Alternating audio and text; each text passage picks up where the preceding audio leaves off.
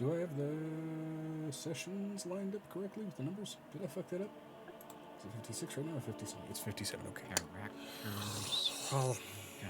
A very starling.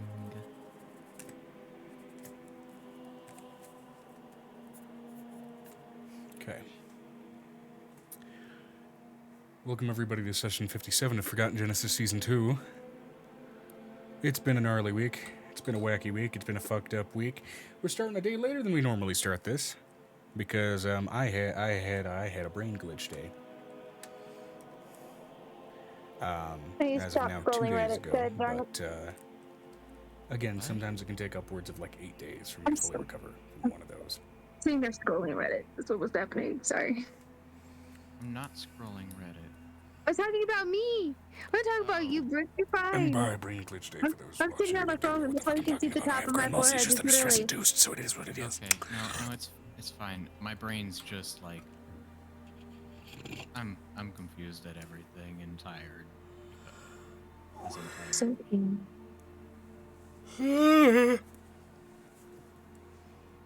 I got just one night and he wants to come. So. This way. Also, I'm gonna have to appeal Twitch a couple of times because apparently they muted small sections of a couple of my VODs, which are not accurate mutes because I have all the copyright stuff necessary for the music I'm using. But I digress. Love AI false positives. Yeah. Oh, and here's the thing. I'm gonna say this. Just because the rights go out, that's why we get new songs with the same music over and over again. That's why, like, Let's Dance has been redone, like, twice. And I've been a little frustrated. I'm like, this is the same song. After session today, Twitch is gonna say I'm pregnant on the VOD. I don't, whatever. You're pregnant? You're totally pregnant. That's what happened. You're pregnant. That's why I've been gaining weight so fucking fast, apparently. No, kidding. Oh my god. What's that song? Can ooh water slide while ooh is pervert? Or pregante. Ist pregante. Pregante. I'm pretty sure there's a GIF of that video.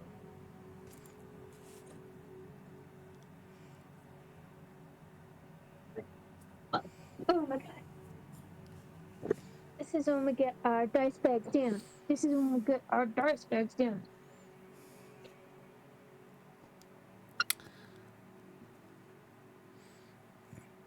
By the way, the thing happening on March 1st, don't think too heavy on it. It's not exactly a fully fleshed out or thought out setting. It's just been something that's been knocking around in my head for, at this point, actually a couple of years. Hey Joe, can I play Bitsy? You can play a version of that'll make sense, at least within the few sentences I've said in there for rule set. Can I be a space hamster? Joe, can I be a space hamster? Fuck. That's higher than it normally is. What the fuck is that? Ow.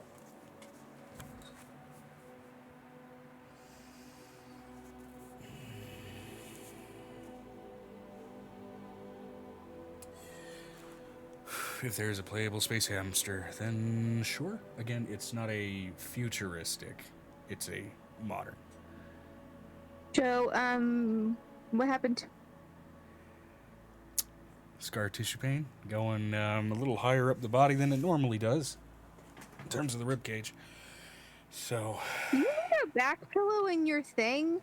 It just sounds like you need a back pillow. No, because, I could act like a normal person and lean back into the damn chair, but, who the fuck is that? Ha! Did you sit on your balls? No. No, I did not. Nope. Joe, be careful, bro. Why are you so goddamn angry today? Jesus Christ. Yes, I know I had a seizure 2 days ago. Yes, I know that yesterday was hell. And maybe You just need a massage gun, Joe, to like massage the shit out of things. Because right now it just sounds like I need a body massage. Trying to make you laugh, it's not working.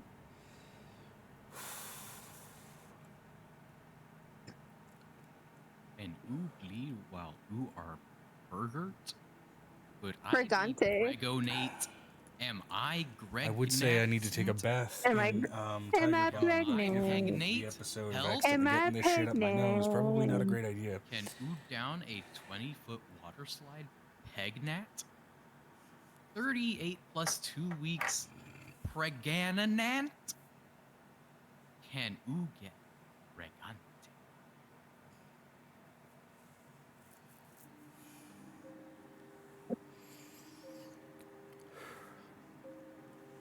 All right.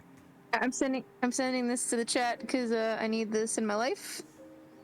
I need to remind everyone that someone stole somebody's a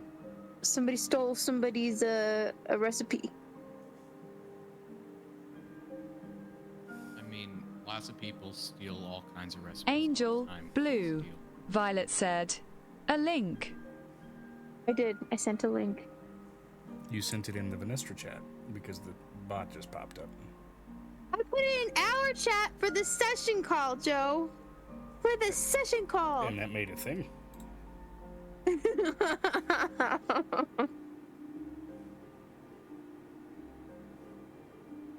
Which one? You could take. There's like 5 of them. Where's the disconnect button?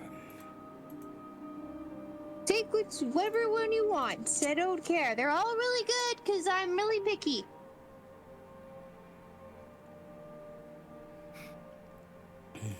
I'm back. The Premio is probably the best bet. Just not gonna lie. Welcome back. Well, just so you know, next time the Premio is the best. It's the kind that doesn't have fluoride in it. All To right, so rebuild your recap of teeth last now. session. If anybody would like to earn that inspiration die, let me go ahead and... We fought an evil bitch. That's all I got for you. That was the vast majority of the session. It did take quite a while. Very true.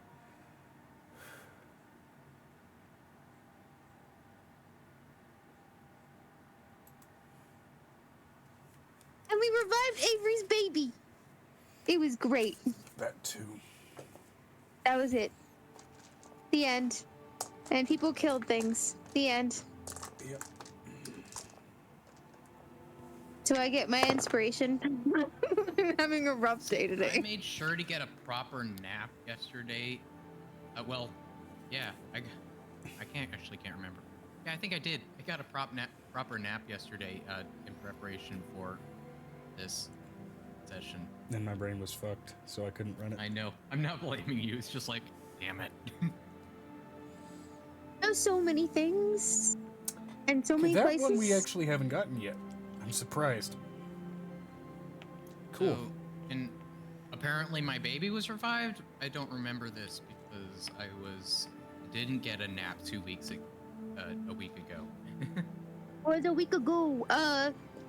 Yeah, no, at the end of session, we revived your child. Aiko's miscarriage was revived and restored to the inside of her body to carry to term.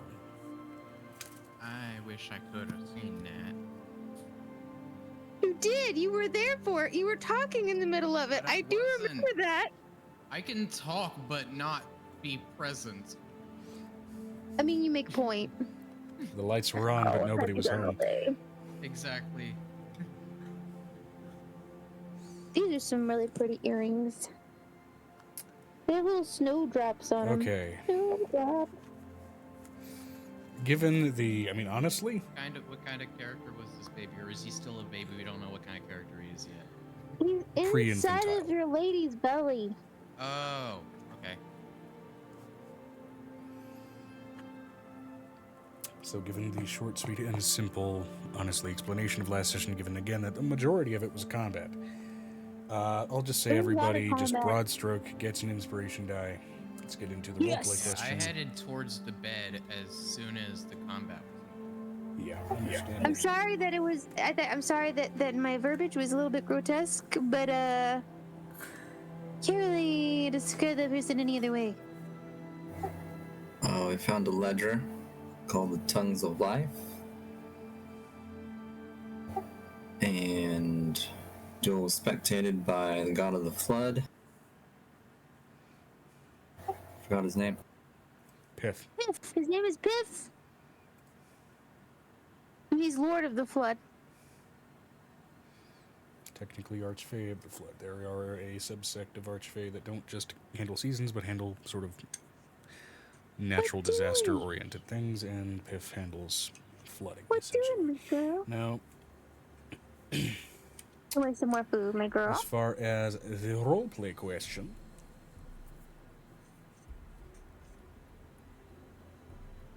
Hi, Vinestra. Yeah, sorry, I didn't even notice you popped in. Let's try.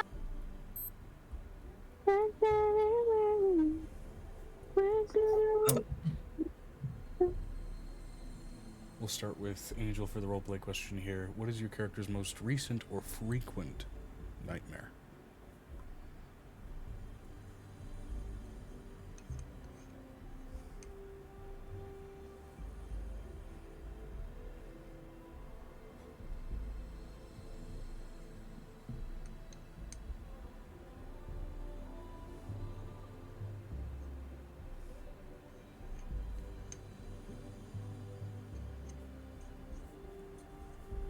Megan?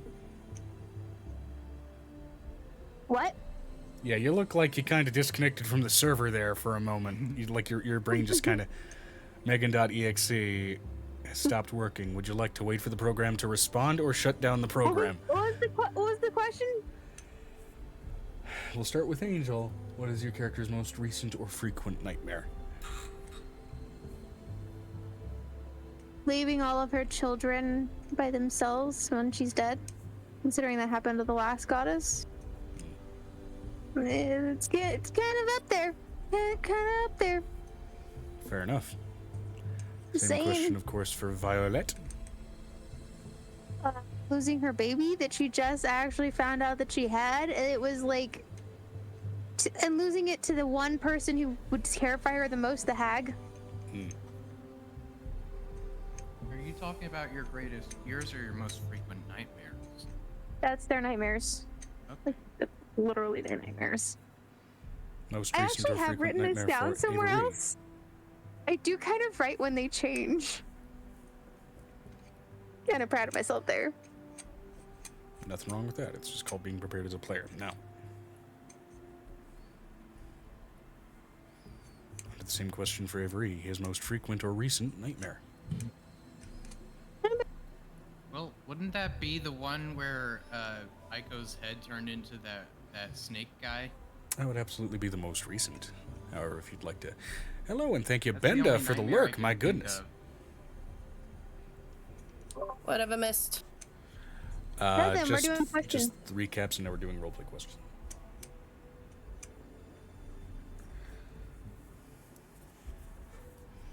Okay.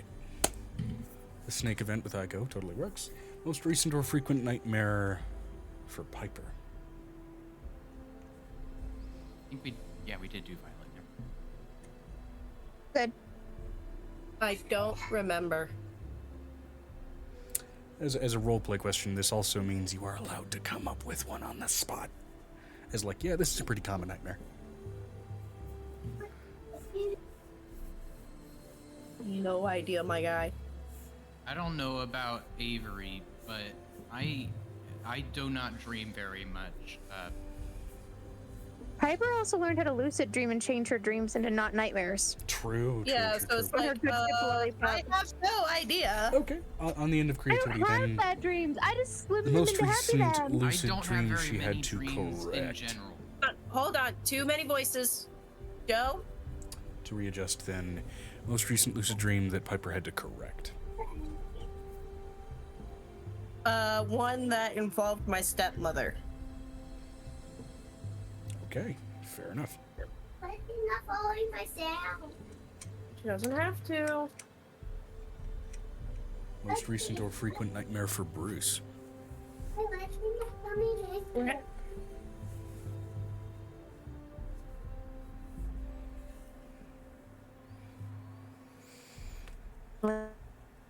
She muted to yell at her kiddos. That makes sense. And Leon, my Leon, so sweet and so sweet. Okay. Welcome back. Bruce's would probably be.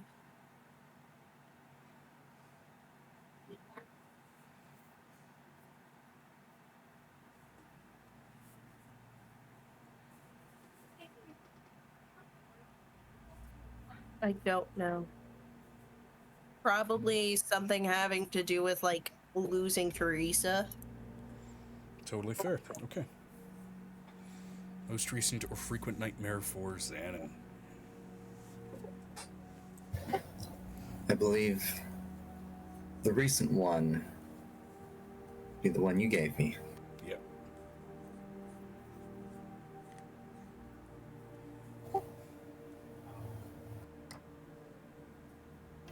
If I remember correctly, was that the waking dream where an earthquake happened? Yeah. Alrighty. Most recent or frequent nightmare for Venestra.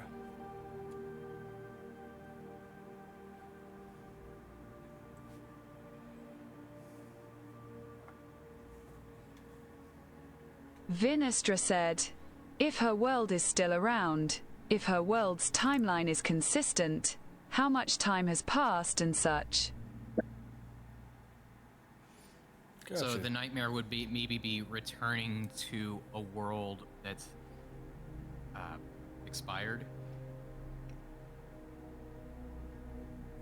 The nightmare is the alternate ending for Army of Darkness, just waking up. No, I slept too long. Something like that.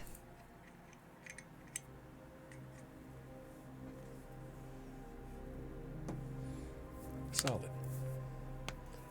You've actually given me something I can explore. Each and every one of you have.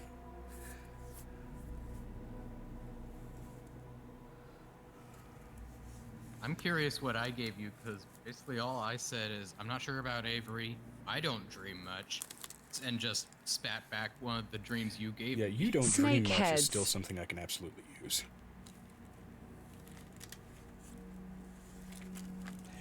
There is something to be considered with that, along the lines of fear of the void. But I'm not afraid of the void. I enter a void every night. That's fair. Alright. Recaps and roleplay questions all around. Everybody gets their inspiration dice. Void black.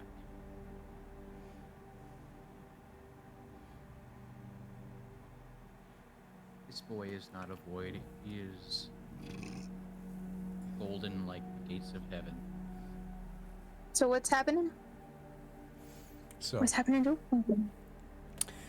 at the end of last session, you essentially, well,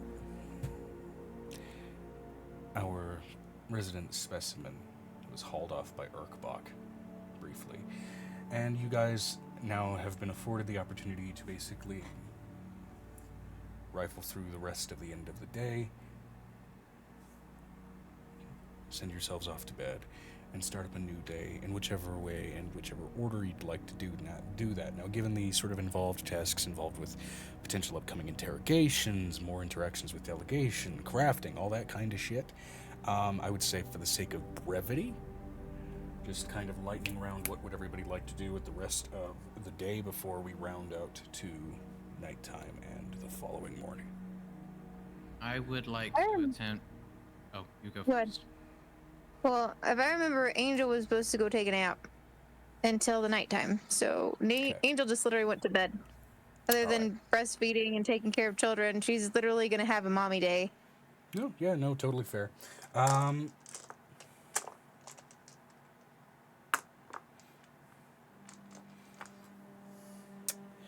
Fantastic. In which case, then, also for Violet. Lightning round, what is she doing with the rest of her day?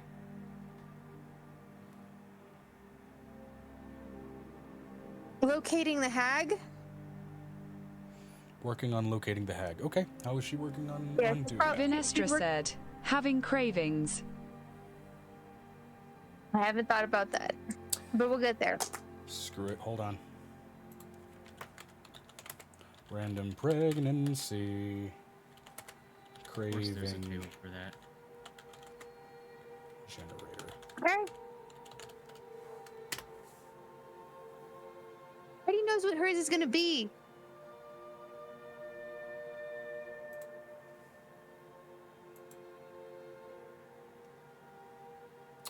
Go, Roll me a Diane already knows D100, what her Megan, for Violet. I And if already you know. get 73 or higher, re-roll. Sorry. If you Don't get, I already know what it is. what is it?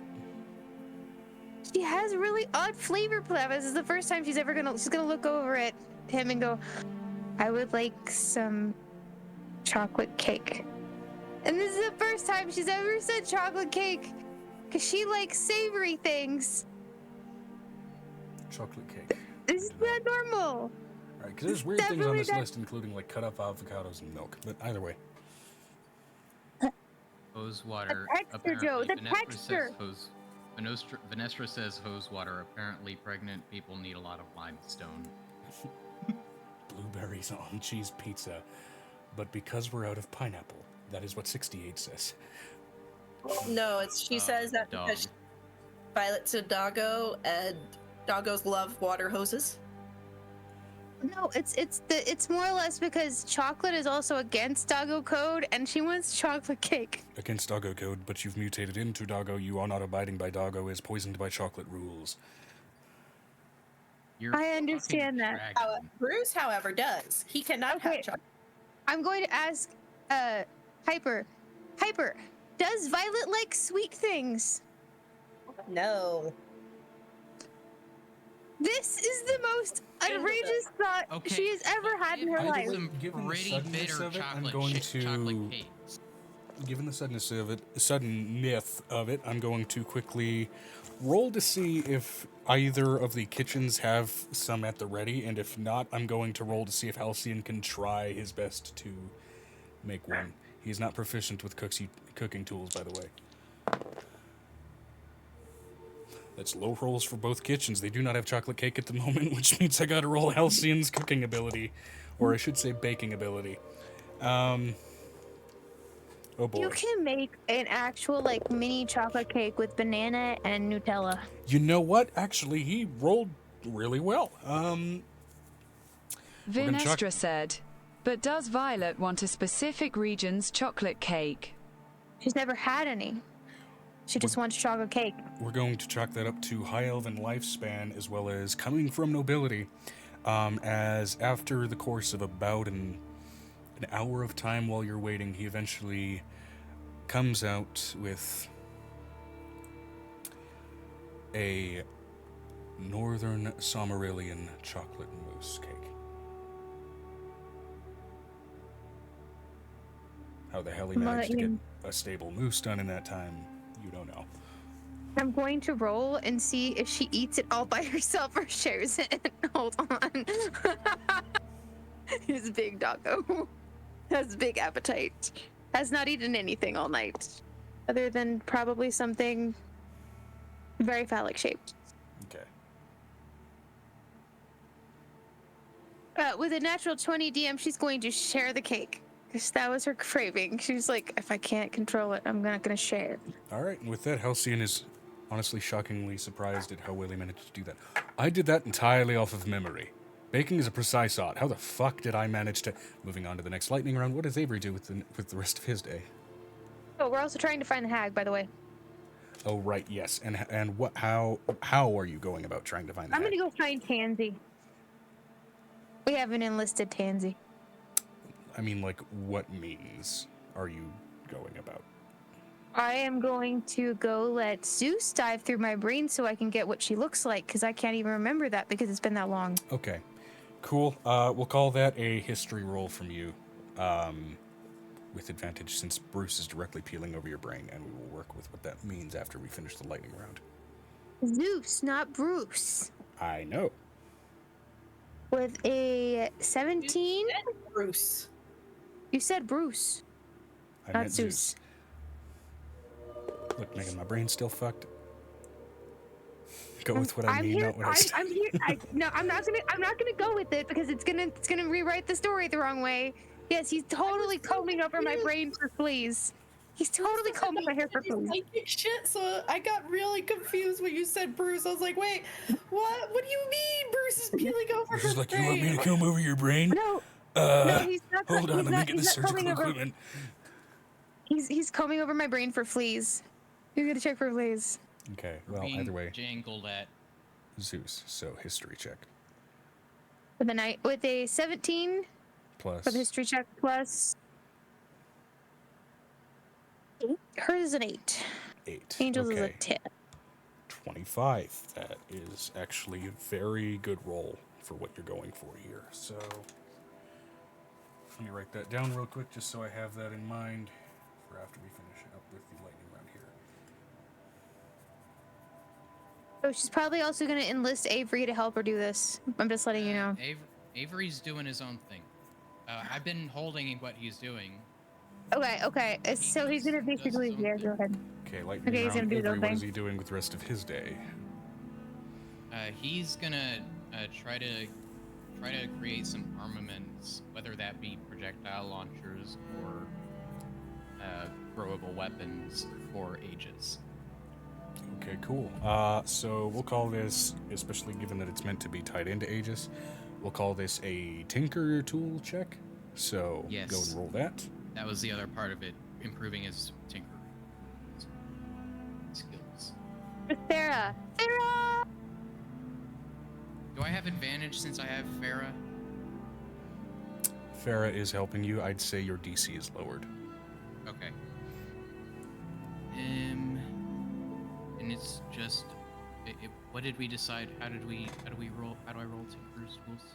If you're not proficient, it is a 20 plus D20 plus your intelligence modifier. Intelligence. Okay. Well, not bad at all. 16 flat plus intelligence, so that's 18. 18, not bad, and especially with that roll, given the amount of time you have left in the day to work on things, you do make some significant progress, and you manage to get at least a little bit of equipment added on to Aegis, so his versatility does expand. Okay, so where did I have down my progress somewhere? And I believe that was also your last tinker check to gain proficiency, if I recall.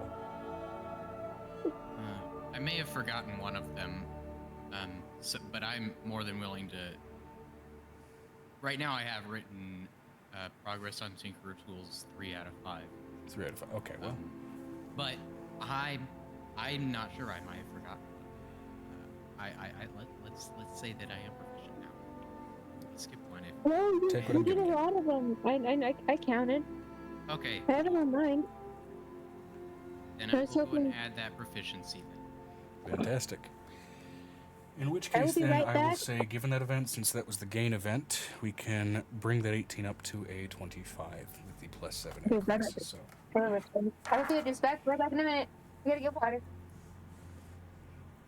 Piper. What? all right. Lightning round, what is Piper doing with the rest of her day?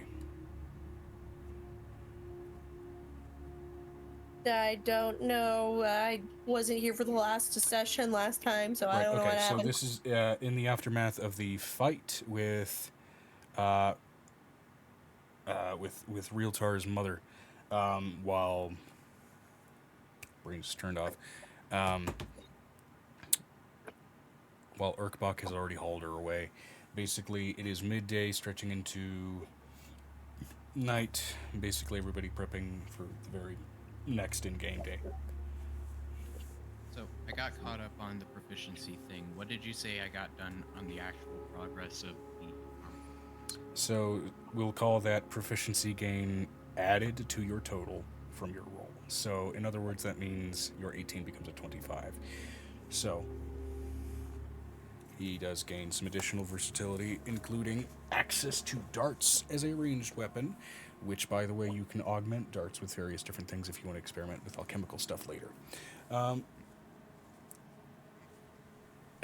He also now has access to basically, we'll just call it a sort of versatile weapon arm, which means you can change the damage type from baseline bludgeoning or piercing, whatever it is, to the other types, whether that's slashing, piercing, bludgeoning, all the mundane types. He has that kind of versatility available. You can also increase his AC by, go ahead and roll me a d4.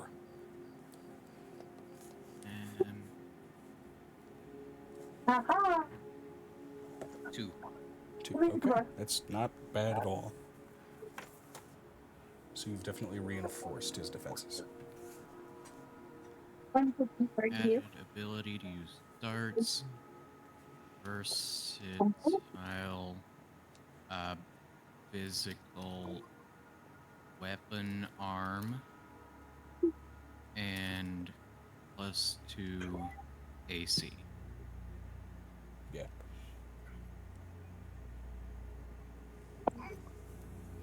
Okay, so, of course, back to Piper here. What is Piper doing with essentially the rest of her day in the aftermath of that fight? Probably gonna help Angel with prepping to torture Le Woman. Yes. We haven't done that yet. All right, Angel has largely gone off for a nap with her kids, so on your end, what are you going to do to help with that prep kind of in the background? Ask Arkbok what she needs. Quick research on revenants and find the revenant that lives in Angel's house, because I have a theory. A game theory. Okay, research on revenants. Go ahead and roll me a religion check. Ghost theory. Thank you. Somebody got the reference. I think that Midna would sing like Scotty doesn't know, like really loud, like on full blast. Why is And it also, one of those things what with in multiple particular voices? are you looking to find as information, given what is your theory? Well, part of it will be interviewing the revenant, and it will be, it's really convoluted. Okay, you got. I want to keep a surprise. 19 total. 19 total. Okay. In your interest of keeping vague whatever information you're trying to go for, I will say your next roll concerning something that directly interacts with a revenant or interacts with information about a revenant will have a static +5. Sweet. Awesome. So be sure to write that down. Static +5 to revenant shit. Okay. What is Bruce Yes, doing that's with how the I rest wrote of it. his day? Bruce? Well, he Yes. was napping during the fight, so True. he's probably wrangling kids. All right. Shits and giggles. Animal handling check. I mean, you're not wrong.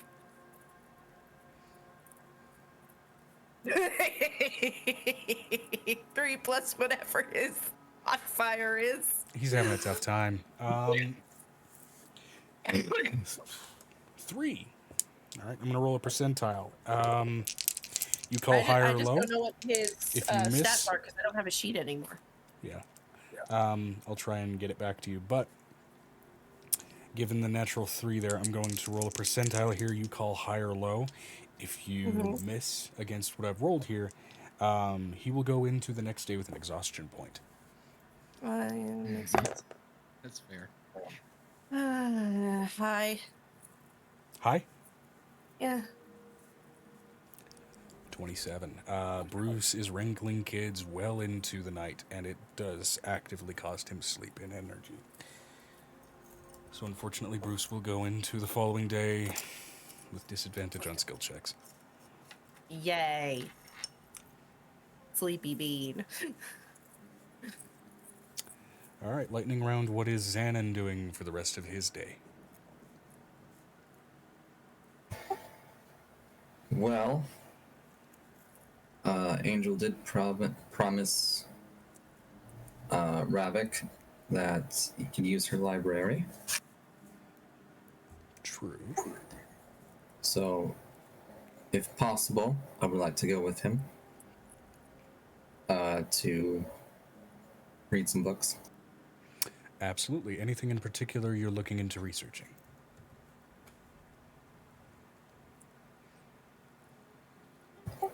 Yes. Looking for. I'll send you a list. People that can teach me those things.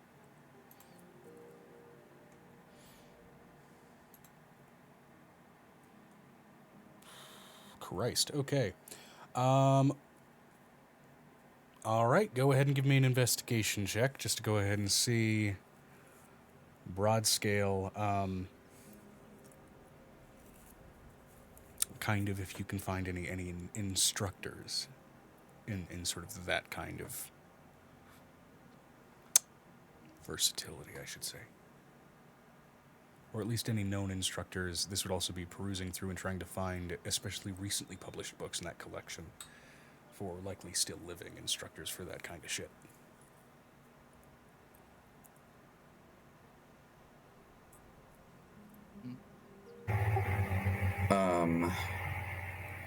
I don't know if. Okay. 15. 15.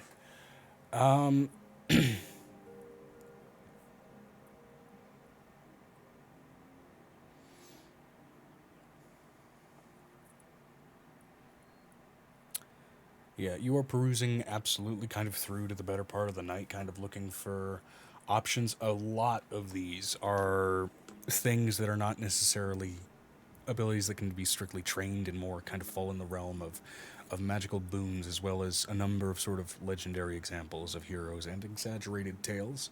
But in the event of especially some of the more sort of arcane-leaning abilities, you do find a number of mentions of a nearby sort of magical school by the name of Communus Mentis. Apparently they are theorized to sort of exist between sort of folds in reality, in a sense.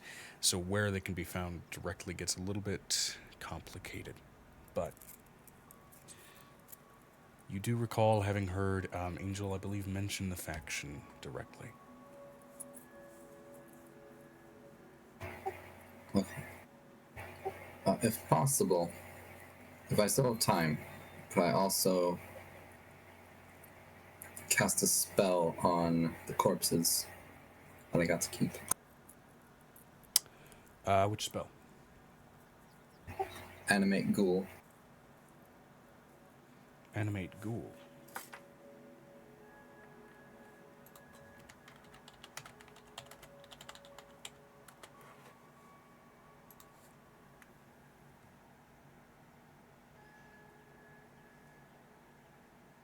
I'm assuming you mean animate dead or yeah, I'm assuming you mean animate dead to create a ghoul. No, it's called Animate Ghoul. Aren't those mutated changelings? Oh, trying to rise those. Right, well, I'm sorry, is that specifically what you're trying to animate?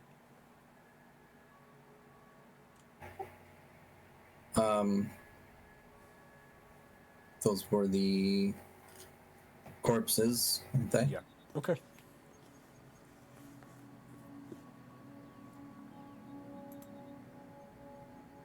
I thought he was just going to loot them and take pieces of them, not their bodies. I asked if I could collect their bodies last session. You asked if you could take pieces of their bodies last session. That's what I have written. It was the whole body. He did ask me if he could collect their corpses in their entirety. Oh my god. So, Mutated changelings that have been tortured? That's great. Awesome.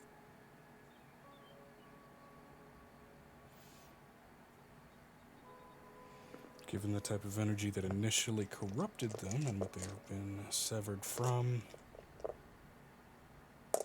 I want you to roll me a percentile real quick. What is this?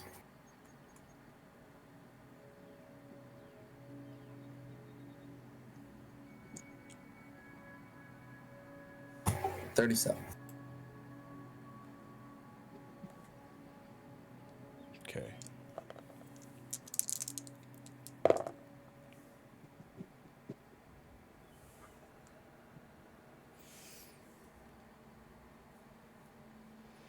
All right, in your first experiment to go ahead and actually sort of generate and reanimate one of them.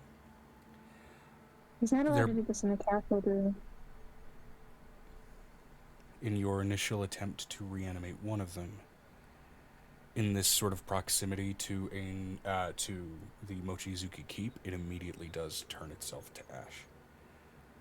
It does, at least based on the runes alone, seem like it might be possible to still do it, but given your proximity to the current sort of structure that you're near, it might not be the most sort of strategic region to attempt that. I would attempt in a very honest situation.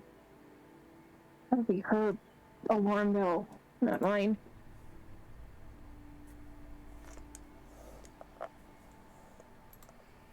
All right. However, you do at least manage enough time to gather that information. On to Venestra, lightning round. What are you doing with the rest of your day?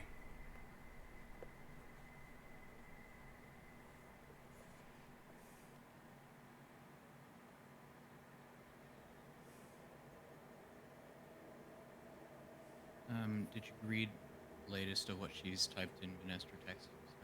Whoop, hold on.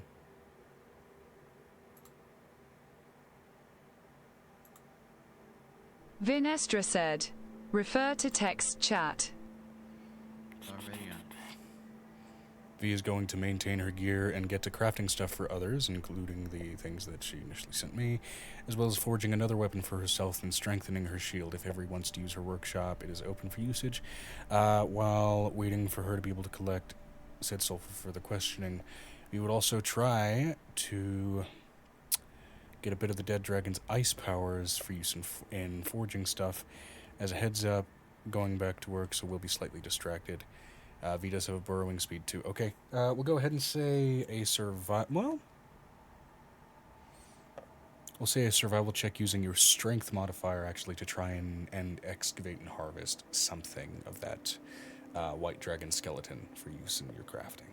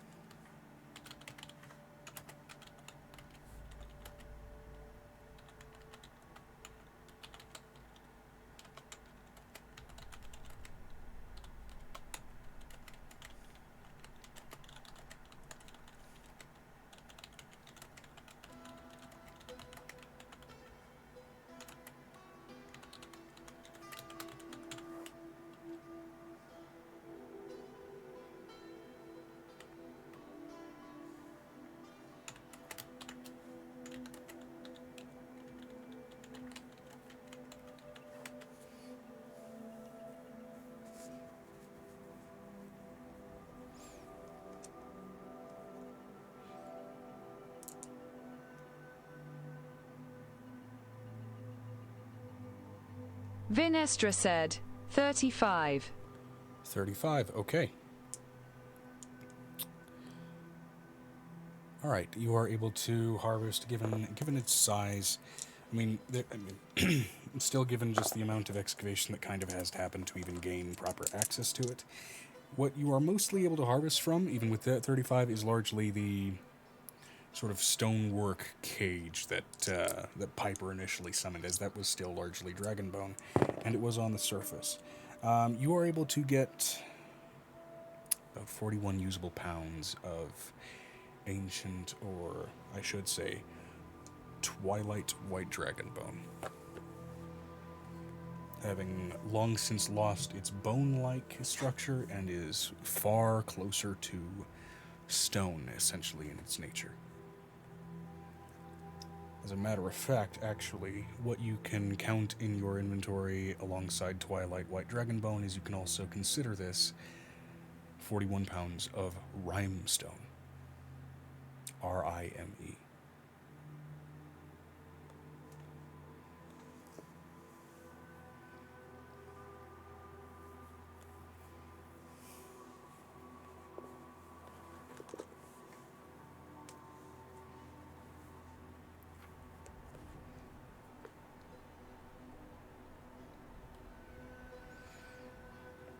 All right. That concludes the lightning round for essentially everybody as the night curls in, and everybody curls in for rest until the following morning.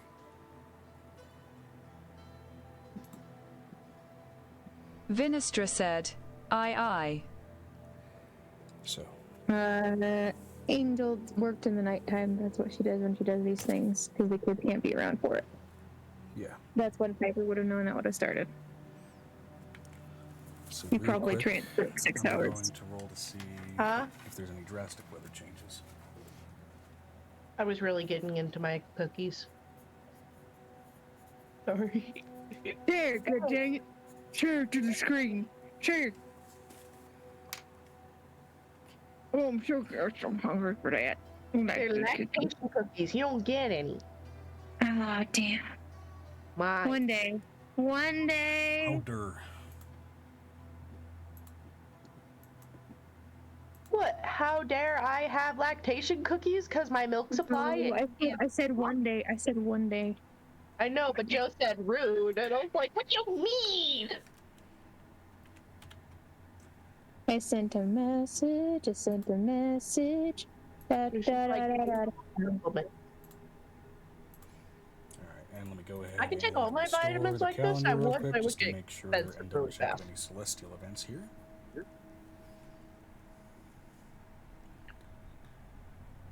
I wonder how many vitamins you put into a cookie dough before the cookie dough. I mean, Oh, there's yeah, definitely well, a threshold where it have- just turns into a granola bar. I have a Dusty got the wrong cookies at first, so I have a prenatal cookie bites with iron, but I need iron, so I figure I eat them anyway. What?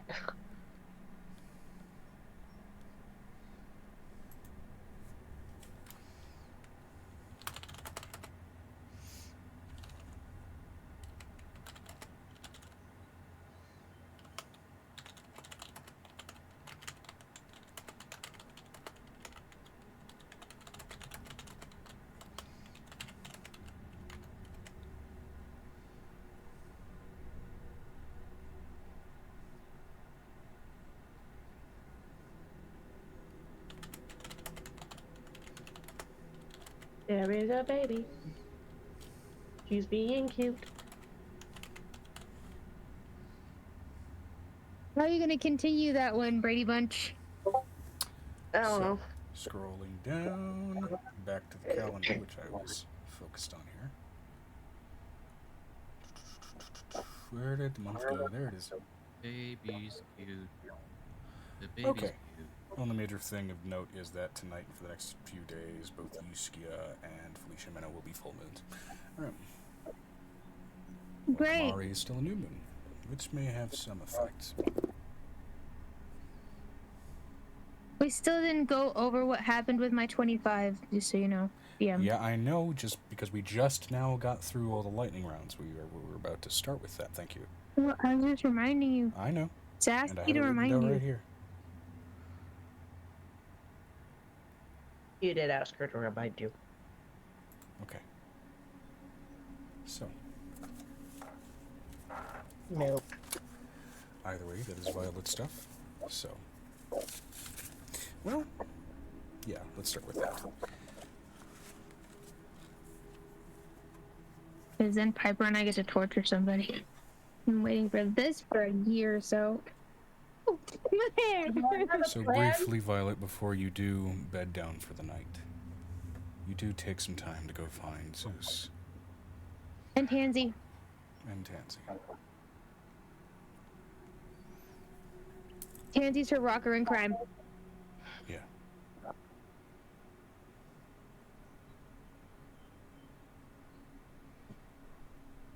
I'm letting you know Tansy's the one that she plays pranks with.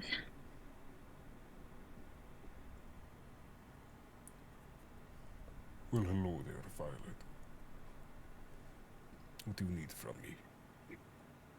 I need to find a memory. A really old one. A really old memory. From the day that I was changed into a big floofer of a dog. Yeah, we're talking about 450 years. Right. Well, luckily you do not have human brain. Human brain has only theoretical capacity for about 500 years worth of memory before things start to die. All the same, magical mutations and whatnot do complicate things. So, let's see how this goes. But doesn't that also imply that we know how memories work? Pretty sure we don't. It is got magical pretty good world and not guesses. your turn, don't worry. That's what his thing is. He's a mind guy is the thing.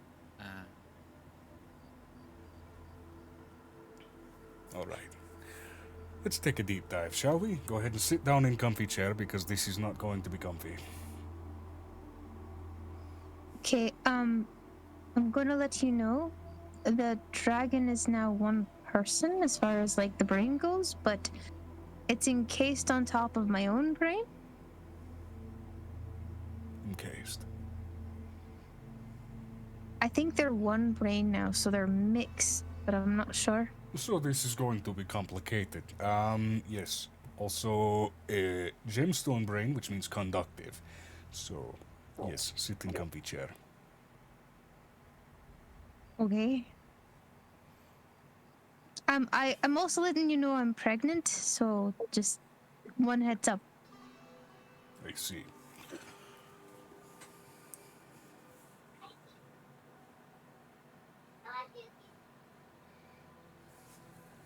Alright. He proceeds to pop every single little joint in his massive minotaur hands. And then... I'm letting you know Violet's never seen him work, so this is exciting for Violet. He begins to trace a sort of series of runes through the air, which, looking at them from this side, they're not that dissimilar to the type of just sort of natural rune work that you've seen Avery produce when he's casting. Given that Zeus is a psionics wizard, that's kind of where that's unsurprising. However, notably different from how Avery casts, seems to be a lot more strictly direct and carefully planned out geometric refinement in how the rune work is laid out. It is a wizard, so it is, he's learned how to do this through intensive research rather than it being a natural instinct.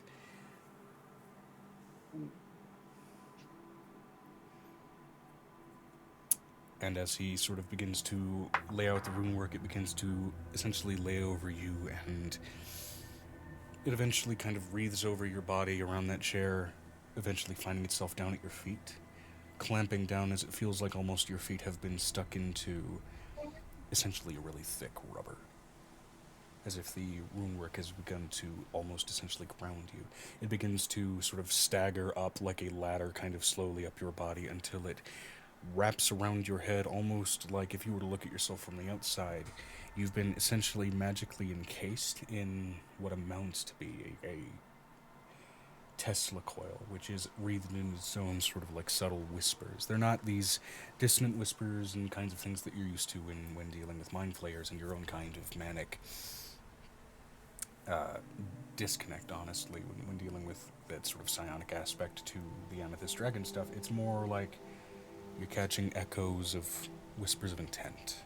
going back and forth between his mind and yours. They're aimless, they don't fully form words, and they seem to be almost drawn, in a way, from something far off and unreachable, and at once also pulling up and wreathing itself in blue magic, like essentially from the forge, drawing on those ley lines as much as it is from the weave outside. And that back and forth whispering becomes this sort of two-way conduit between the two of you, until suddenly your ears start to ring, your vision starts to get blurry. You feel like you're starting to hear out of a fishbowl, and at any moment you feel like you're about to pass out before suddenly your eyes roll back and you are rapidly peeling back through your memories like your brain is getting tuned like a radio. Until, not quite like a dream state, but like that moment of trying to recall something, feeling that sort of own mental exaggeration and change in projection as you recall a memory, and itself interacting with this magic and stitching and correcting itself, trying to position itself in your brain in that moment, in that emotional state, in that mental state, as accurately as it conceivably possibly can. But you can still see the sort of fringes of that memory at the edges of it, like crystalline amethyst structures, where parts of it fade, the parts of it that you never had in focus, the parts of it that you yourself could never really perceive, just exist as those amethyst structures.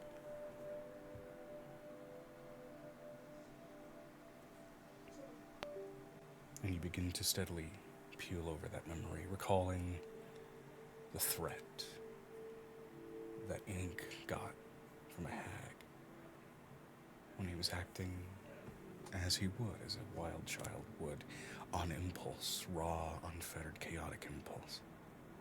The threat when it extended to you, when Ink died, when that wretched hag, features faded, discolored, and distorted through time, trying to stitch themselves together in that interaction with Zeus's magic. And eventually a picture starts to form. A lot of hags, for the most part, usually are reflective of disfigured, ugly, older sort of mockeries of older women. Like the grandmother that you never kissed because she looked like she never took care of herself. This face is alarmingly youthful. There are fringes to the figure where wrinkles do start to set in. Across the arms, across the legs, across sort of lower parts of the neck, but there is almost a tightness to it, an artificial tightness, like someone who's taken too much Botox and switches back and forth between natural youthfulness and that artificial stretching of the flesh. Looking at you with these piercing, hollowed green and red eyes dancing between those colors, the skin itself, a painted, nauseous mix between magenta and crimson. She looks at you with a smile that stretches far too wide, as if it itself is further stretching that face. As she holds forth a harvested wolven claw toe, likely from some wolven pup, crushing it into dust and breathing it into your lungs, into your face, into your nose, as the transformation takes hold and that smile grows all the wider.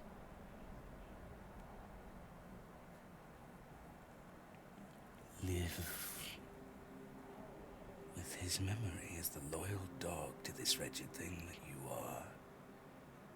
This wretched, tiny, insignificant child. Her fingers rake across his bones, and her face grows all that much more artificially and disturbingly youthful. And as that transformation takes hold, your memory starts to blur as you can recall that moment of excruciating pain when your physicality began to shift beyond its normal limits, every single bone of yours breaking and rearranging. A sensation that you're used to now, that you've learned to ignore and maintain some level of awareness with. But your memory is your memory nonetheless. And as you hear that cackle echoing through your mind, you watch as she seems to almost bleed away into the colors of the sunset as she leaves.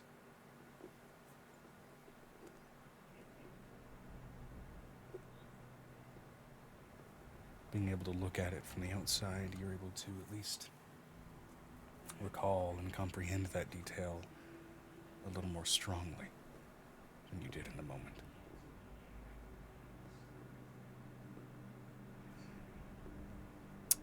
And 25 also absolutely was your DC for that. That was due to a number of things. The additional layer of your brain, the pregnancy, the amount of time that had passed since it happened. You met your DC. Did Tansy see the face so she could draw it, considering she's the artist that I brought with me? Yes, with your 25, that did afford her that opportunity. I'm going to roll for her drawing skills. She did okay. She does a rough sketched mock-up of the creature.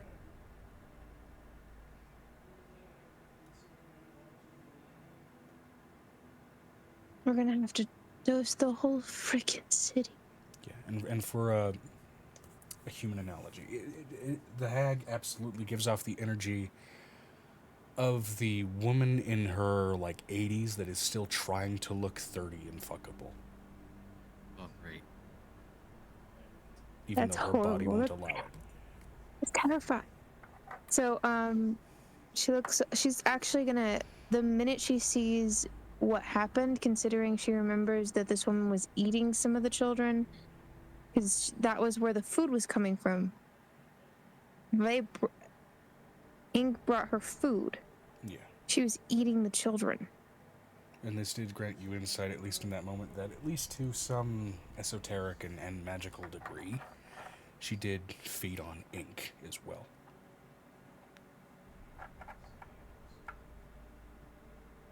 He's going to run to Piper.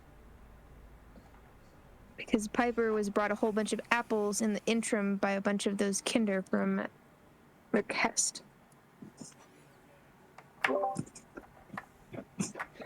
Me in the middle of tracking down the house revenant. Well, this is later in the evening. This is a later kind of thing. Yeah, this is still before morning has arrived. Okay. Let me scout. Yeah, okay. And, which means this is essentially you tracking Piper down in the library where she's researching some theories. Yeah.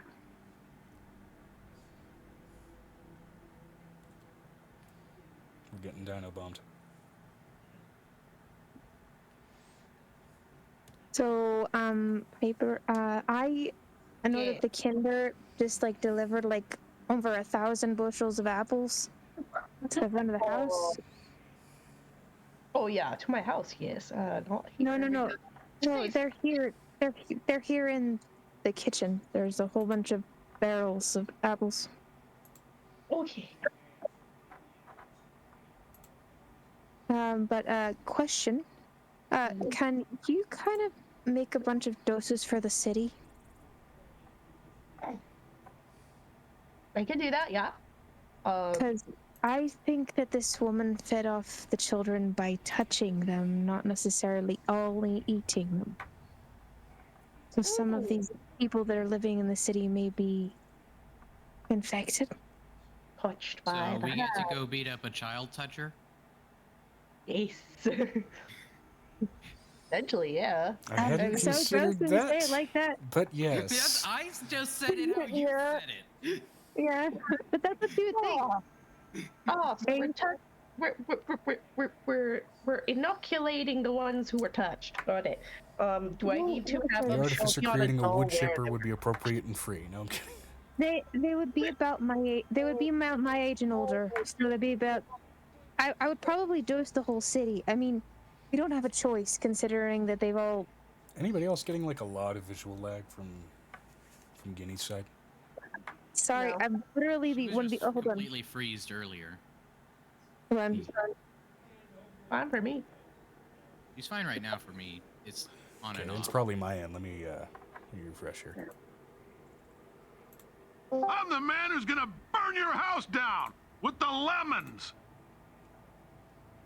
Put the screen back on, Joe. I think he's trying to set up You everything took for away you. your priority when you turned the screen off. There we go. There we go. There it is.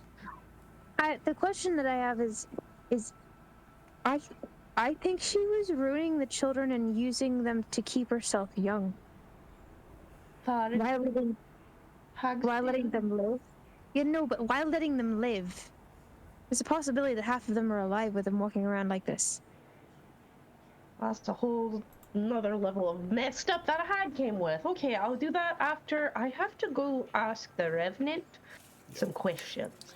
Also, But Pepper, after you that, know, just as a baseline being Fae, that's also an entirely a decision on vanity.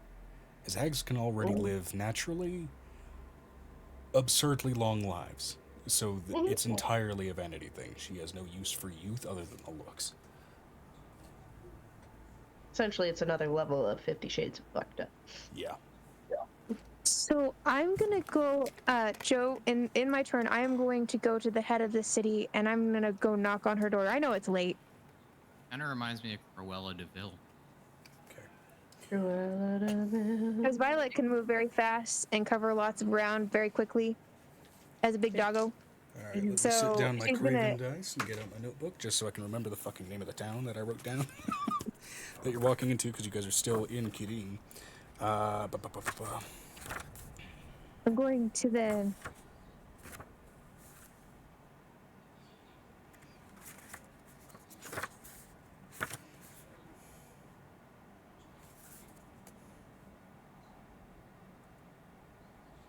There we go. Wandering back into Arcala. She's just gonna go straight up to this woman's house and start banging on the door. Alright, up to the mayor's house?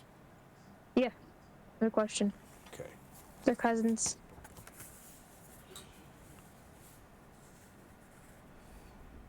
By the way, when Alright. she actually shrinks back down, she is naked. Knocking on Ellenwyn's door while buck-ass nude. And I was a dog.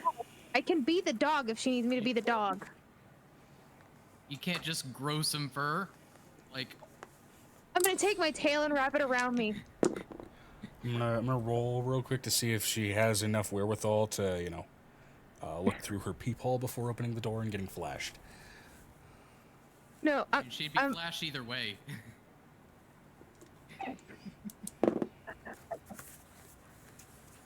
Oh no! Can it be funnier than that, Joe? Can she open the door and it's the dog, and instead of her trying to actually speak Sylvan, it's her talking dog, and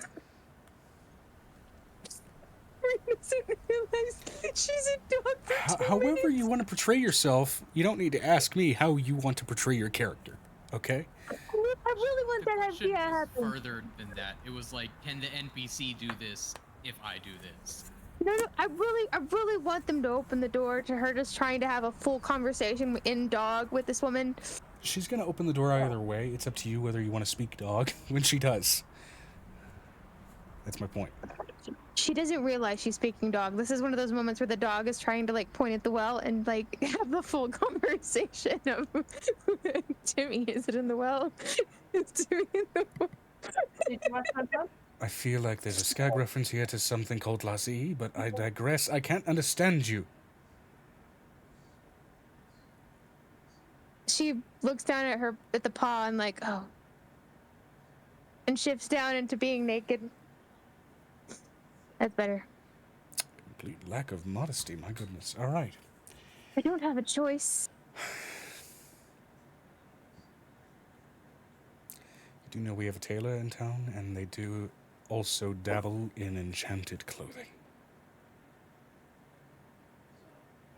Should think about that. I haven't thought about that. I live in an enchanted house with a bunch of enchanted people, and I haven't thought about that, so... Okay, And, before... Megan, is Avery still connected? Yes. Yes. You'd hear him in your head. Yeah, there's no need for that. Just, that's all. That's end of sentence. That's all he says. Okay. So, question. Sure. With, she first takes out the drawing, the rough sketch, because she has Tansy make a second sketch and then just runs here. Hands her the picture. This is what sent me down into the abyss. She lived here. On the hill, in the forest, in the woods.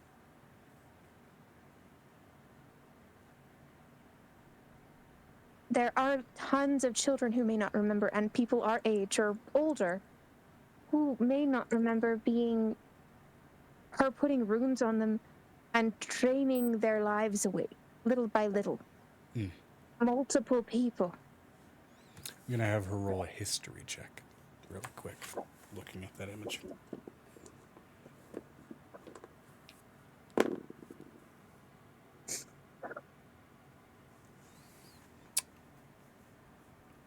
That's a crit. The DC for her remembering a damn thing is high, but that's a crit.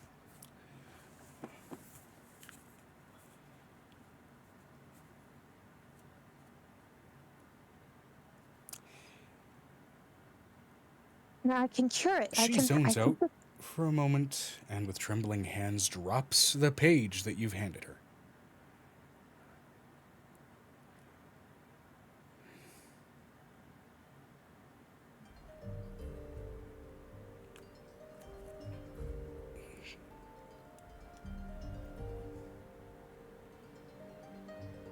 And is staring off into space. I'm going to take the syringe that I have because Piper gave us all syringes and stick it in her thigh.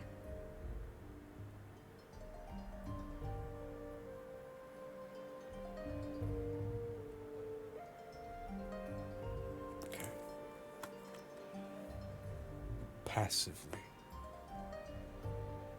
she vomits up what appear to be a couple of smaller fey runes. Or sylvan runes, I should say. Continues staring off into space. Talk to me. Maybe you can read the runes and that is her talking to. I do have Eyes of the Runekeeper. With this character. I'm gonna look at the runes real quick. DM. Yeah. It's interesting. They are sylvan runes, but much like the coloration on the hag's skin, there is some itching familiarity to their structure with hemomancy, blood magic.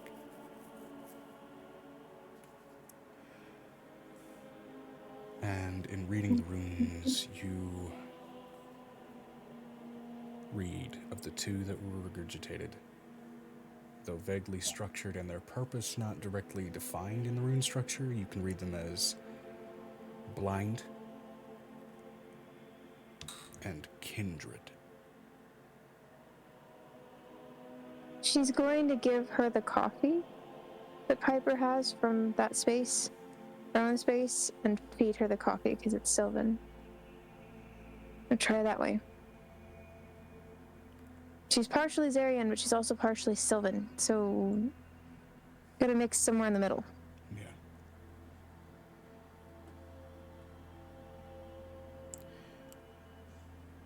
You go to put the coffee to her mouth again, she doesn't really seem to have much of a reaction. What's your passive insight? My passive insight is a 18. Okay. Yeah, you were gathering pretty quickly that this seems less a strictly magical reaction and more a trauma response.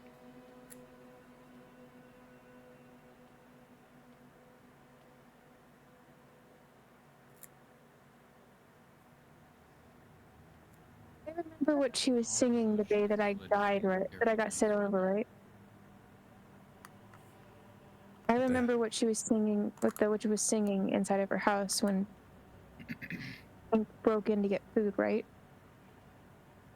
That's what I have written down. Yeah. I'm gonna start humming it under my breath. And I'm gonna see what happens.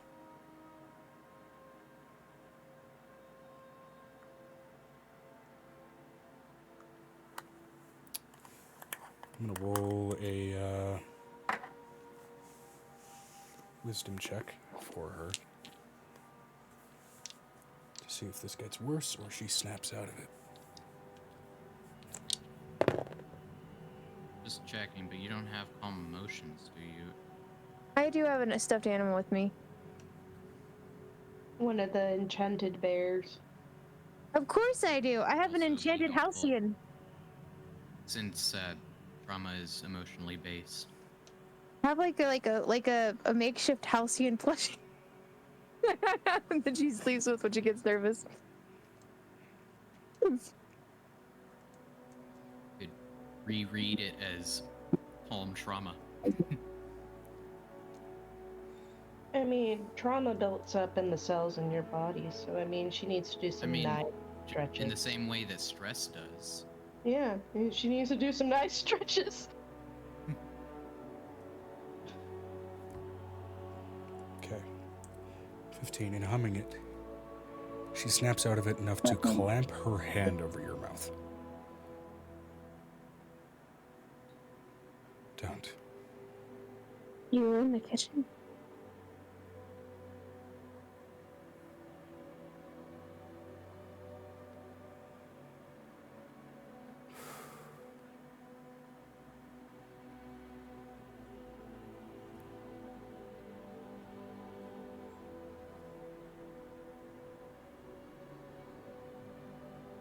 Come on, cuz you were in the kitchen.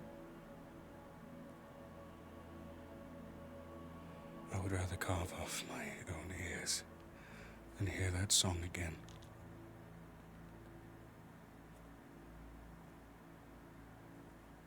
I need you to let me do something I've never done before.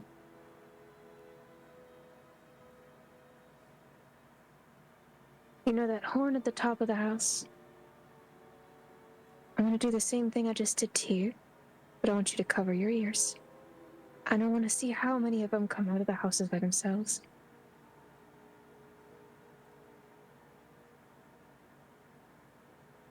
This is a Pied Piper effect on the entire city. Make a persuasion check. They have a horn at the top of the thing. She's living in the tower. Does a natural 20 do anything for me, DM? Do what you will. It's a horn. It's a horn, not a megaphone. I can make it work.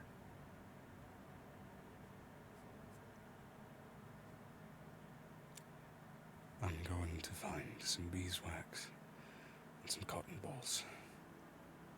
Just until I'm done, and then you can tell me what happened.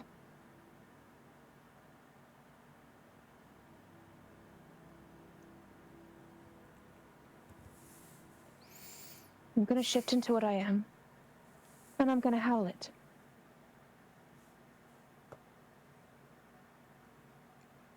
Okay. You call the hag's melody over the town. Give me a performance check. Ooh. A 19 plus 10. 29. Yeah. Oh. Okay. This is also audible still all the way green estate. Late at night as all of you are gathering your things together. And as this song rings out, this tone, it is haunting. It's upbeat and magnetic in the same way that the melody from an ice cream truck would be to any child. But there's an undertone to it, something sluggish, sleepy, as if it's designed almost even in a tone spoken that isn't from a hag, to make someone lethargic, half aware of what they're doing, as many people, many of whom are in various stages of young adulthood, exit their homes and approach the mayor's manor, as well as a small collection of smaller children. She's still here.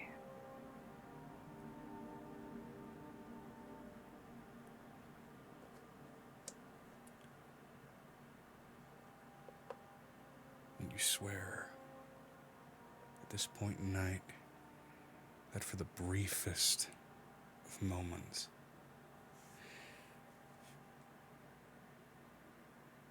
Kamari, while still new and invisible, mostly at this point in of night, for the briefest moment, flashes red with the markings of a blood moon. She's going to...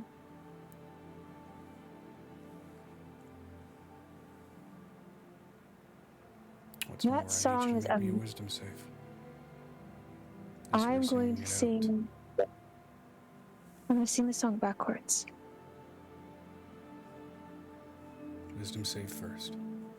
It's Faye.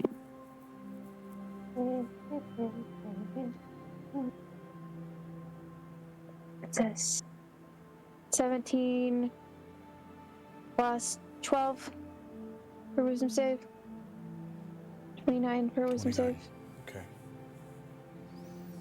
As you're singing it out and hearing it exit your own throat, echo through the megaphone, in your dog form, you momentarily fight off an urge. A vicious, hungry urge. As you feel your teeth, for a brief moment, sharpen, your limbs further elongate, that dog-like physique snap, rip, and extend for but a moment. And that primal urge fades as you succeeded on that wisdom save. It's a fail safe.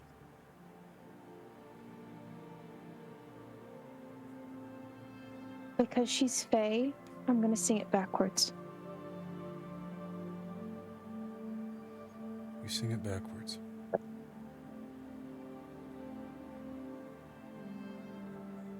Working off of your previous performance check. Nothing notably occurs other than the continued approach of many of the denizens of this town.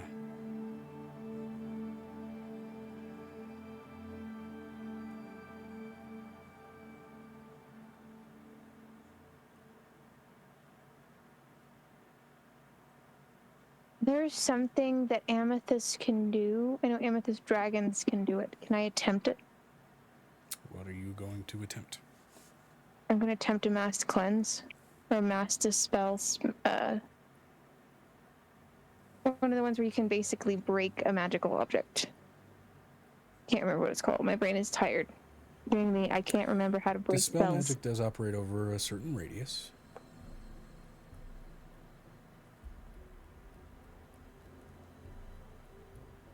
You can certainly try.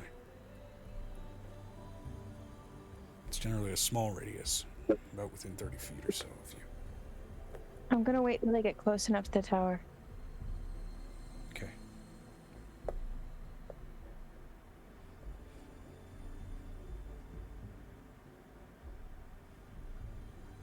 I'm gonna use the dispel magic we had for going into the abyss,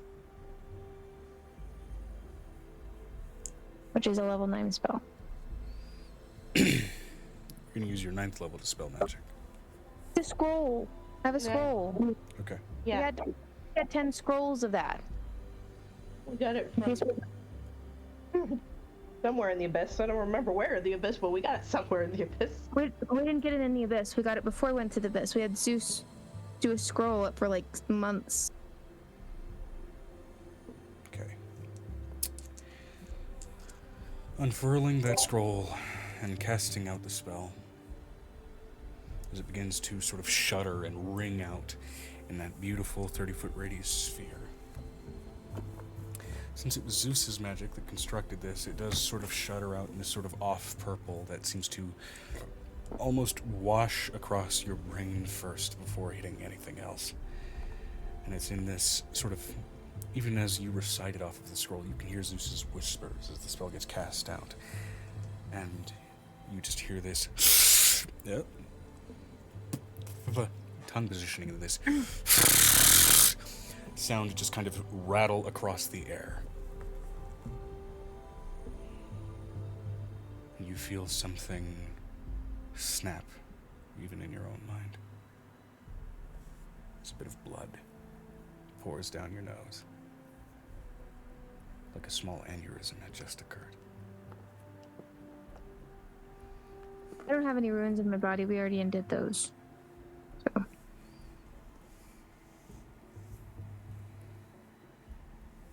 Leftover spell stuff makes sense.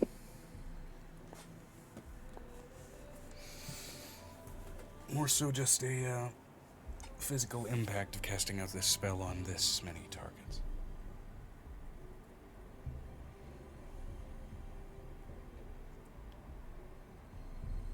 And you watch men, women, children, some animals, some of the goats actually present here, kind of look amongst each other, Sacrifice. wondering what the fuck happened and why they essentially almost felt like they sleepwalked,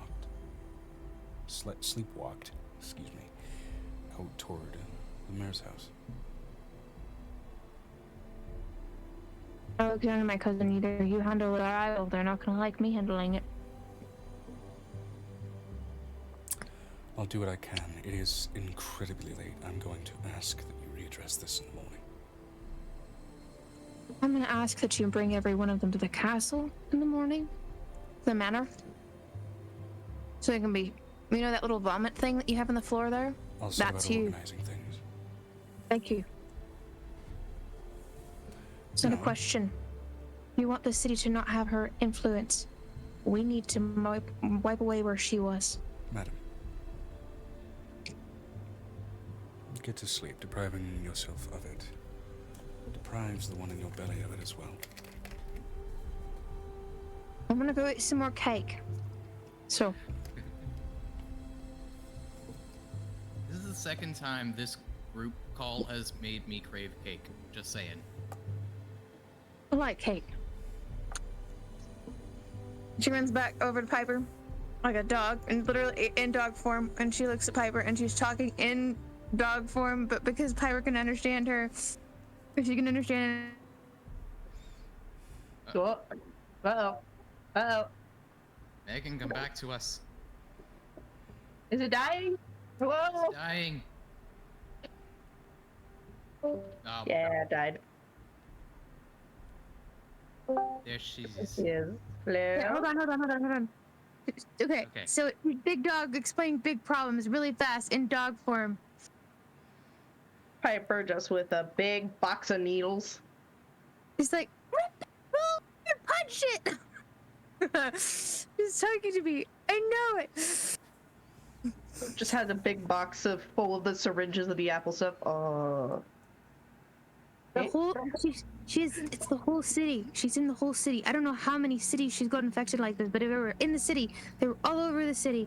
All these children came out. All these adults came out of the houses. It was awful. Goats came out. Piper's just counting the syringes like, do I have enough? Do I need to make more?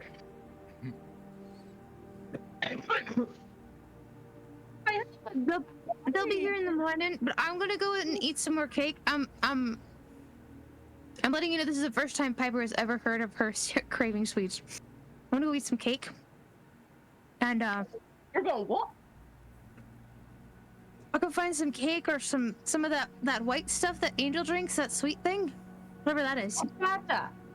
Don't ever refer to it as that white stuff. Just don't. You don't want to deal with that conversation from people. It's my special frosting. No. Eating. Love. Question: have you seen the Revenant? Also, you could take the box.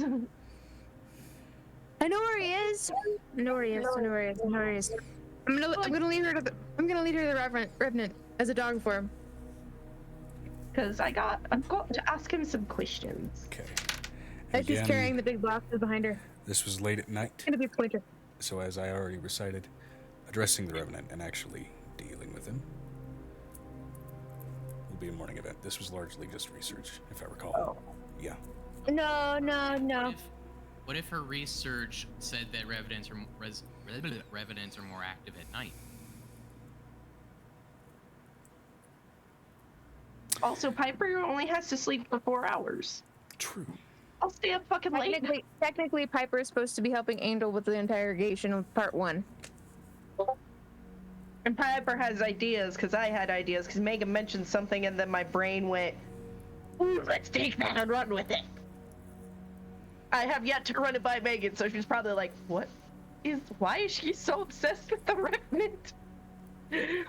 So, you'll see. I'm going to bed now after I get some of that Horchata. rice drink. That's what it's called. That's what it is. Or, say it with me, or chata.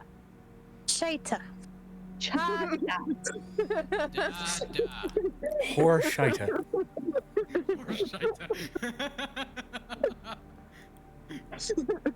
Violet doesn't know how to say horchata, so Piper has to teach her how to say. Because she called it that white stuff Angel drinks, and that does not sound good. You made a face. I was like, yeah.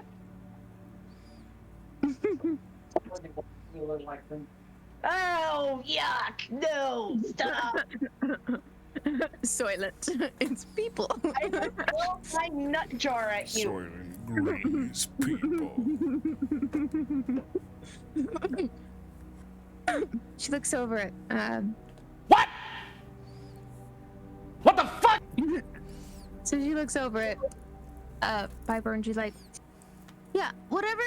Or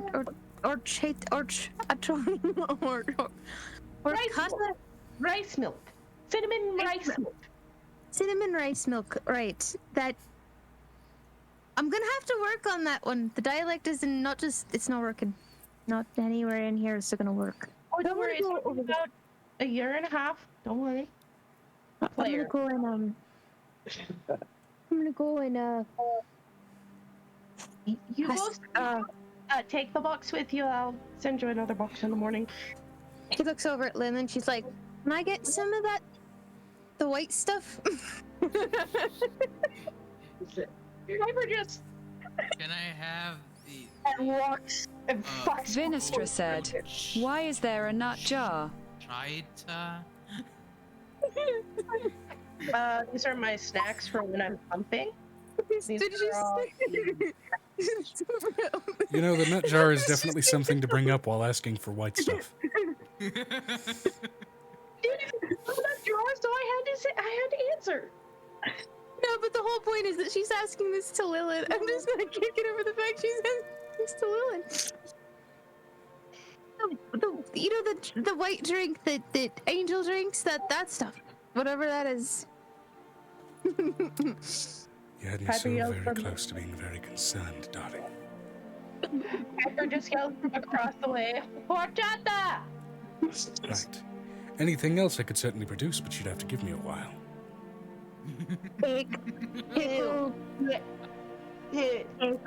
Cake, pickles, somehow bottled eggs, whatever the egg things in the bottle type. Pickled eggs. pickled eggs, and What kind of egg? mashed potato, and what? What kind of egg? Savory, like one of the sour ones, the I figured vinegary ones. savory. If we do quail eggs, you could feasibly eat those shell and all. The unborn kind. No. The ones that are like unshelled and then put inside of jars, and then when you pickle them. Duck egg, cock egg, pheasant egg.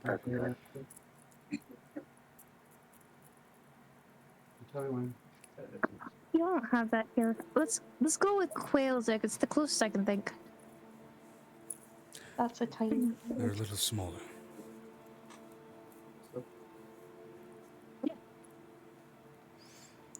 Also did recently come into a batch of kiwi eggs. Mighty unfortunate. They're really hard to get shipments of. No, I'm talking about, like, I don't think deviled hens live here, so I'm not going to necessarily ask you for deviled hen bottled eggs. Abyssal chicken, you mean? No, they're literal chickens from hell that you can eat the eggs of. Abyssal chicken. Yeah, I don't know what they're called. Wait, you are Violet? You came from the Abyss. You lived They're in called the Abyss for a Abyssal long chickens. time. Yeah, sometimes you can get weird shit if you go to the They're arena. a very common nuisance, I'm sure, down there. And you did not catch their name. But they are really tasty to eat when you are by yourself. But you didn't know what they were called. I didn't speak Abyssal at the time. Their name in the common tongue is Abyssal chicken. They are not Abyssal chicken. They're the devil ones, not the Abyssal ones. They're different. They look different. I think she's meaning the hell chickens. The I will ones say, in Infernal Cock was not really available in the Abyss. No, but it was in the arena. Because they serve all 3 different planes at the arena. True. I ate them when somebody wasn't looking.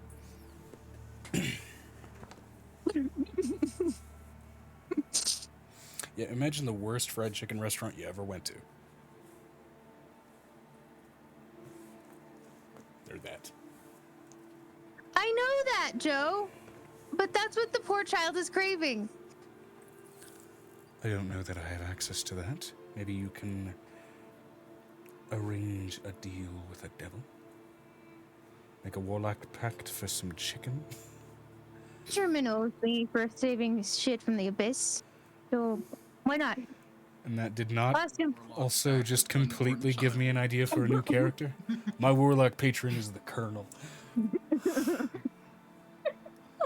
My warlock patron is a clown with big, fluffy red hair. You've killed the troll. How do you want to do this? It's finger licking good. Eldritch Blast. Oh my god, stop. Looks over it. She looks over it. See, that's why I was asking for quail. I don't think you're gonna have anything that small. Yeah, abyssal chickens are huge. There's no way you could confuse that with a hell pig. It was a different one. Really nice looking. And they tasted great. Nice looking and tasted great. Remember, she was a dog. I'm sure that could be said Smelled about good. Halcyon as well.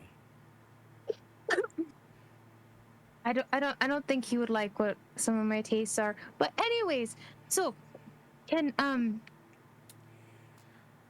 She I pulls need out all of a those. heavy jar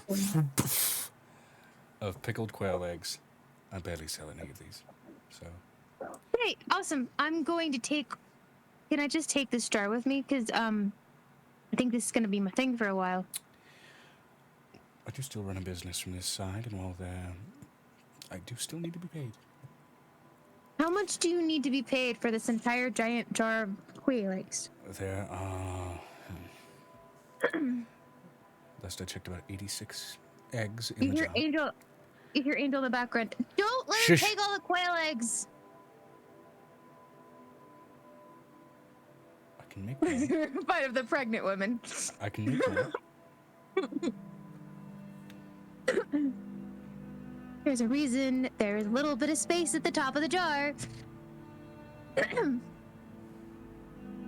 How many do you want?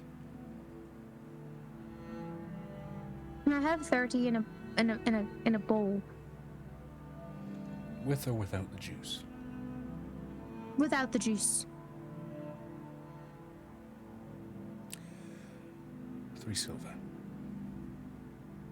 She puts 3 silver on the table. And adds another gold for her patience.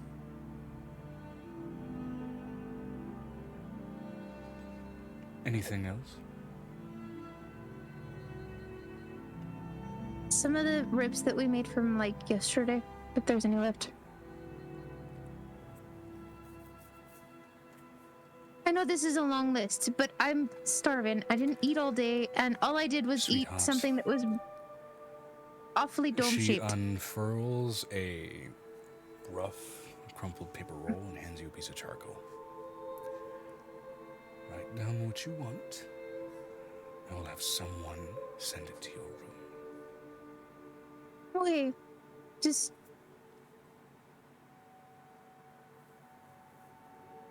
Thank you for your patience.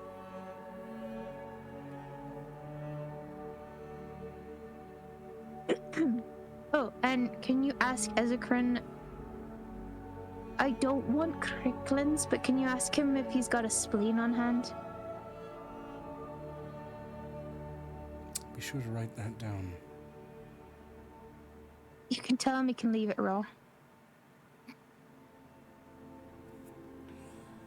Depending on the commonalities that we have at our disposal, do you have a species of preference? No. This is what I'm craving. You gotta eat it with some fava beans and a nice Chianti. That's liver, excuse you. I didn't ask for liver. I need the spleen for a specific reason. I'm sure. Now, which building are you staying in? Evergreen Estate or Mochizuki Manor? I'm sleeping here tonight. Not because I want to stay away from the house, more or less because I want to eat in peace and I don't want my grandmother looking at me like I'm crazy. I'll have it sent to your room in here then. Yes, please. And please tell Halcyon it's nothing against him. I'm craving weird shit. I almost turned into a werewolf. I almost turned into a werewolf that was about to eat everyone today. So I'm gonna eat what you're gonna hand me and be fine with that. Understood. All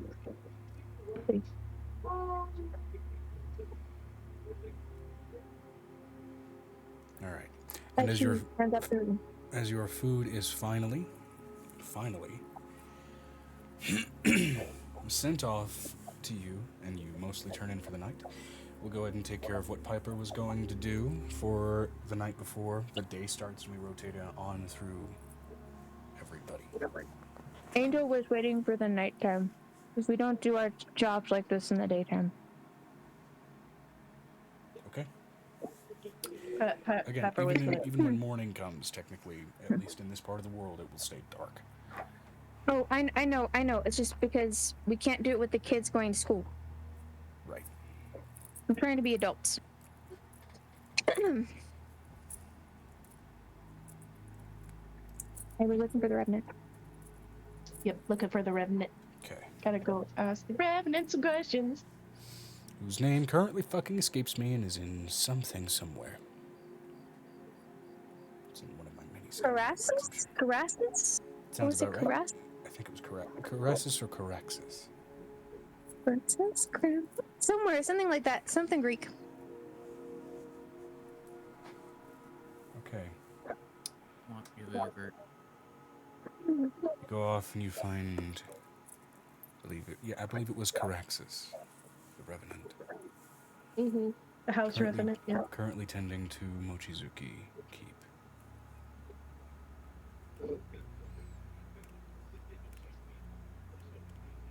No. As you approach him, his head just snaps in your direction. We'll never know. It'll be creepy. Yes. What is it? Miss So Puck. I have a question. Well, a few questions. It has to do with your being a revenant sort of thing. So you can't rest until you get revenge, and that person has to be real tar, but he's already dead and his soul destroyed, right? Bloodline is a close second. Okay, so we need to torture her, and Torture. I was wondering. Oh, right. Real Tar's mother tried to kill Angel today. The space between you disappears in a second, and he is just staring down at you into your soul. Where is she? Where is she? Hold on.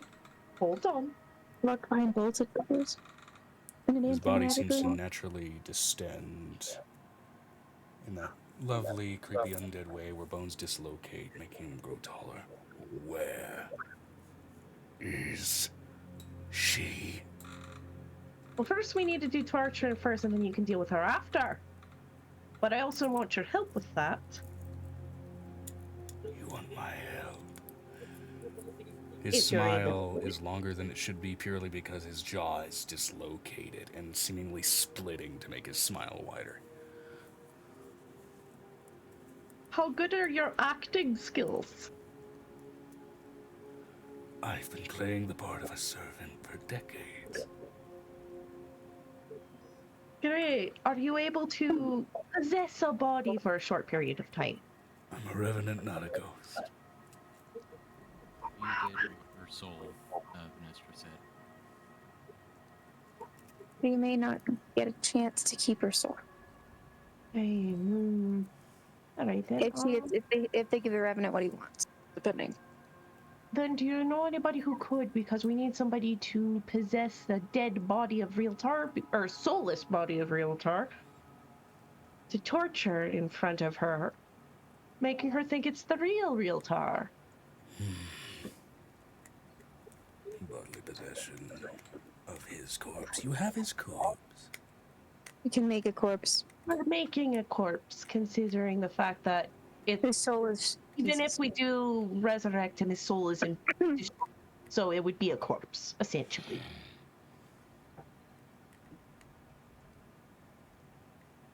All we need is a soul, is something inside the body to play the part of the tortured son that we are going to be literally torturing. I'm pretty sure whoever possesses it's not going to actually hurt. Well, in life, I did moonlight as a puppeteer for a while. That'll work. That'll work. That would definitely work. And I'd love to string up his rotted muscles and make them dance like a marionette before his mother. I love her. The alliteration there was pretty nice. I ever just think over to Angel what just happened. I was like, I think his idea is even better. If you would please hurry up. I'm trying to get into the headspace. Oh my god. So we're gonna do this now? So I can tell him this now? Yes, that'd be great, because Earthblock is chomping in the bit, and we've already revived her legs and unruined everything, and she's singing Antechamber right now. Alright. Well, I've literally got Nyx in the room because she's one of the reasons he Nyx are. looked like he was an elf in life, am I right? Yes. Yeah. A drow. Yeah. Be At least specific. likely a drow based on how fucking pale he's gotten. No, he was a drow. Like he had still dark parts of skin that were completely dark, and then the other parts, because the blood vessels were messed up, were white on one end. Oh, that's right. Yeah. But yes, we're gonna go do that about now. I need to let Angel know if I can have her resurrect the body. That sounds really weird to say. Let me get my toys. All right, Angel, yes, resurrection of a body, please, thank you. And he has some toys to get. I did that an hour ago, His limbs Piper. scrunch down and he exorcism crawls away for a bit. Oh, that's fucking creepy. Just gonna go to wherever Angel was. It's like, okay, I'm gonna nope out of this. 10 out of 10. Will not have that scare again.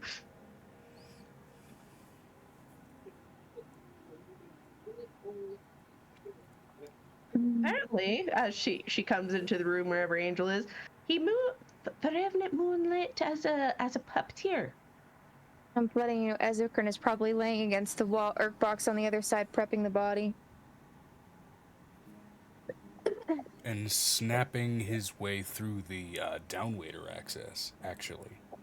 The Revenant unfolds himself, his bones snap and pop themselves back into place, and he drops a small leather satchel. Let's get started. He gets out a large sewing kit, which seems to be strung mostly of rusted wire.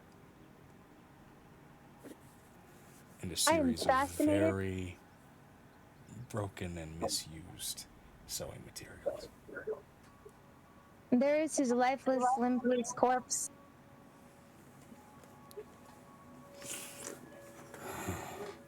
Good. So good. I just have one more thing to detach to give back to Erkbach. She detects. She just does her own job and then hands it back to Erkbach. While the reconstruction and resurrection process is getting started, he begins to sew these wires. The body is already done. Oh, the body was already done. He begins to sew these wires into, I mean, if you've ever seen like a pressure point diagram for an acupuncturist, every single point across his body gets a wire jammed into it and coiled through muscle tissue, as he then starts to move up some of the wires into the brain, jamming them in there, and you can see the body start to twitch and the jaw move and slack and the eyes bulge as he's basically hooking wires into the brain.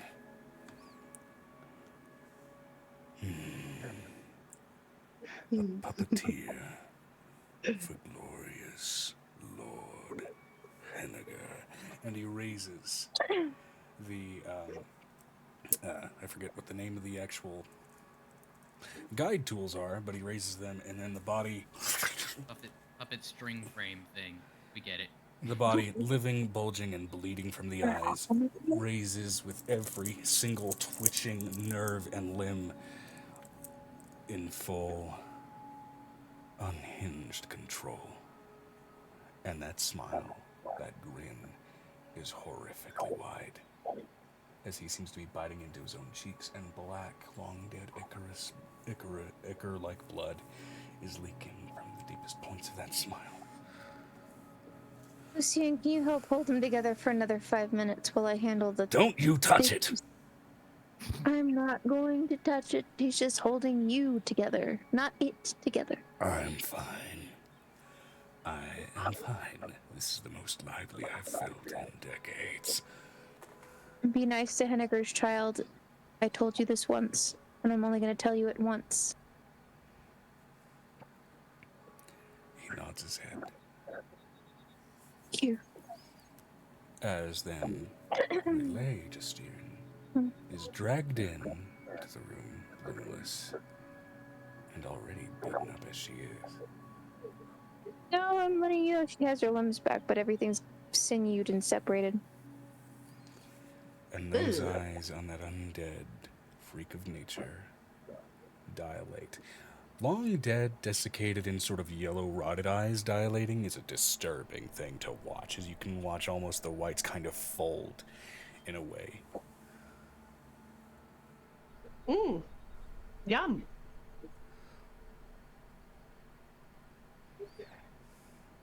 I also use Major Image to give him the voice of whatever this creature wants to act out as well, for the voice to go and do what it's supposed to.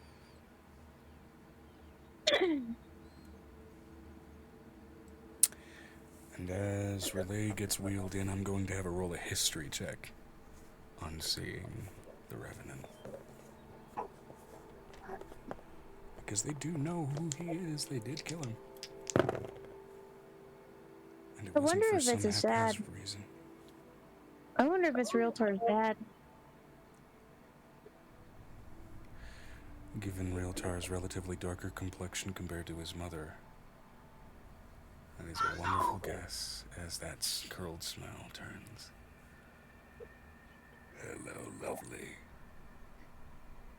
Oh, that's some days of our life. Shit, I didn't see coming. She whispers. I'm so excited about this. And the angel smiles for the first time in a long time. It's a dark smile. It's scary. Piper's okay with it because she's like, ooh, no problem. It's just I do apologize for lying, Miss I need some more Beetlejuice vibes coming from this guy. I am Caraxes. Just in. Piper pulls some popcorn out of the wall. Angel's gonna pull out a butter knife. We're gonna take this nice and slow for him and for me. It's funny. The boy would never dance for me before.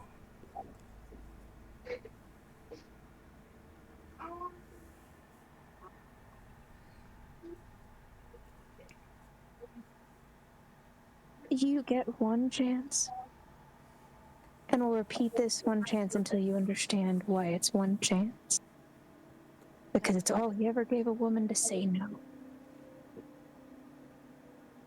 Wait, he didn't. As she basically runs her knife along her. And she begins to screech. I'm listening to you. I'm just gonna break this. But I thought. And it's frustrating. There we go. Finally. Something that even on previous attempts, just in the last few hours, she didn't do, but seeing this freak in front of her has shaken something.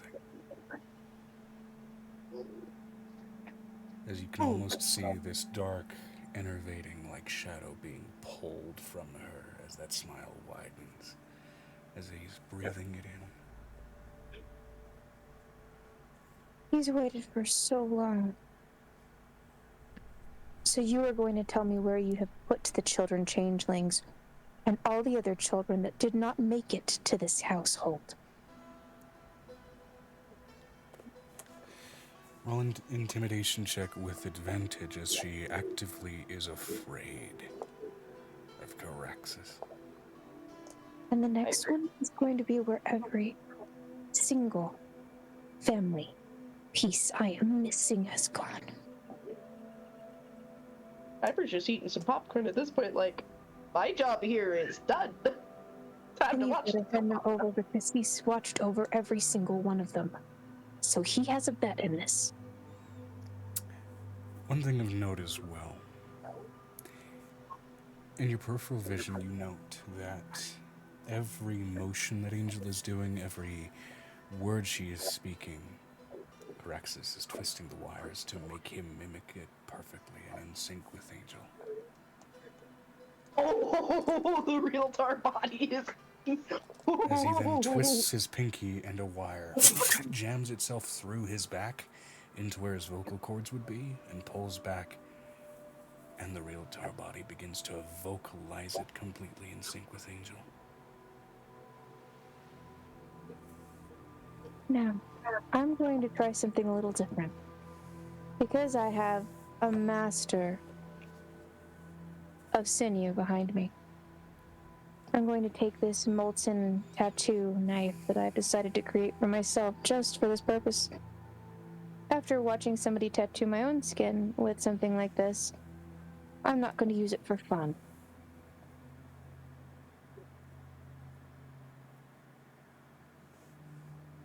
This is pure mercury that comes from my own children. Courtesy of the goddess Mistress.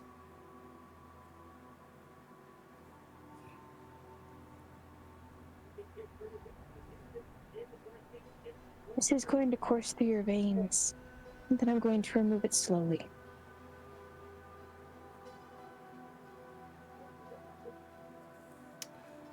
Broad scale. Given everything present here, as I mentioned before, intimidation with advantage. I want to know where those children are. Does she give me the locations of all the children? I have a natural 20 here, DM. Natural 20. plus the stupid modifier of doom. Yeah. 23.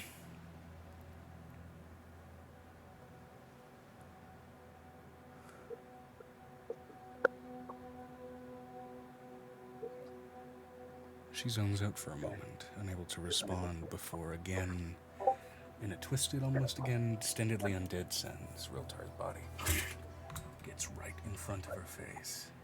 That twisted smile, but still living, the body is, as it breathes onto her face.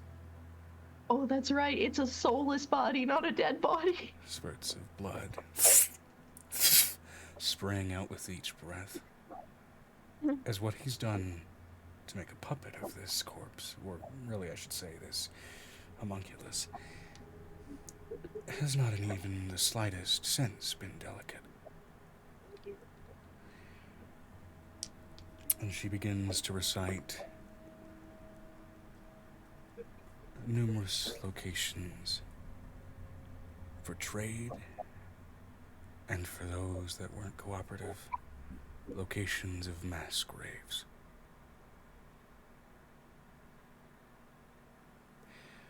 A number of them don't surprise you, though they do infuriate you. Trenton Howler and his lovely little art company. Gotta get a supplier somewhere. With Corvin. Various places throughout Jihu, which you can send out agents to easily enough. Corbin's compound has been revived. All of the changelings there have been revived. We did that in the last season. Mm-hmm. You were asking her, however, and she's giving answers. For the last 2 years. There's a few shocking revelations for places that they were previously stashed away under Sharni. Beneath the existing mass grave you're already aware Angel of. is not kind, and she takes that woman's hair and she takes that eyebrow and she just rips it off. Sequestered away in the shelves of Sharni as well. Tucked away in old Ceramorphosis ponds. There's long rotting piles of meat.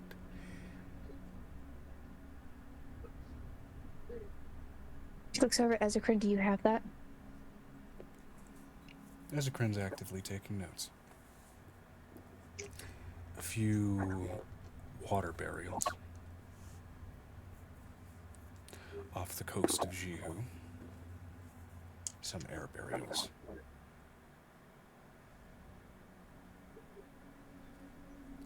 A location where there was a bunch of ash left to fertilize the soils of a small garden in, brain just turned right off, in Sizath of all places. Vinestra said, 21 minutes till lunch break, animated emoji comforblin. Then can hang out for 30 minutes. Angel currently takes... She looks over at Piper. Piper, do you have one of those live mushrooms that eats flesh? Piper just kind of smiles like, I've been waiting for this moment, pulls the vial There was out. also, as a note, a significant amount of these children sold to a vampire coven Is that over the in one? Wild Ridge in Sablehearth. Is that the one we're supposed to be buddy-buddy with? No. Oh. No.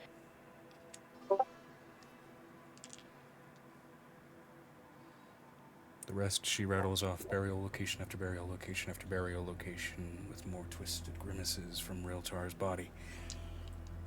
Until finally, Well, stick it on the charger for it. there's not a location left, but all accounted for. There are 20 mass graves. Mass graves scattered across Zaria. I want you to tell me where you buried 15 major Urkbox. sales locations. I know that Urkbok doesn't know, but I know you'll know. Where did they bury her father?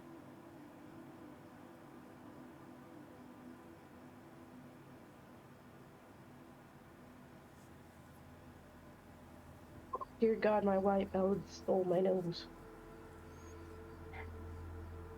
There we go.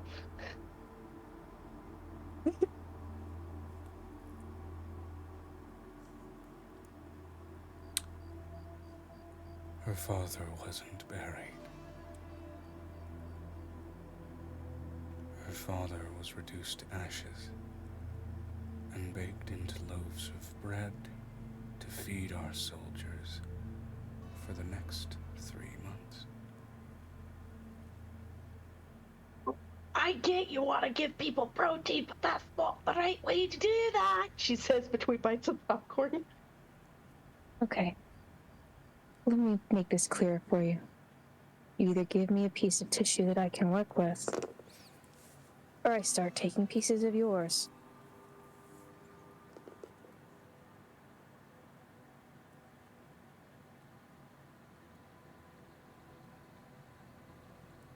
I can make this worse. I can imitate his voice.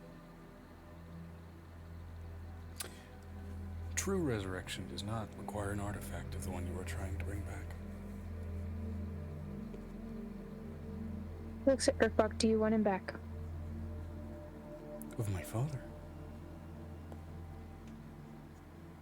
If he's wanting to come back, I'd like to see him again. He didn't die of his own volition, from what it said in your archives. No. But resurrection spells also require the willingness of the soul. I'll ask Mariana about it.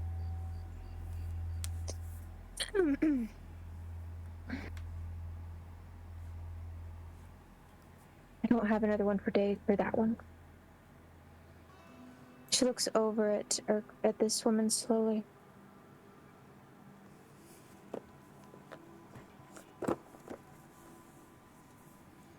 I want you to tell me where my family is.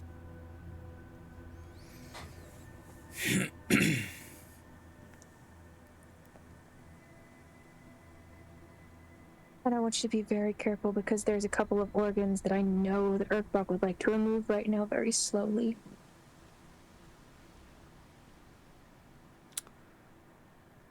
She cites one more mass grave.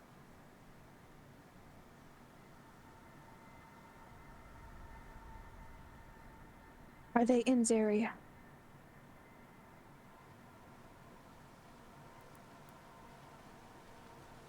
I sent their wretched corpses off to be buried in the Shadowfell, where they might be twisted and rise again to wander its blackened soil. As she imitates Urkbok's voice in sheer spite. I whisper in his voice, I love you, Mom. As he forces those vocal cords to outright say it. As Corexus does it. But I never really truly loved you.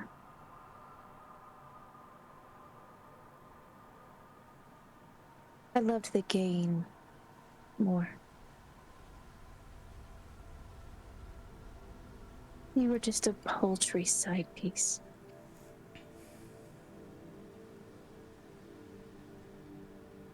A decadent bauble to wear along my neck, like every other woman that I wasted, considering Angel knew exactly how he talked.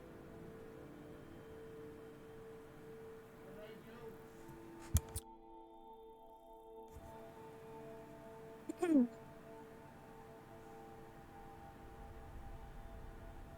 she stares. Pateful, pain-filled, and still terrified of the revenant before her. You know what was the nicest thing, though? On my wedding day, my wife gave me a present.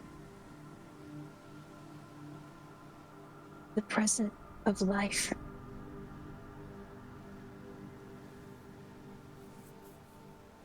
Being squashed in my hands. And now you'll get to know what that feels like, too.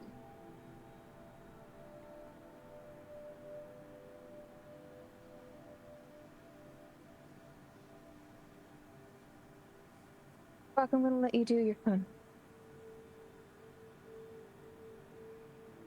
And if you don't give me the location of that thing in the Shadowfell by the time she's done, I'll take my turn. I'll get the location. Don't you worry. And you will give me your word, in spoken word, and you will tell whoever is on the other side to show me where it is, and you will take the price off of my head on the Shadowfell.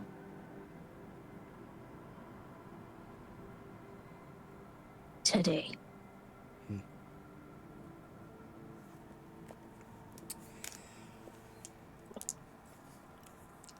Give me a higher or low for Urkbach here. I'm guessing low. Then said low. 44. Urkbach, through quite the brutal peeling of each individual layer of her skin, is able to reliably and repeatedly get the location of where your family at least was last seen wandering the Shadowfell, and also at least granted the means to call off that bounty.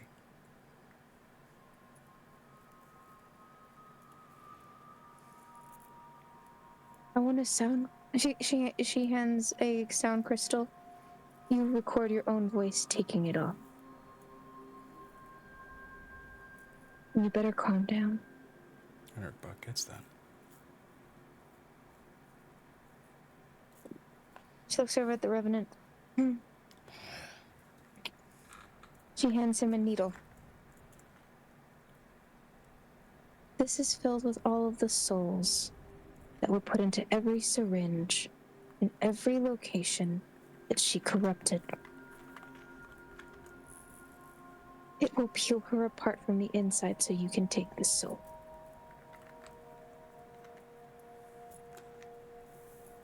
I just want her alive. Good.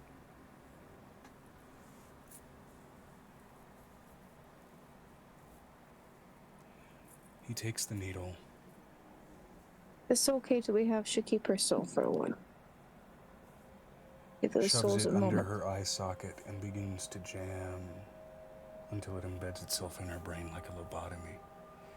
She begins to shudder as he pushes his fingers past the needle, pushing them into that hole and into her brain, and begins to stir with distended, undead fingers as the jaw almost pops off in a wide, horrible smile as she squeals.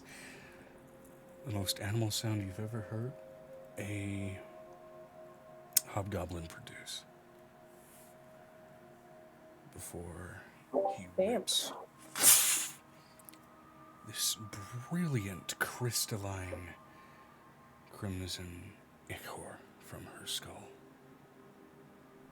As she goes pale and slack, and her soul naturally drains into the cage.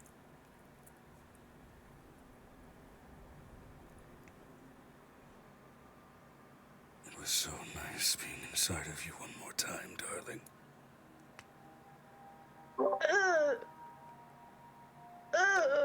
I love him. Piper literally. I love him. It's official. I love him. Piper just like, ugh, dude, why? And this time, you didn't have to drug me.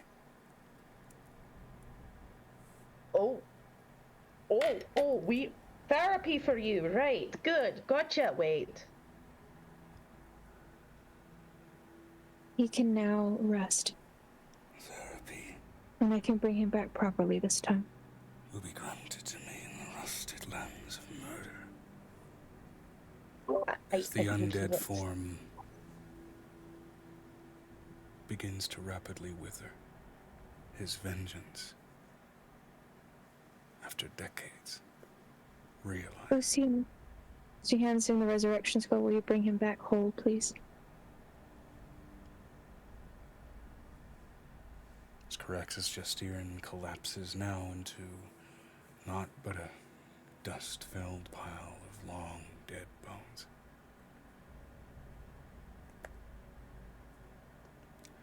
See what I can do, Mom. You know, we'll see if he He's wants earned to it. come back. He liked spending time with the kids, so He did. I'm He okay. did. I'm okay with him. He's a protector. That's for sure.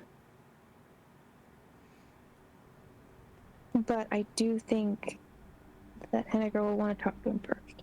Now, unfortunately, one thing that he does leave behind is this horribly contorted, nerve-riddled, wire-hanged corpse of Realtar just twitching, just living. She looks at her clock. You get one free move.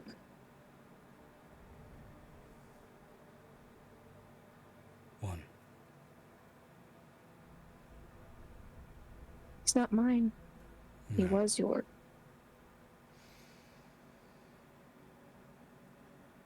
Oh, wait a minute. Lenora, hold up. Lenora should be here by now. He wanted a shot. Urkbach and I already talked about this. We're going to do this together. They both set the twitching, soulless body mouth down onto a step and proceed to curb stomp it to death. Kind of what he deserved. Well, that's gotta be cathartic as fuck. They kind of needed it. Right, now I'm in the mood to fuck, so I'll be retiring to my bedroom. Your room's upstairs. Yep. Go.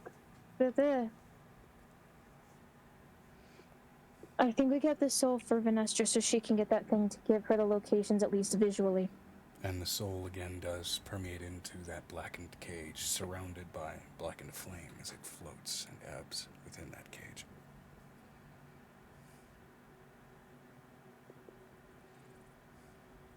I'm tired. Looks over at Piper.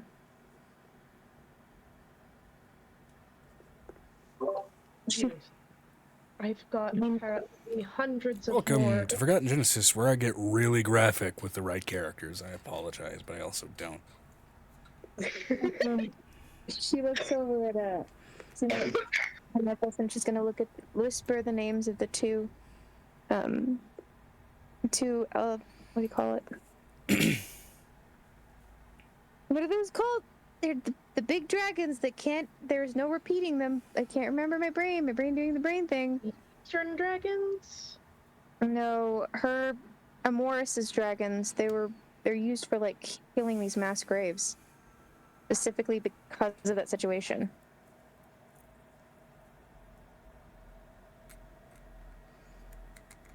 Joe. The divine great worms. Mm-hmm. Okay. She calls the name of two of them, sends them to Sharni. Let's start home.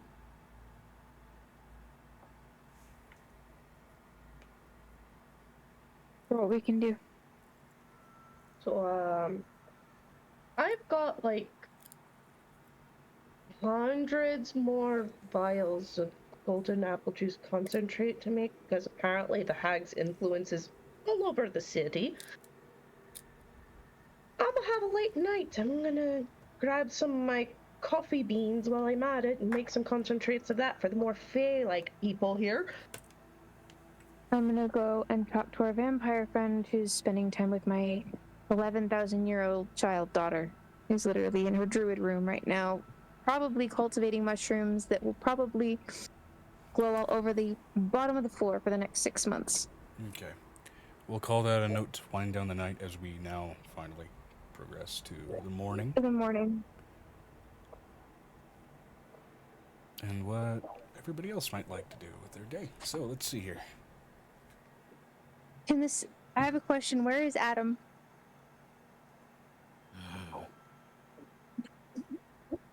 Avery, you wake up to see him on a chair staring at you. No!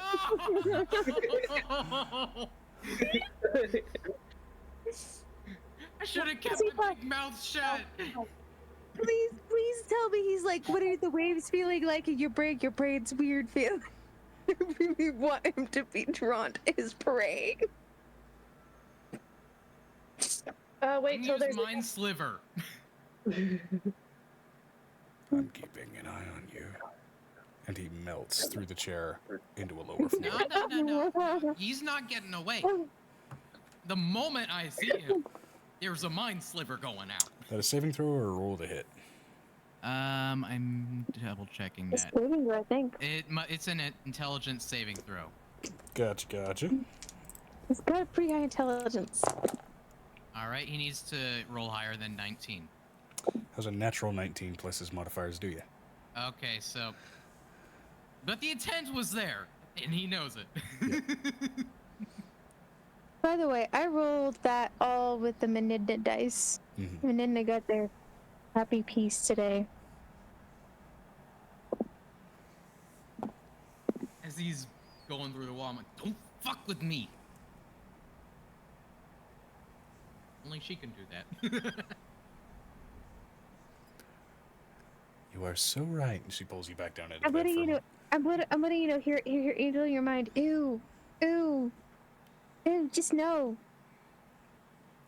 But right now. As you all do start to hear the shuffling sounds of the morning kick in. Still dark outside. It's just that part of the world, but morning nonetheless.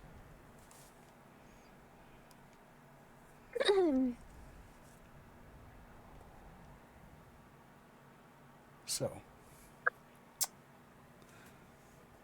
Avery Starling, what do you choose to do with your morning?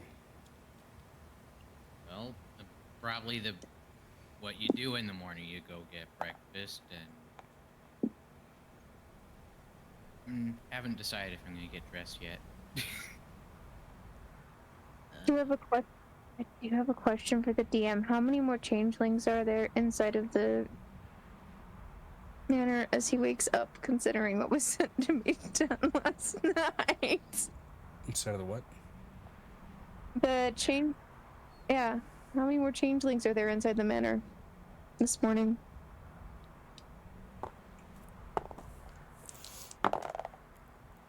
It's 12 at the moment. Good. But you wake up, you collect yourself, you head down to have breakfast. Now, you would be knowledgeable enough at this point to know that, especially in really either of these buildings, there's a bunch of children running around at this wee hour of the morning. I'm gonna be late! We gotta get our shoes on! I'll brush my teeth. Teeth everywhere! As you venture your way down, there is still the remainder of course, the Dwarven delegation.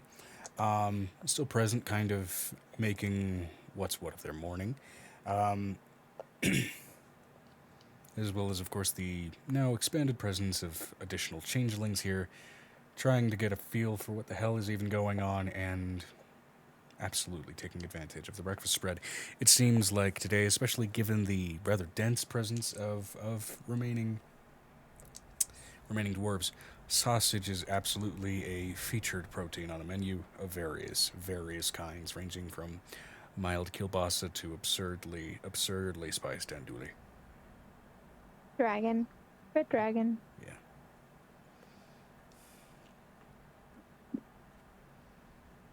Biscuits and gravy as well, in various flavors and varieties. Also gravy. It's a hearty meal in a cold climate. Nothing wrong with that. With, of course, a number of other pretty common spreads just available from that kitchen.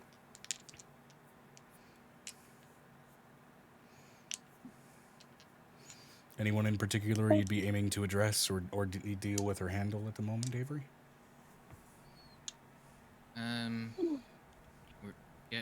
What is in the breakfast spread?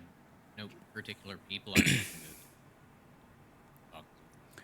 Right. So again, various kinds of sausage, various sort of kinds of biscuits and gravy based on sort of the variety there. Also, a number of other kind of smaller additions to breakfast spread. All of it largely sort of hearty and dense meal items, whether it's pancakes, whether it's waffles, and sort of other really sort of dense foods. Nothing here is Would it be a particularly vanilla screaming rum waffle? light. I have decided that Avery, like myself, has a huge sweet tooth.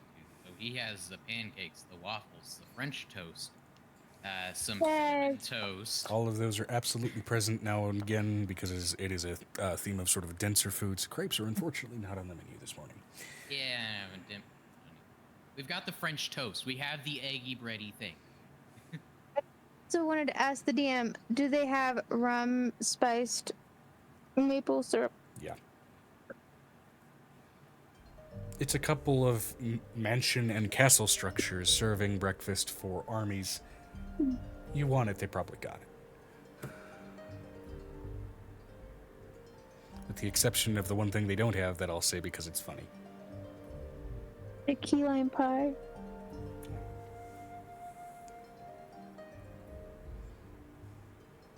Oh, All right. the one thing I wanted. Since the most part all you're doing really at the moment is gathering for breakfast, Piper and Bruce, what are you guys doing with your morning as you gather up? Bruce would probably be coming down with like at least 2 or 3 Knoll children still attached to him. Does he have the bat children with him? I was about to say, and a variety of Angel Piper kids. Yeah, the bat children are specifically still sleeping and hanging off of his elbow hairs.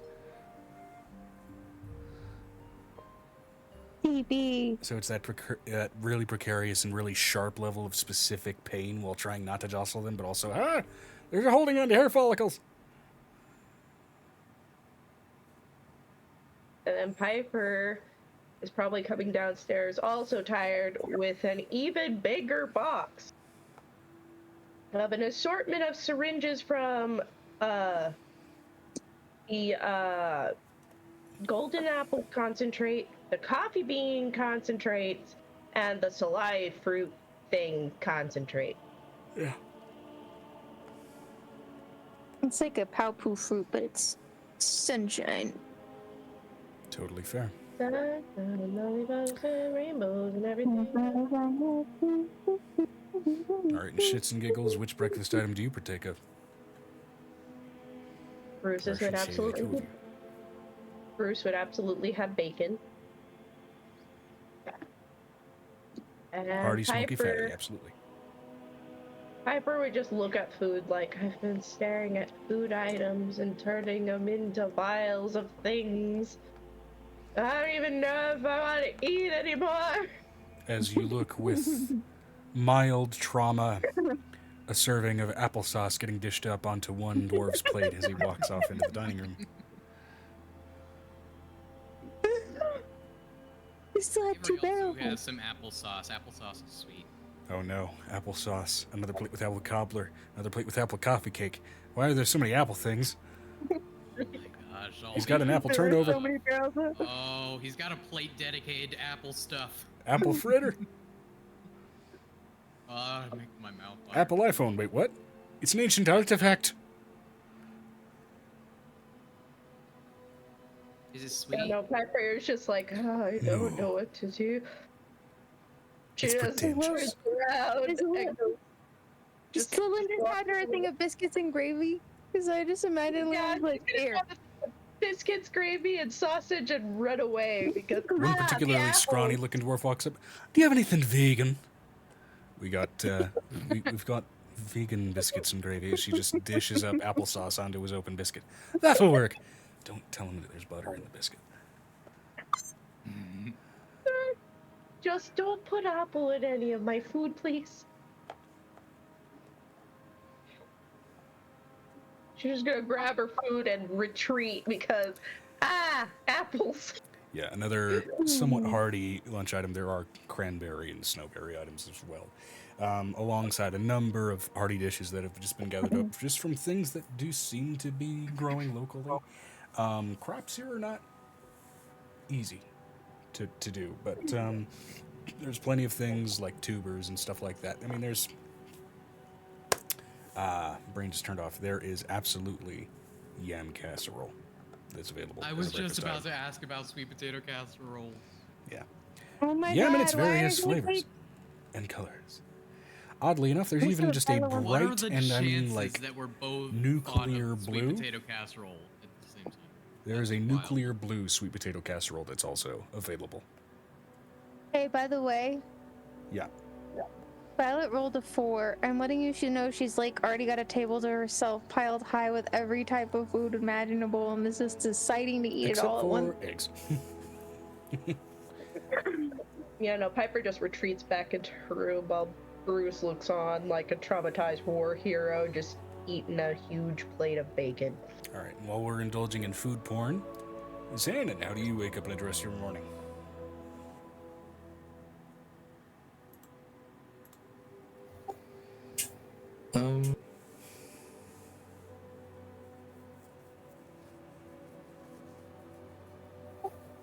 I'm not sure. What do you eat for Eat breakfast? with us? Don't eat anything. Why not? Because I don't need to. There has got to be a limit to that spell.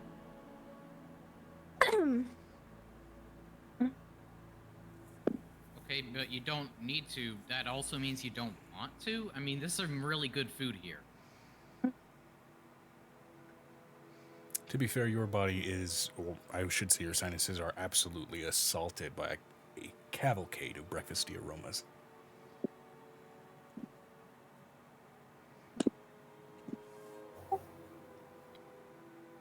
If you've ever gone to a buffet during breakfast time, that is absolutely what your face is dealing with. I'm gonna let you know that Ravik can smell red dragon. You know It's what? cooking. I'll roll to see if Ravik decides to indulge even in spite of the spell.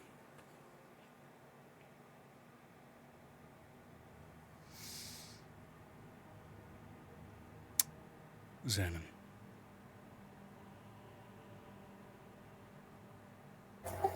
Yes. They are cooking red dragon. As much as I don't know whether I'm more offended or more fascinated by the prospect. Because I'd like to eat them raw, if I can. Out of a sheer pride thing, but at the same time, I don't know what they're seasoning it with, but it smells phenomenal.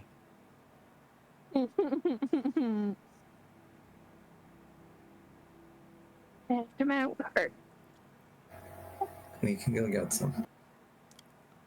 Oh yeah. Do you want me to save some for you? I'll see if they have jerky or anything. Jerky's fine. Okay. And in a flash of motion, you swear you see his full draconic wings come out in a split second before he is just at the line, plate at the ready, as well as cutlery and everything. Right, so I'm going to need, how much of that is too much? Is there like a sonic aftershock? That seemed, little... A little bit, except instead of lightning, it's very much like almost a flash of fire. It is a golden dragon. The mess that kind of speed would produce. I'm gonna roll and see if Angel got put on helping. Crap. Angel's serving food. That was a dragon going the speed of a bullet, yeah? Gold dragon in absurd speed that does cause a few dwarves to drop their shit. Okay. Leans over the counter, noticing you, Angel. How much of the red dragon meat is too much? How spicy do you like your food? I'm immune to fire, sweetheart. That doesn't explain how spicy do you like your food. Yes.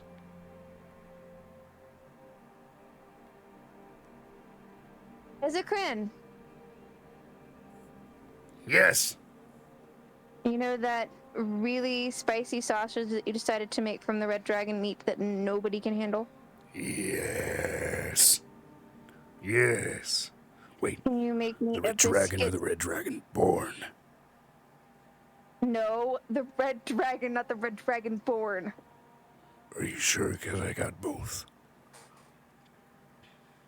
I don't know which one insults him more. Probably Dragonborn. I'm going to mentally ask this man Red Dragonborn or Red Dragon.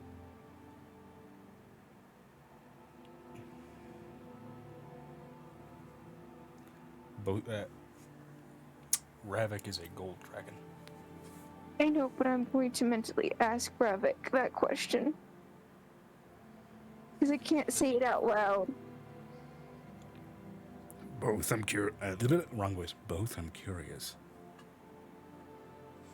Both. To quote something weird Griffin said earlier, especially with the Red Dragonborn, it's Fusro delicious.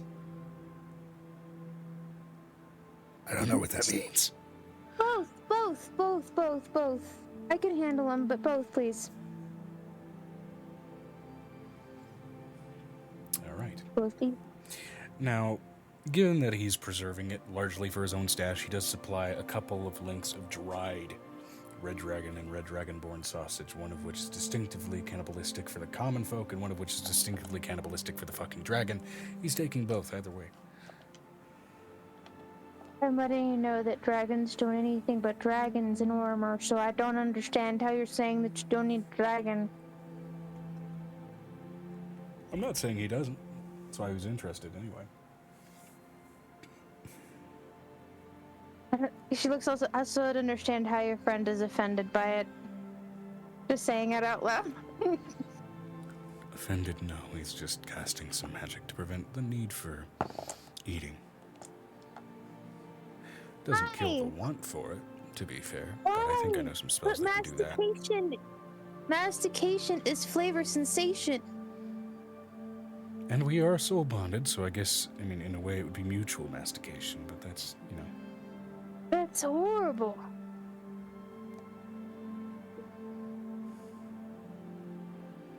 He's missing out on this flavor sensation. I'll be the judge of that. Was this about masturbation? You look some. Do not insult the halflings. They are on shaft today. Don't need that. I don't intend to talk to any halflings, so we're fine. I can hear you.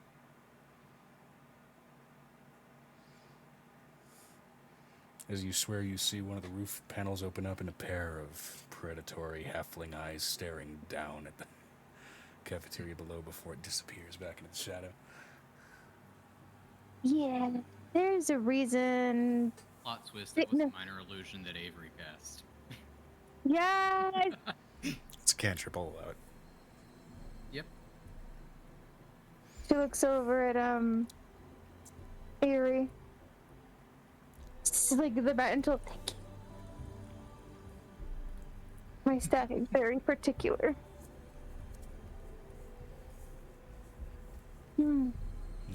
She goes and looks over at Avery. There's a lot more changelings here today. I might need your help to kind of help with them. They just got brought back to life, so. As we move on really quick before getting started with that. Vanestra, how do you start off your morning? Yeah, that's a good idea. Let's get. Because I believe you're on your 30-minute lunch break. Unless it's already over. Oh no, it started 3 minutes ago.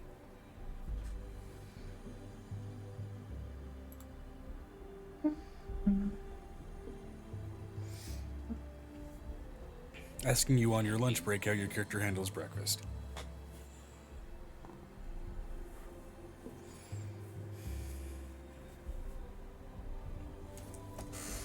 As my leg falls a fucking sleep. Vinestra said Vey would come down to join the others, having done what she did last night to grab food. While not needing to eat, she did enjoy it. Absolutely. Oh yeah. It is about this time also that a familiar black lantern-like cage is handed to you. With a floating sort of off-red colored moat floating within it. I have a question. I want to make sure I've got the right image in my head. Is this kind of like a mess hall setup with a bunch of tables and like then a buffet at one end of the room? Kind of, yeah. I mean, it's a tavern that's been retrofitted into a buffet due to just the sheer amount of people present. We even had to open up the ballroom and create that space had to end up being. But yeah, it kind of has like to give everybody a small flashback. School lunchroom area vibes to it. Yeah, to give everybody a small flashback. A school from another district has been invited into yours, and now they have to use the gymnasium as part of the cafeteria. Oh, okay. Yeah, it's that vibe. It's a really big lunchroom. Yeah.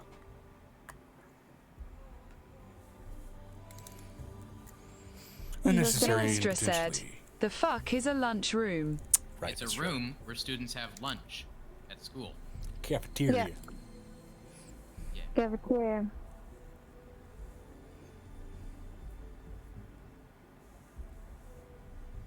Also known as the calf. The people also call it the calf. I think that's It was regional less thing. common down here. Nobody called it that over here. We call it that here because you know what we call it here because we have cows. We can go cow tipping.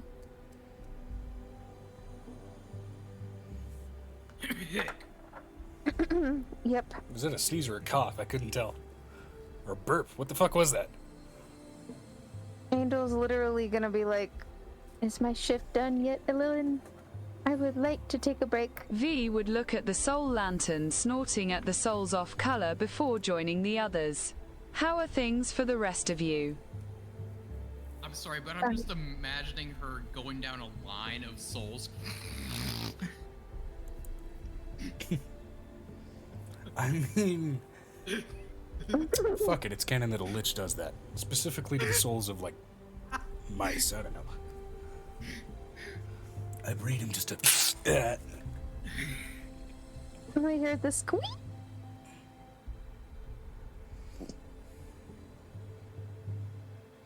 For the next half hour while I'm blitzed out of my shit, I also have a craving for cheese.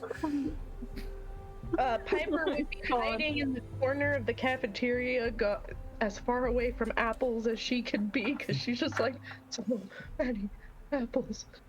You know, I'm feeling extra trolly. I don't know that she's got a thing with apples, but the player's feeling trolly. I'm working on my apple plate, and I see her sadly all alone over there. So I take my apple. Oh my god! Go offer to share some of it with her. Meta knowledge for a joke is the only kind of meta knowledge I absolutely accept under every circumstance. Yes. I'm letting you know at this point. Angel looks over at Avery and is like, You got like an itch or something? "Please, Nick, please, Nick, please, Nick, please, Nick, please, Nick. Piper's gonna kill him. Oh no, this is She's gonna hilarious. kill him. No, don't do it." Actions have consequences. We'll see if you encourage Piper, it. you okay? What's got you down? Vinestra said, "It is a valuable lesson, Angel." Please tell me that Piper turns all scary. Today's the session that Avery dies over a plate full of fucking apples.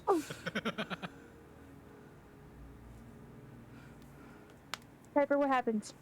Piper turns into a syringe and scalpel. Turns into March paper.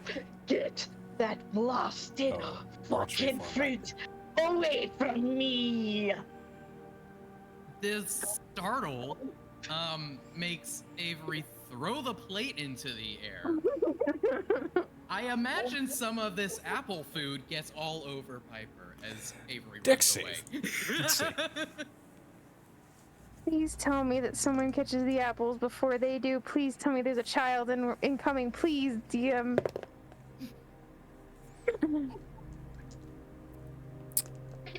So Piccolo tries to Spider-Man tray catch all the food from like Spider-Man 1. Vinestra said, And with a Amira natural would cast 2. minor illusion on Avery's head, making it look like a talking apple. Oh my god.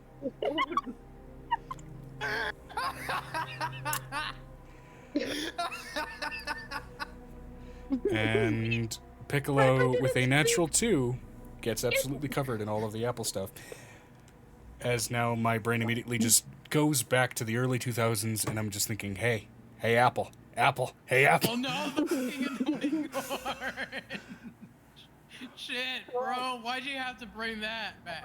I'm gonna see. That was a forgotten. Should I roll? It was Yeah, I just dealt psychic damage to everybody here. Oh, Piper's trying to say something. Piper didn't sleep last night because she was doing all of that concentrate stuff, so she has a point of exhaustion. Good to know. Should I do a wisdom save as to whether or not I fully snap and chase him down like a freaking bat? You know what? out That of is hell? entirely up to you. Go ahead and roll it. Okay. Okay, that's the first one. Asking me if you should do an action that you're gonna do anyways, your character. I mean, like that. You know. No, I want to see if I could keep from snapping. What's a 16 total for a wisdom save to keep from losing sense of reality and chasing the apple boy? I mean, honestly, I'd say above baseline 10, you're probably fine. Before he gets out of range, then all Piper's gonna do is poke him. Well, you know what? You are exhausted. Exhausted does not normally impose disadvantage on saving throws, but given what you were doing all night, roll again for me. I did roll it at disadvantage. Oh, okay. It's a 4 plus a 12. Okay. Cool. Now, unfortunately, a natural 1 on a saving throw that deals damage to somebody else doesn't incur an injury, but hey. Oh wait, no, don't poke him with the finger of chaos was what I was told. I Never mind. mean, Not gonna poke him. there's 10,000 possibilities, some of which are incredibly limited, No. to be fair. No, because it would shatter his soul. I was already told by Will Silver. Right. Look at me So- trying to remember what I fucking said through a seizure brain. So question, Piper. Hold on, I'm gonna see something. Hold on. Is there any metal on him that I can see? Good question. Is there any metal on you, Avery? Aside I mean, from the chain that there holds you might be naked. like a belt buckle or something. Heat metal, 3rd level. Okay, I'm gonna go ahead and consider this how long does hijinks that and take to social. cast? It's an immediate action at a 60-foot radius.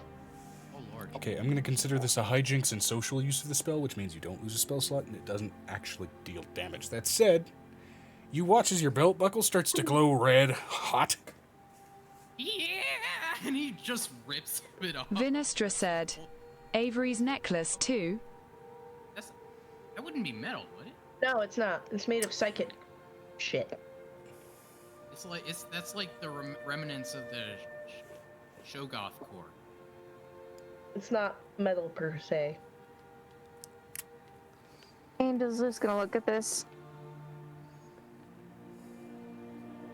This is my team. This is what we get up to it. In the Yep. morning. It's our chosen allies, love, and we gotta live with it.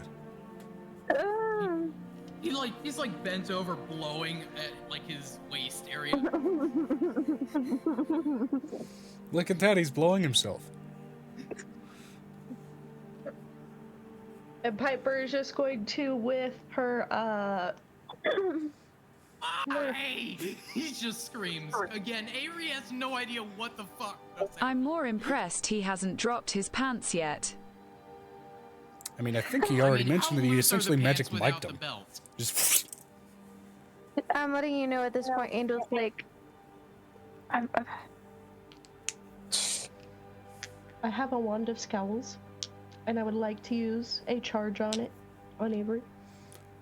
He must succeed on the how DC. fucking long have you had that? I haven't handed out mundane magic items like that in years. since episode 15. No. Your eidetic memory is fucking sketchy, Megan. My God. Oh yeah, it is 16. You're right. But yeah, no. So roll a charisma save. We got it in one of the dragon dens. It's just one of those stupid items in one of the dragon dens. Oh yeah. It's a pretty high save, so we'll see. Nobody wanted it, and then Piper was like, "I'll take it." Why the fuck not? There we go. All right. That's in total of 19. Oh, you're fine. briefly, I'm a sorcerer. you feel an Charisma is urge my main stat. to frown unnaturally beyond what you're already doing with your crotch on fire. And you manage to shrug it off. I look back at Piper and just scream, "Why?" I'm gonna think to Avery. Avery, she spent all night squashing apples into that juice that saved everybody's lives. Yeah. Still feels like an overreaction. No, she spent most of the night doing that because we have a lot of people to clean up today.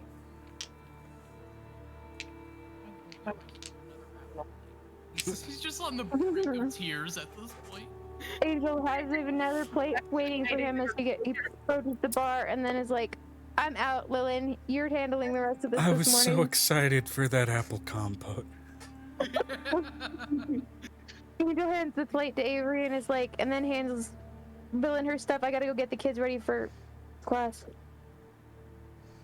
All right. Now, purely timing. This is where we're going to hit BRB. Because we are well past the 2-hour mark.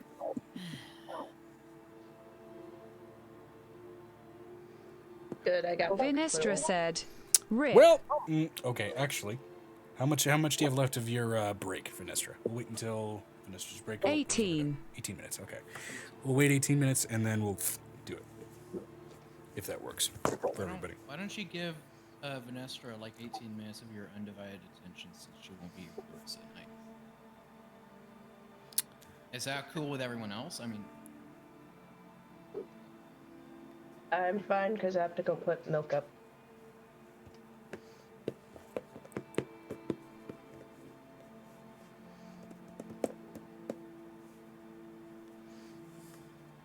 I needed to talk to Vinestra. Angel's gonna actually approach Vinestra. That'll work.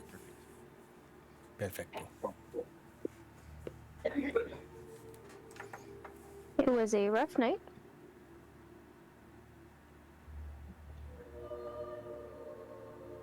We lost our main butler, who kind of runs a lot of the stuff for a little bit. I don't think he's going to stay there very long. He should be back by the end of the morning, which is my guess, because he really enjoyed staying here. And I can actually pay him a living wage, which would be nice. And I kind of owe him an actual love story, considering he went through so much shit.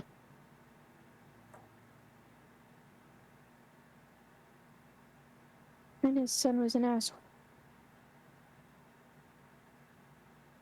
Speaking of which, I'm going to roll a percentile with advantage to see about the willingness of his soul to return to a mortal coil.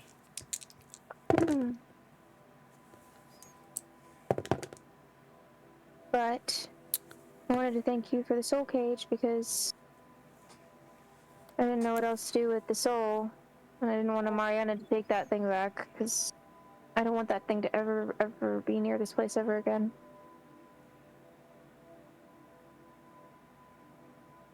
But I may need your help to go to the Shadowfell and take the price off my head so I can go and get my part of my family from the Shadowfell.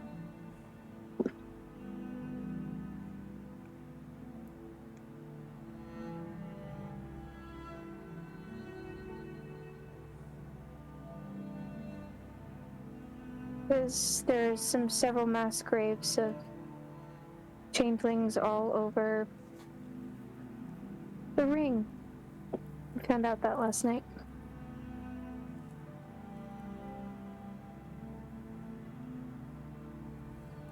And we are waiting for the text. Vinestra said, No problem. I plan to have her help us with finding everything. And you have a bounty in a Shadowfell. From her, because I killed her son. Because he was killing changelings and killing people. And selling them for money and making their lives miserable. And he killed my friend. And that wasn't nice. So A lot of things. Something come up and not come across.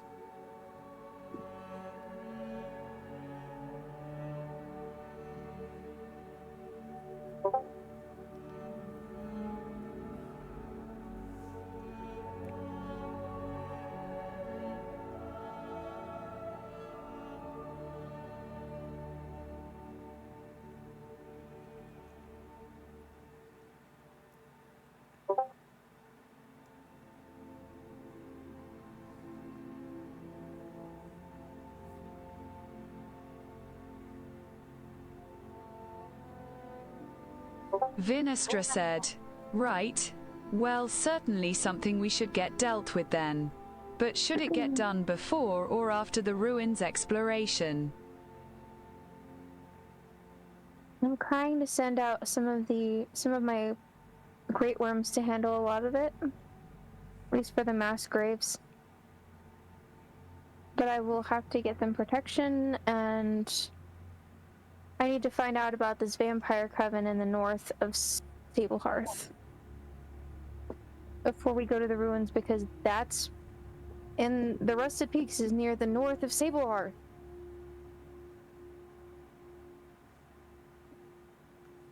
Five birds with one stone. Got it. I know, right? All things located in the same So area. if I recall specifically, I said the Vampire Coven was in Wildridge, in Sablehearth. Wildridge, which is not far from Rusted Peaks from what I have on the map. Yeah. Which Wildridge is already known to be a bit of a sketchy town, being bordered with, you know, Jiu and all that.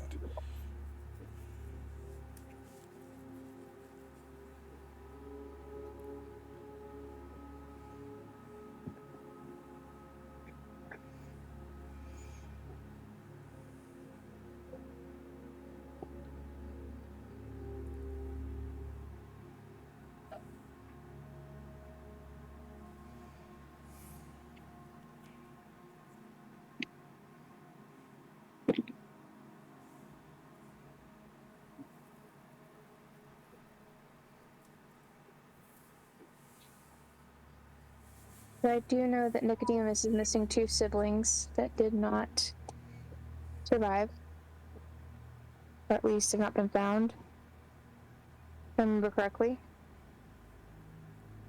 He has his cousin, but I know that he had siblings, so quite sure where they are.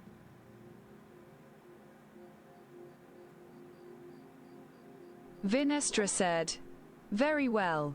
Sounds like we have a goal to move towards then. Any estimate on when we'll leave? And sorry to hear. We have 2 weeks here before we have to leave because we have to finish the delegations. And then we're heading to the Rusted Peaks. I just want Avery and them to would like him to at least get some of his Aegis upgraded and get his armor stuff done, and which, as mentioned, those 2 weeks will be turned into 2 weeks of downtime to be able to move things. So I just want us to kind of take a break and let Violet also get to know her grandmother before we decided to leave.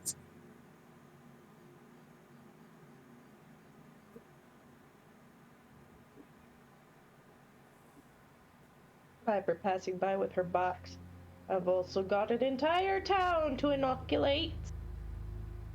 I cannot wait for that. Just goes back to where Violet's roommate is like, wait, I need both boxes. Why did I give her my box? Damn, I do have a question. Is the entire town eating inside of the manor at the moment? Considering it's an open buffet, as long as we pay. Especially given the amount of people that the mayor had to send over. Yeah. Vinestra said, very well. 2 weeks should be plenty of time to get that dragon turtle skull back to the town. Yeah. We need to be careful with it, though, considering anything... There's booby traps all over that thing. Yeah, she said booby.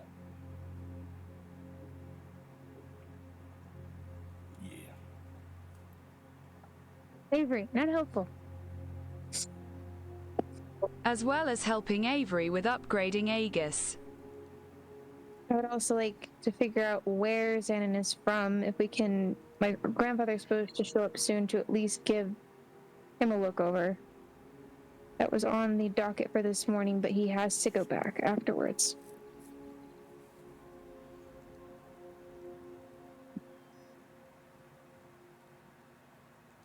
Because apparently my grandmother gave birth, so that's fun.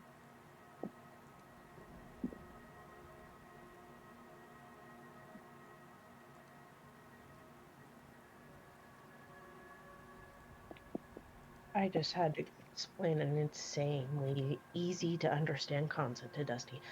Anyway.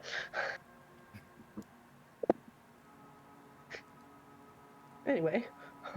Sometimes you gotta do what you Well, gotta do. here's to her health and newborn. Oh.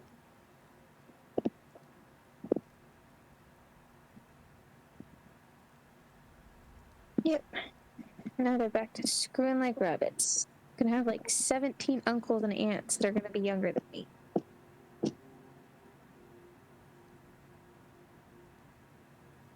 Wait till you find out my mom I don't think has given birth, or she has, and I haven't seen the child, or she hasn't told me. Such is the way of things with dragons. True. And Faye, don't forget Faye. So much. Piper's just like, I have a 14-year-old brother. Oh wait, he's 4 now. Can you drop your form, please? Just drop it for him. It's terrifying. I'm trying to eat breakfast. Shrinks back down to lava and eruptions and earthquakes. There we go. Piper now canonically can have obsidian glasses. I'm letting you know, Violet grabs her food and then runs back to her room and says, I'm going to address the people in like 5-10 minutes, but I need to finish my food first, and this is my mountain. Grabs the box from her butt. As a side note, I'm dizzy as shit ordering Taco Bell, and I'm going to say that one of you guys got it for me, so that my dad doesn't bitch at me for ordering food this late at night. I also got one thing for him. Is there such a thing as an apple Faye? I mean, probably is, but Piper's busy with, I gotta go inoculate a whole town. Isn't that gonna be fun today? Yeah, but I gotta get their permission first. That's what Angel's looking over at Violet, thinking, it's kind of like knowing that Violet's like, I'm scared of public speaking. I don't like public speaking. It's not something that I'm good at. So I'm just gonna like defer to you for like 5 minutes. How about I handle it, considering the fact I'm the doctor and technically this is a medical thing? But if you'll give me a second, I have to go into my bag and just opens up the bag of endless paper and goes, Vinestra said, do you have enough candy for the entire town, Piper? Yes. At home, I'm gonna have Piccolo go pick that up. Just shouts in the bag, hey, Paper Dragon? Chronicler? I forgot your name. I'm sorry, I was up all night. I need about... How many people are in the town? A lot of people. I need a number. I don't know what Joe's number is. If I recall, there were about 17 people that piled out. Well, 17 people and 2 goats. No, you said kids. 17 people and 2 goats. There are kids included in that, and those people. The entirety of the town wasn't afflicted, but a definite subsection of the population were present and affected. Piper is still just gonna do the whole ass fucking town. She's like, I need to know how many in the whole town. Whole town. Shit, I gotta, yeah. Population estimate number was not something that was normally anything other than innocuous information. Hold on. Piper's gotta write up consent forms. Piper, we don't need consent forms. If I don't do it, I will have one or all 3 of my uncles down my fucking ass.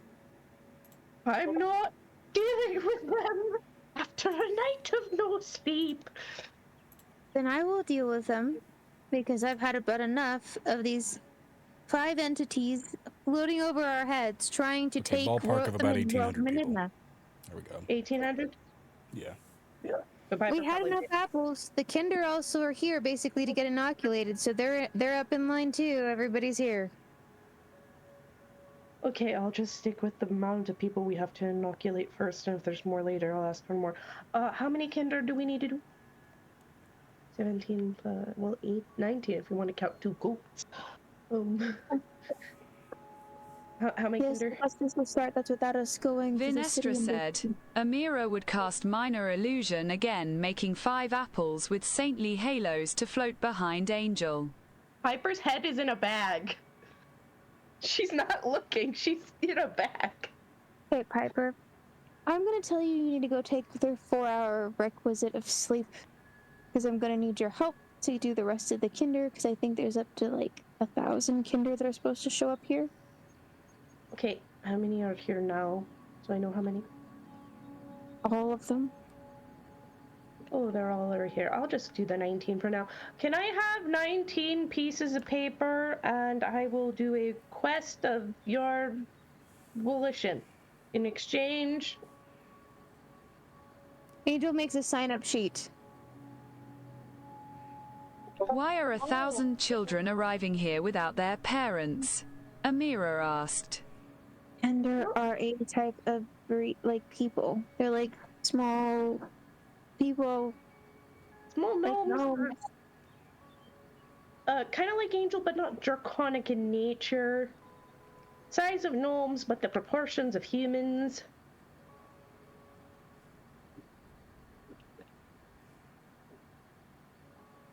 Is Joe ordering food?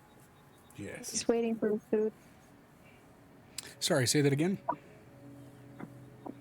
Piper yelled into the bag, hey, I need like 19 sheets of paper, and I will do a small quest of equal amountage in exchange. Piper's all about equivalent exchange. Sure. Here's your paper. And they shoot up a little too fast. As they beam into your face, and you have to basically catch them and avoid getting paper cuts all over your face. Hey, okay. And Piper writes really, really fast. So she writes up 19 consent forms even for the goats. Because she's tired and doesn't realize don't need tickets. That's for the people of the town, Joe. Yeah. Yes. The Kinder will do whatever Angel says. I've noticed. The Angel says jump, they go how high? How high are you? She looks over at Zeus. I'm gonna need you to do either a mass dispel, because there is a memory lock on all of them because of what happened. Sure thing. If you need me, I will go set up in over there for a good vaccination station. Piper, you're going to sleep. I love you, but I need you to sleep so you're not afraid of the apples that are going into their arm and therefore accidentally vomit because you can smell the apple going into their arm. Excuse my alarm. All right. Just hands her the 19 consent forms. And has the names of everybody, even the goats, and the goats ones were the last ones she wrote.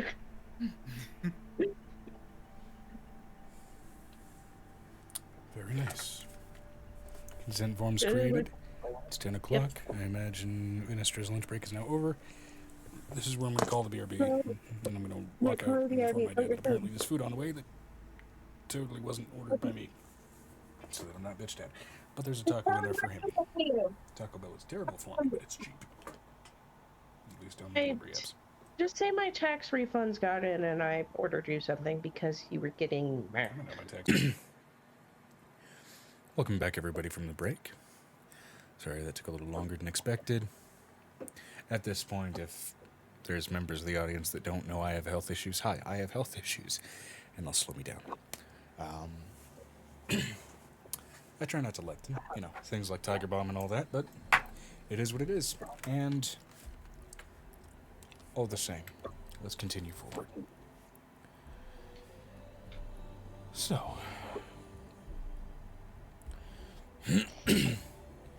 as all of you are largely gathered about partaking in breakfast, getting your fuel in for the day.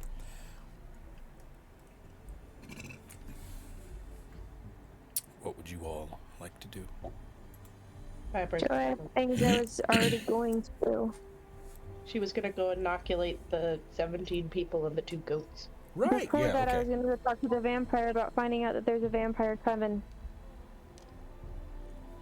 Talk to the vampire, your ally, very early. about that.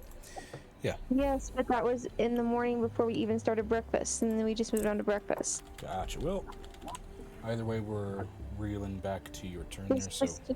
No, I'm not going to go backwards to it. Okay, well... it can happen kind of amidst breakfast if that still works. No, because vampires go to bed in the morning. It's still dark out.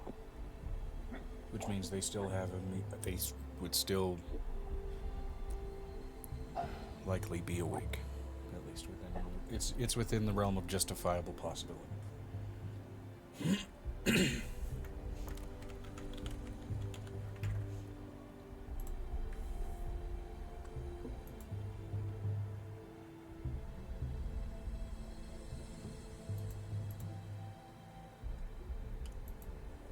I don't know, Joe. I don't know what I want to do. I know that everybody keeps interrupting each other, driving me crazy a little bit.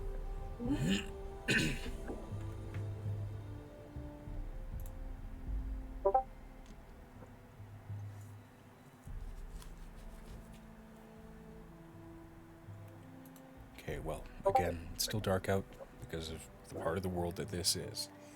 So, it is still absolutely within the realm of possibility that they're awake.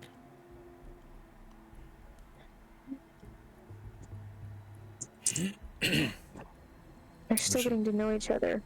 Yeah. It's only been about 4 days since they started getting to know each other. Yeah. No, it's been about a week. That was before the abyss. My foot itches and I wonder why. That bit is what happened. So Angel's going to go gently knock on her daughter's door because they're getting to know each other. Oh, talking to that one, okay. Yes, he's with the druid. It was a skag. Literally named after Clea. Yeah. Alright, knocking on the door and collecting him. Let me see if I can find the notes here on this kid. I know I had it.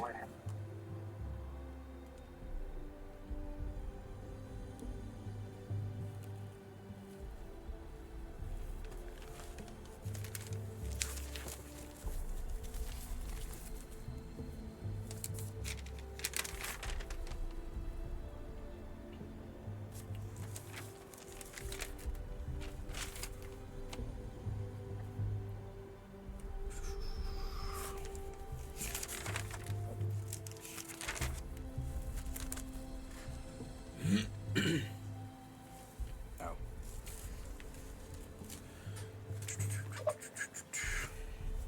It's funny, when ink gets old enough, it turns yellow.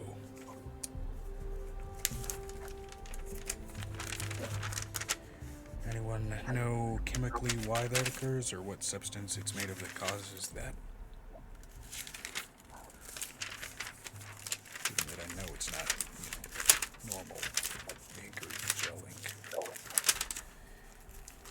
I'm thinking out loud.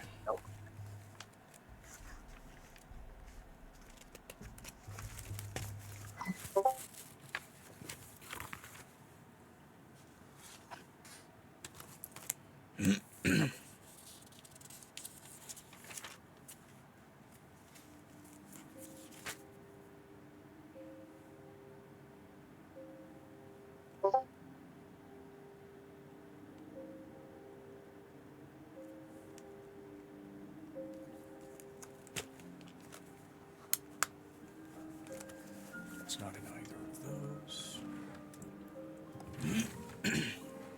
Okay. I'm sure I'll find his name later.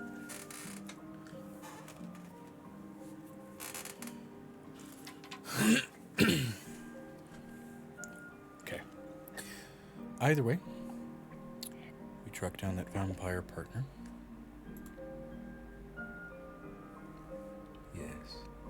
Do I get her at the door or him at the door, considering she's a druid and she's always trying to work with new animals? You get him at the door. Yes. We were just getting ready for bed. I gathered.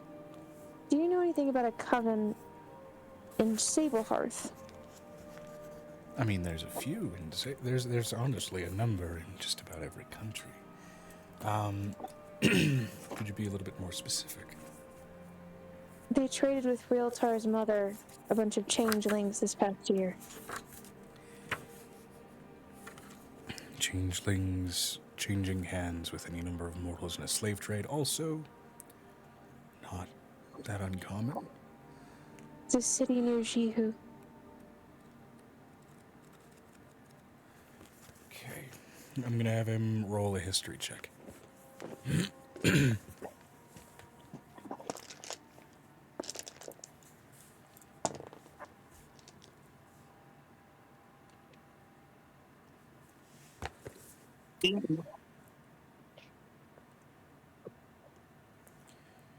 Yeah. Use one of my other inspiration that was bought for me on that, because that was abysmal. Okay, that's better.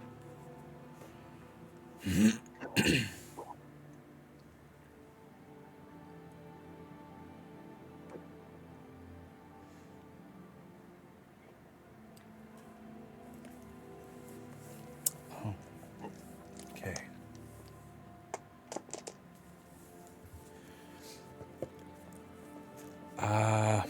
Would they have been stationed near Wildridge?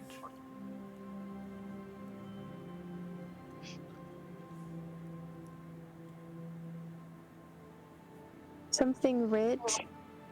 Wildridge is the name of the town. Would they have been near Wildridge? They took in some of the children I was supposed to get this past summer. Okay. There are several mass graves. I'm going to need them excavated. And I need the remains.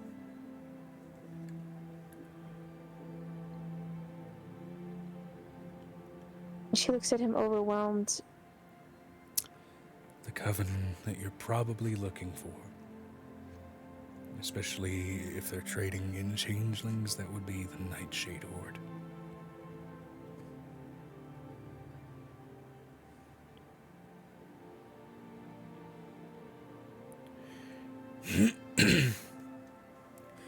Are they a problem? Or not? They are, for the most part, urban legends of soldiers. Supposedly, it was a massive clan of orcs that disappeared overnight. And then legends of orcs with red eyes and pale flesh stalking the night began to be a bit of an urban legend around the area. Now, being an actual vampire, there at least was some validity to the story. They were already, I think even long before they became a coven and became a bunch of vampires, they were already known slavers.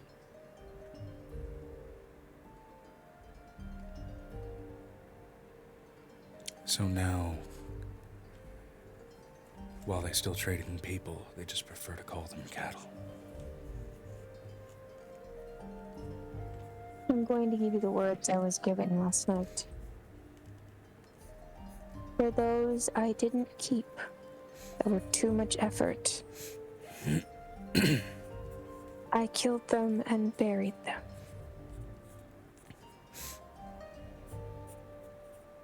And left their rotting corpses in the ground.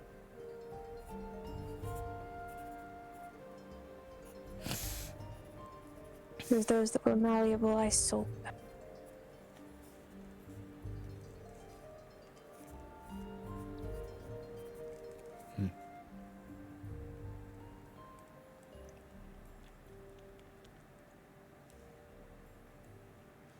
Sounds like typical slaver bullshit.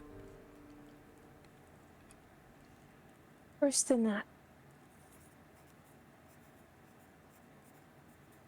I would just call them flesh sellers. They deal in all three situations. Sex, drugs, the whole jam.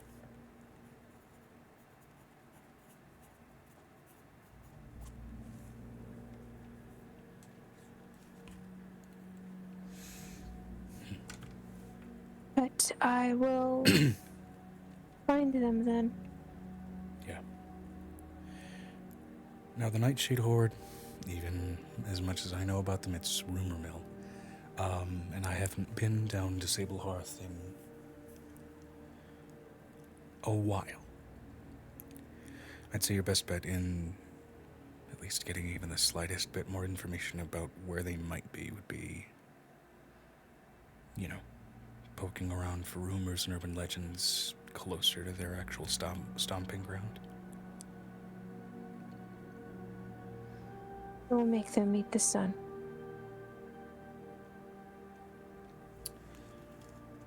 Are you alright with that? What, you think I have some predisposed sympathy for every single vampire? No. The clan I am from is largely an exception to the ravenous psychotic rule that we all live by. And even then, you, I'm sure, witnessed at least some pretense for psychotic rule that we still have. I mean, you know what we do to rotate out our messengers.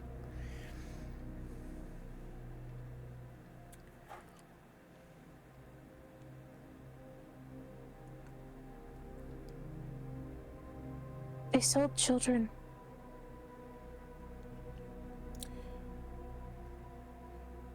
Nick has 2 siblings that are still missing.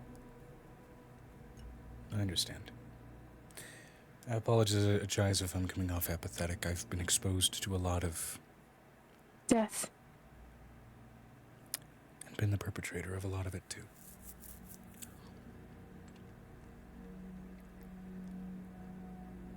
Trading in children especially isn't uncommon for a lot of fringe vampire hordes.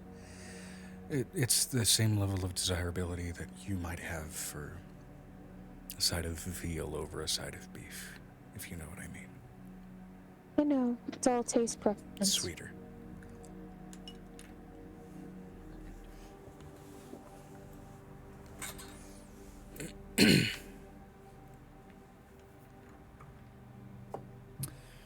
And changelings, supposedly, to some vampiric palates, it's like,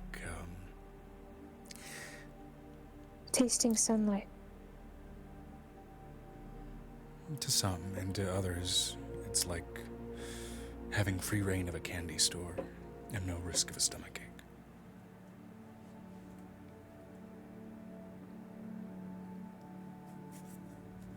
It's a level of decadent sweetness that otherwise there's no opportunity to afford. Also comes without the lethargy of consuming a more rotund mortal for the same, or at least a similar effect. Can you give me one reason why I shouldn't summon a red dragon out of Worm or just take out the edge of the forest? The sheer amount of attention that would generate. Not to mention, if they are anywhere near as cautious as they are to still be rumor mill to someone like me, then they're most likely actually closer to a populated area than you would expect. So pulling out a red dragon would be just a lot of really unfortunate collateral damage. And not necessarily collateral damage from willing participants either.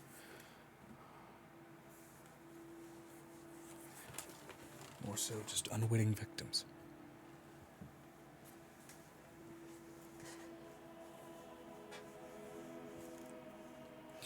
But they are orcs, and if some of the estimates about how old that clan is lean any credence, then their sort of warmongering style might be right up at least a number of your alleys. But they're vampires, which means they are warmongering people that have had to learn subterfuge and managed it, so... They won't manage it with me. I applaud the confidence. I will still I could level an entire implore forest that you in exercise one caution. evening. The vast majority of them are most likely far older and far more experienced than you. So I would still implore The caution. flesh burns faster than most. True.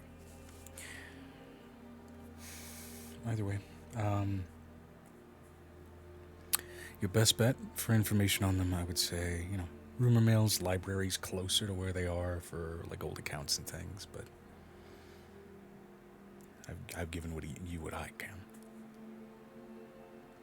As long as you are taking care of my daughter, I'm fine. Oh. Yeah, you don't have to worry about that. She is a sweet girl.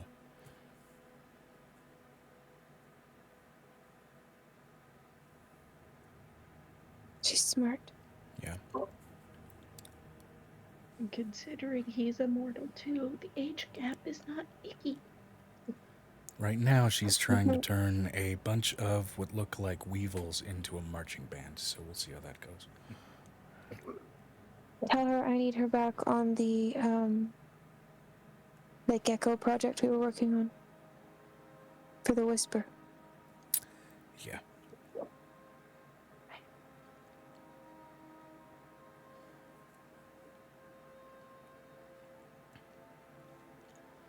I'll inform her. The ones that the stalactites, even the ropers will allow to crawl on them and they won't eat them. Okay, I will let her know. Again, it is getting really close to what I would consider my bedtime. Well, and she's exhausted. Yeah, and I'm still waiting on my shipment to get my coffin into Sharney, and we're not in Sharney, so for all I know, it's there and waiting.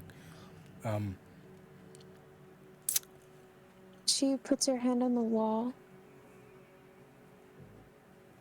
letting her grandmother know that they need something like a sarcophagi to be put in that room.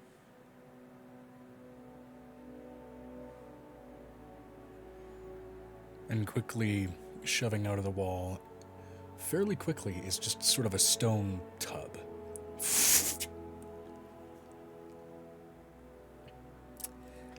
I appreciate it. That's going to be more of a conceptual comfort thing. My coffin does still have soil from the place that I originally died. It's the only way it actually works.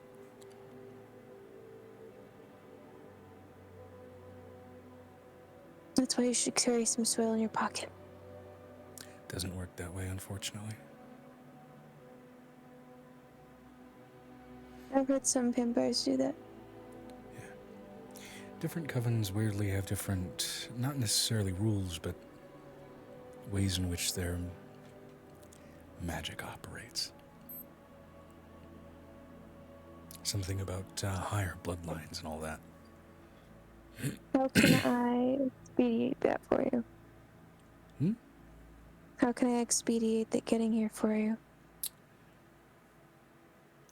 I'd say don't worry about it. I am very used to extensive sleep deprivation. The longest I've been awake was 34 days, 7 hours, and 18 minutes. I was about as bad as a feral and rabid dog at that point, but I can handle being awake for extended periods.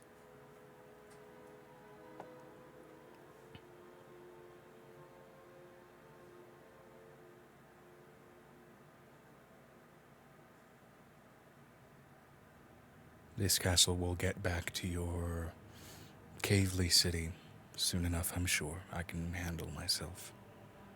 in the meantime. But I do appreciate your candor and your offer. Where are you from? Originally? Mm-hmm. I'm older than I look. I understand that. Where are you from?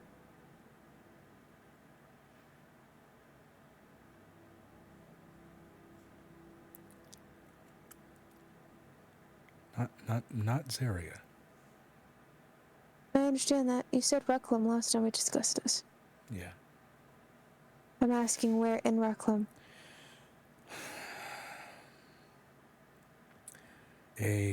Originally I was a city kid in a place called Eisenbrook. A lot of remnant human world technology there. Things like cars and guns, fireworks, and still electrically powered lights. Apparently our city was built under and around at least what was left of something they used to call the Golden Gate Bridge. I am going to take out my spice bag. Because technically spices can also be dirt. The one I got from... Matter? Technically, yeah, because everything's carbon. I'm going to reach in and think about Eisenbrook dirt, wherever Eisenbrook is. Because spices, I also have one from Reclam. That's what I have, a spice bag from Reclam. Roll me a vibe check to see if you can kind of mentally track down where roughly that would have to be.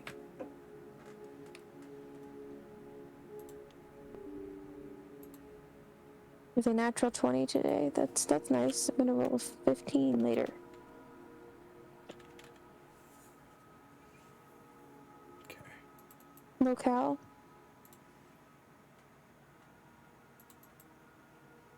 Pull up the Reclam Territories map.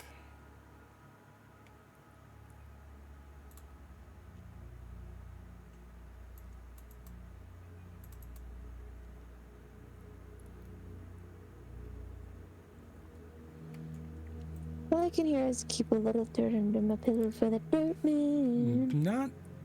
Not totally wrong. As you try and peel over the map and kind of note the similarities, just kind of looking into a parallel world. Location-wise, and sorry, Eisenbrook was in a country, it wasn't the Ebonlaw Republic, it was the Oathkeeper Empire. Location-wise, not too dissimilar from where, my brain just turned right the fuck off, my god. Not too dissimilar from where Sunsmith is, if at least a little bit farther south. And you eventually find yourself kind of looking at that sort of, recalling that massive sort of lake area by Sunsmith. It seems, it peels back and you find like what used to be an oceanic coastline before everything kind of smashed itself together. And you see this long rusted and brightened red from rust alone, old remnant of sort of a pair of massive sort of bridge stilts, what's left of that bridge structure with countless buildings, stonework and metalwork kind of built off of it and built around it, sort of as this massive central massed structure. And the soil around here is as much a mix of igneous collapsed mountain rock as it is long since displaced coastal sands in a bit of landmass that has been forced centrally inland. Okay. So the sand itself does have almost naturally at this point this sort of copper red tone. I'm reaching into my spice bag, and that is what I'm pulling out for him. You pull out that soil. I will lay with it for comfort. Specifically, I mean, it has to be the soil that's right under where I died. Part of the last breath of death, but I appreciate it.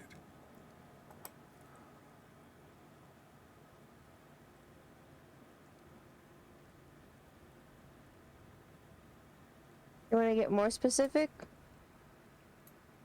I don't believe I really can. I can.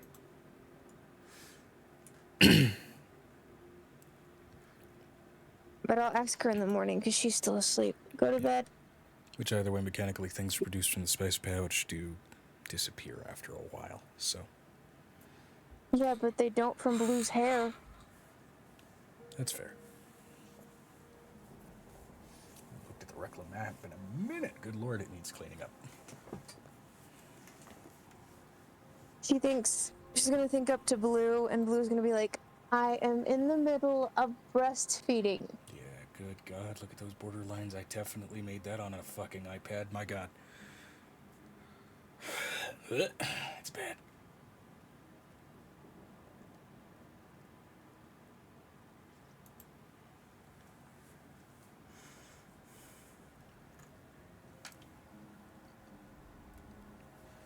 Alright, either way, you do get that information from that vampire boy.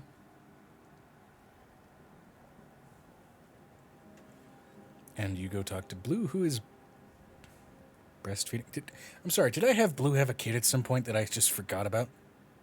Yes, one of them is like Markiplier. He's walking, talking, archfey. Yes, and the other one. Right, oh my God. The other one was her own mother. She birthed her own mother.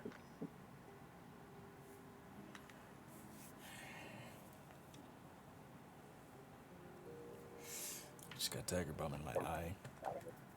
Oof. Oof. Fuck.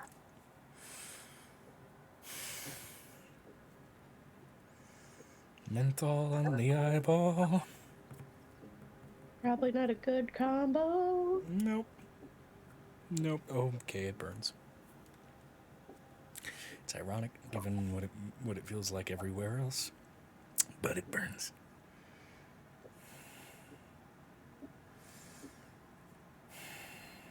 Okay.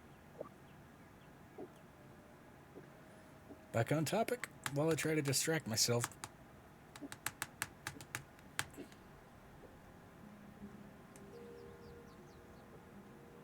Blue is feeding. Yes. So, she lets him go back to sleep. And she messages Blue, I'm currently breastfeeding. Message. Brain message. Telepathy. You message yourself. Let's go. Let's have this one-way conversation. A two-way, one-way. I understand that you're being a surrogate for me at the moment. For two of the Fae children that refuse to drink from me. Because they want milk from a different plane.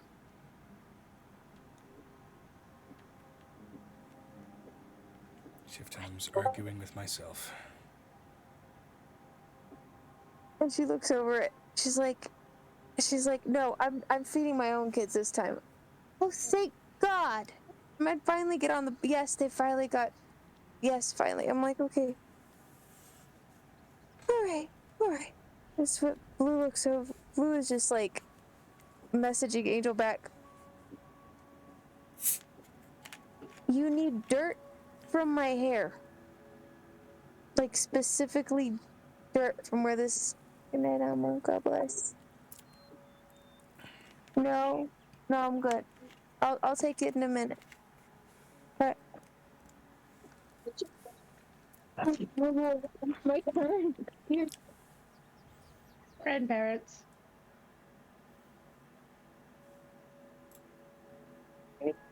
My turn. My butt.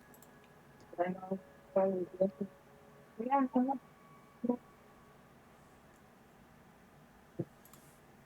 Okay, so Blue looks over at, Blue is like looking over at her kids, looking over at Snips, and then looking back at her kids, and she's like, He needs out 30 minutes, and I will get this man what he needs.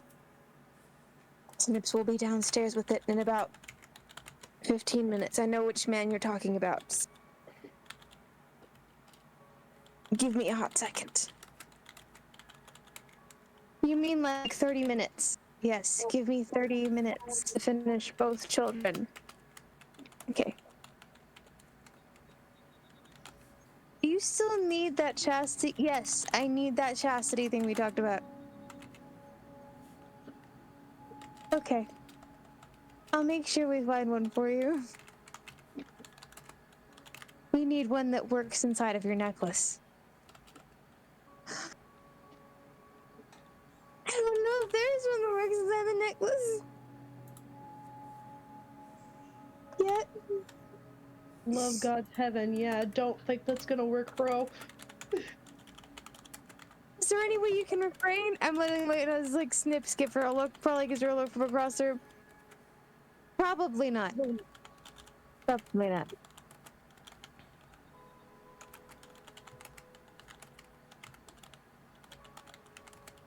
I'm gonna go help inoculate some city people and then ask and help Violet ask questions about this hag, considering she's so scared to ask questions.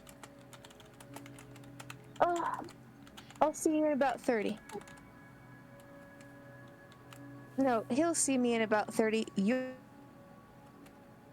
Oop. Tomorrow. Yes, tomorrow. Did it break up real bad for y'all too? Yeah.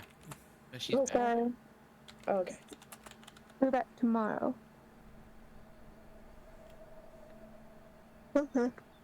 I'll just deliver it to Kayla's door. I'm gonna go back to sleep while nursing and Snip's watching me so none of the kids fall out of my arms again. Good night. Real mom life right there. You're giving me flashbacks, my guy. Still some mornings. There are some mornings. Baby wakes up pretty early. I nurse her back to sleep, and I just go to sleep with her because fuck waking up at 5 o'clock in the morning. As long as you have a partner there, they can watch you while you're nursing so you don't roll over or do anything to the baby. I don't move in my sleep. Oh no, you're hungry? Well, I'm sleepy. Let's find a compromise. I don't move in my sleep. You what? I don't move in my sleep anymore, so we're good.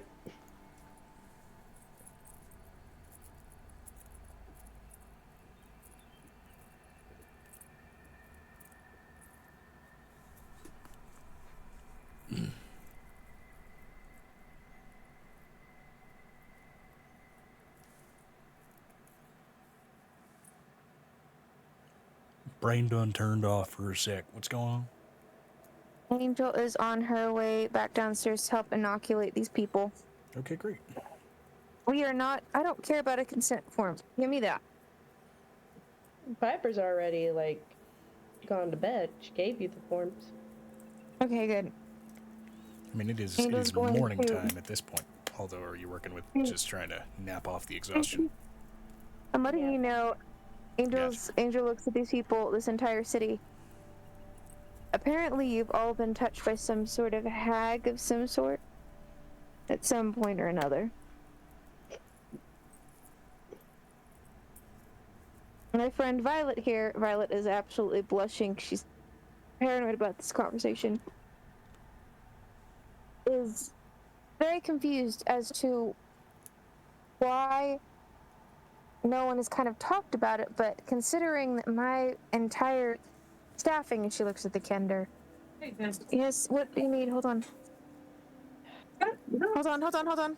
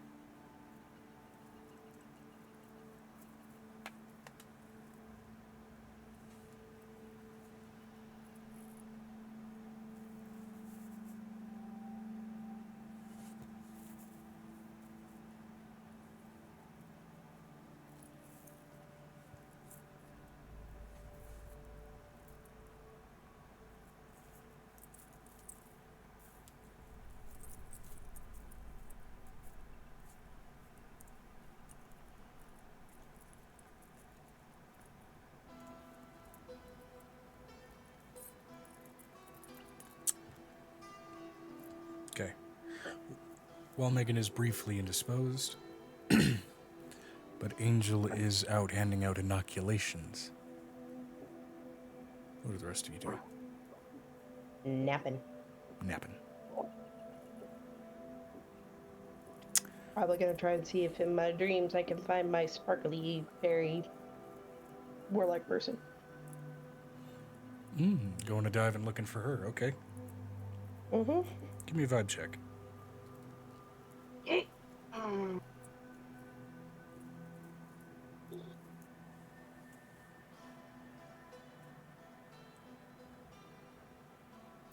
Yeah, it helps if it don't fall off the table. I don't. 13 plus 18? 13 plus 18, okay.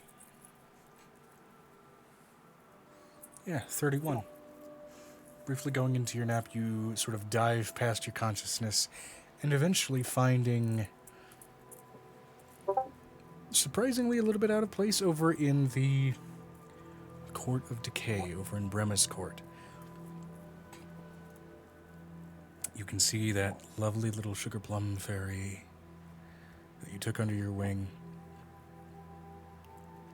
busy carrying around those same sort of coffee plant trimmings from Capulus medicus, and also picking mushrooms as she goes, being like, I wonder if I could use this for this, I wonder if I could use this for that. Being watched.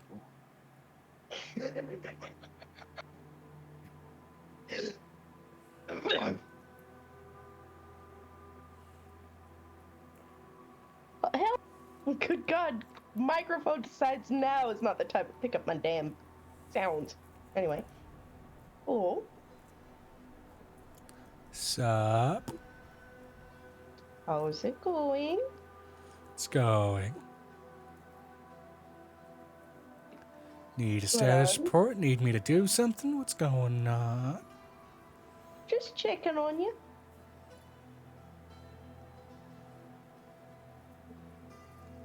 You can hear her thoughts as she's basically thinking, don't be nervous, don't be nervous, don't be nervous, don't be nervous. Already nervous, fuck.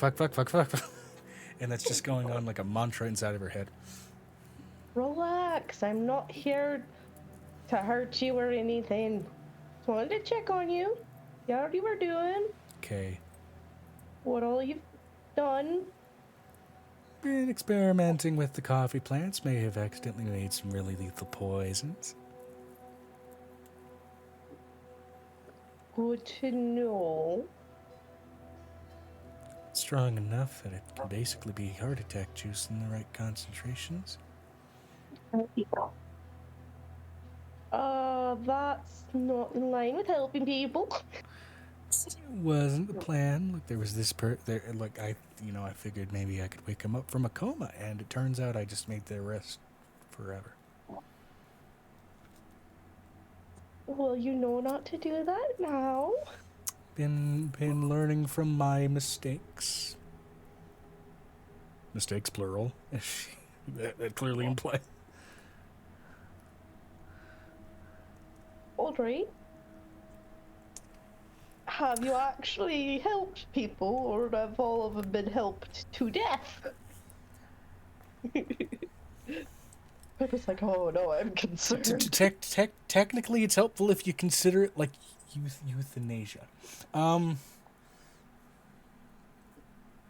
mean, if they had no quality of life, that makes sense. And,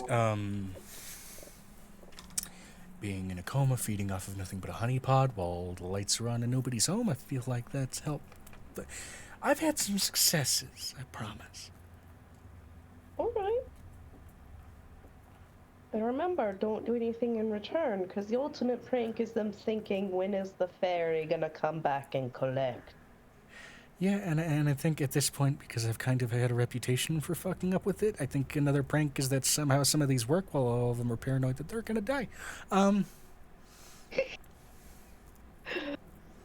Piper is just trying so hard not to laugh. It's like that moment when you hear your little kid say a cuss word and you're just trying correct usage, so you're trying so hard not to laugh. So small successes from a lot of failures. Maybe let's be less of the botany and a little more of the magic-y kind of. But the botany's magical. See, it's kind of a gray area. You are correct. Look, maybe in regards to objective helpfulness, maybe you could help me with some arcane secrets about some restorative magics. I could do that. I'ma do that because shit. Okay, yeah. And warlocks, due to a limited capacity, have access to some healing magic. So this is basically what she's asking you for. Yeah. Yeah, I'll help her with that because we're off to a bad start. All right. So you are providing her your personal filter through the secrets of the mindful and eldritch arcane to provide her access to some level of restorative magic. And therefore advancing your warlock. Mm-hmm. All right. And since you are, of course, a fairy, or not a fairy, you are fey in being an Eladrin, after about 4 hours, your long rest will conclude. So basically, you're just gonna have an afternoon while everybody else is having their morning. Mm-hmm. Back to Angel, who was briefly indisposed. Angel looks it over all over this city of people. Oh! Also, one thing real quick. Piper, roll me 2d20. Not concerning at all. We will get right back to you in just a sec, Megan. I am sorry. 16 and 19. That one actually landed upwards for once when it fell off. 16 and 19. Your warlock has, up to this point, had 35 victims. All right.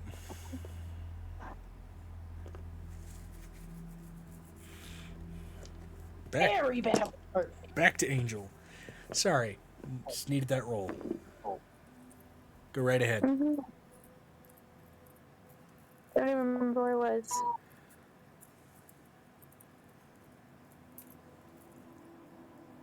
Okay, so you were approaching the people of the town, getting ready to inoculate. I was trying to do that right in the middle of it, and I was about giving a speech, and then I got interrupted in the middle of the speech, and then... It's because there's too many people in the house, and it's kicking people off the router, and they're getting frustrated. Well, I don't understand why the router doesn't work. My router handles everybody. I'm like, it can't handle this many people. We don't have fiber optics. So sorry. We do have fiber optics. That's not the problem. Ah. The problem is that we can't handle that many people on the bandwidth. That router does not provide enough bandwidth to manage that capacity. I'm sure. All we have is a 1 gig output, 1 gig input. It's not great. It's not a lot when you have 7 people on the phone at the same time. So.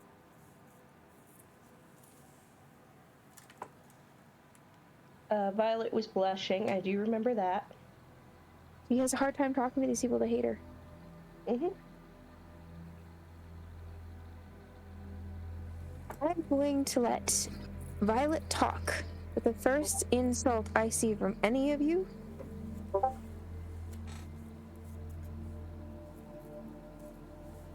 it will probably what one of my guards puts you in some sort of timeout. And on that note, Because so far the only strictly aggressive tone that you find is a slightly pissy goat. She yells back in Goatish, "Sit down." In goatish? Yeah, we can speak goat. Yeah, we can speak to animals. Right. There. So It just sits down in a huff.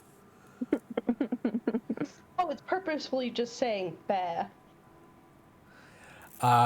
Completely forgetting that the speak with animals thing is past with you guys, You hear it belt out, "My ass itches." Sit down. Fine. I'll sit down on my itchy ass.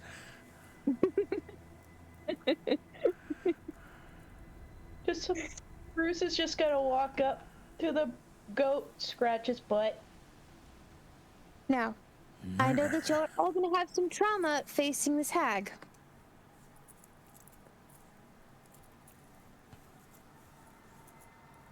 So we're gonna deal with it calmly. And she looks over at the therapist, and I'm not talking to you. What? All I see are 17 new clients. 15. I'm letting you know. She pulls out a butter knife. Keep going. I was hoping that was the plan. No. I only brought here for one family. The hag is my own issue to deal with. Or at least Violet's issue to deal with.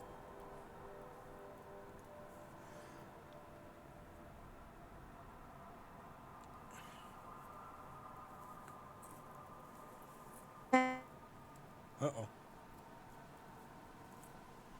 It's going to make all of these things come out of you. It'll be fine.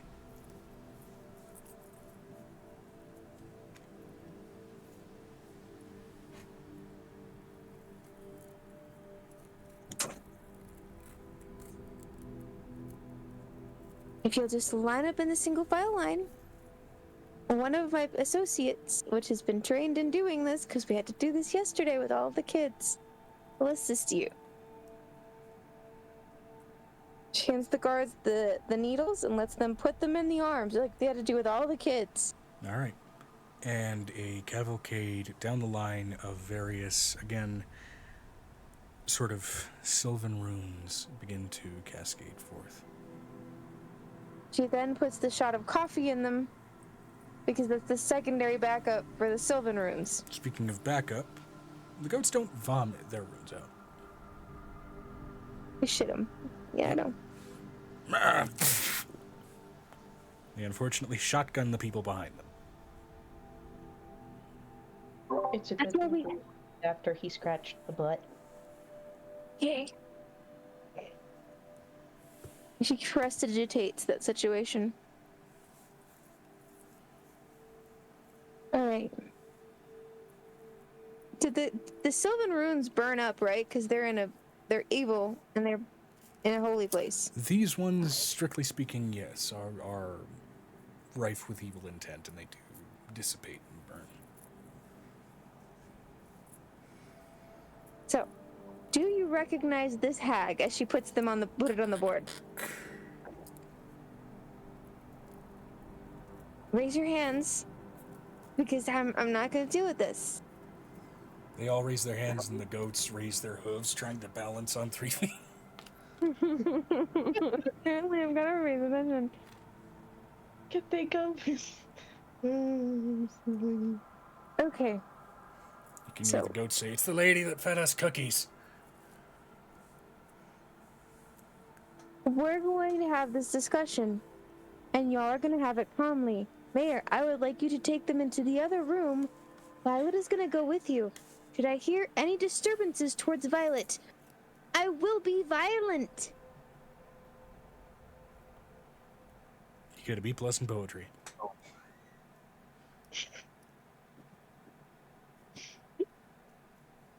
Okay. I'm gonna trust you, Violet. Go do your thing. I have to go inoculate 1,000 Kender. As the mayor leads the small contingent of her townsfolk away.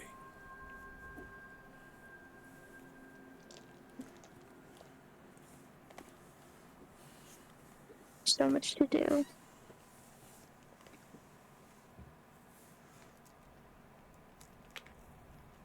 So much to do, so much to see, so much. Nick, I need you to talk to the changelings and tell me what they do and do not know, and the children, I need you to get them situated if they don't have parents. Okay. Thank you. And if they do have parents, ask them what their job of choice was. And we'll go from there. All right. All right. Gonna roll to see how many kids unfortunately have parents that had the preferred job of totally legal grave diggers. A couple of kids have crooks for parents.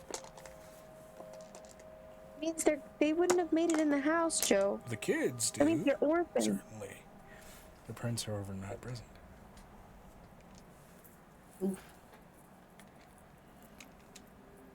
I need to know how many orphans I'm taking care of. You said there were 12 new changelings. 12 new changelings. Of that, how many orphans? Well, let's find out. Where's my D12?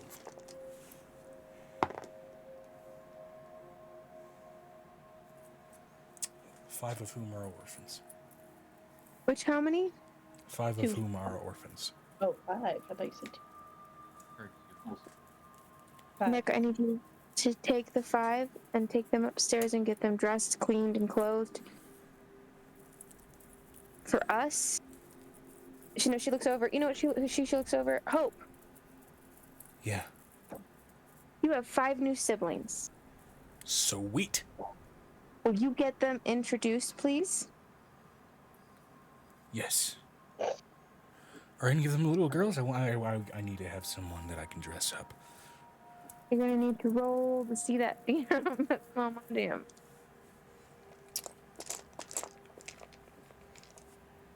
DP 10. Yep. I think. Okay, so among the group, it is actually pretty much an order of descending ranges. You've got a 13-year-old, a 10-year-old. Hold on. I'm gonna write it down. You're gonna do that to me. Shit. Hold on. Notes.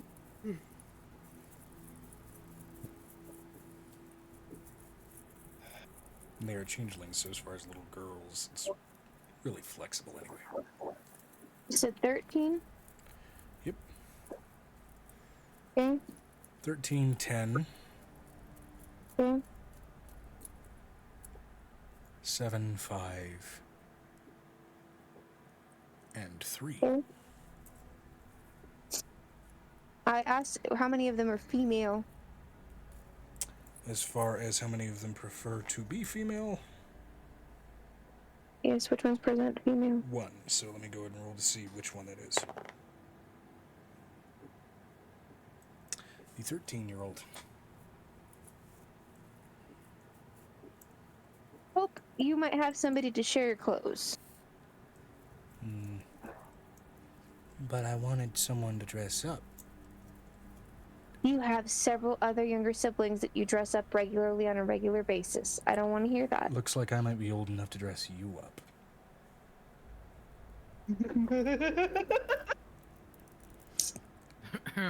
How dare. I love her sass. Sweetheart. I hope we take these small ones upstairs. She looks at one of her boys. I grew up in Stalin Horde. I have that urban sass. Don't mess with me. Atem. Yes. Take the little boys and get them cleaned up. Understood. If you need any help, ask one of your other brothers. Understood. I hope you get to take your new sibling sister and go and get her dressed and clothed and find out what her specialty is.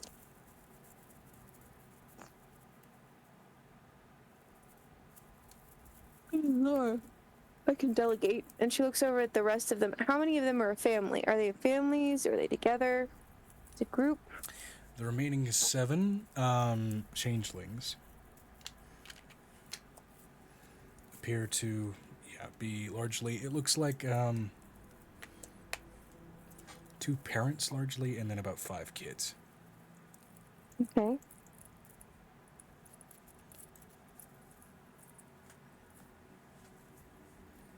Of which the one that seems to be at least feminine presenting in regards to the mostly motherly changeling walks up. Currently just in raw changeling form, so it's that sort of stark, ghostly white hair, those sunken eyes. Given the amount of changelings she already noted present in the room, she didn't really bother with a chosen disguise or form. Welcome to Mochizuku Manor. Mochizuki Keep Castle thing. Grandiose manor, grandiose home. Grandmother.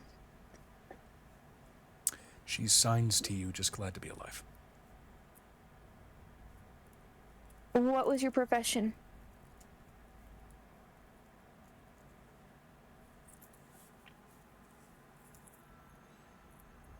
She angles herself so that her family can't see her sign it.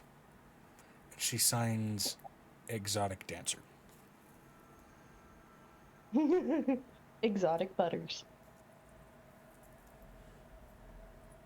So she's mute. Mm-hmm.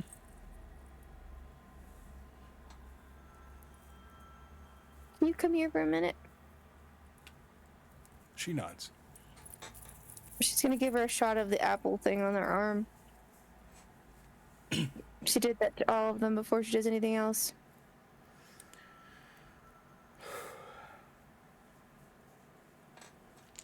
I'm not hiding that in my household.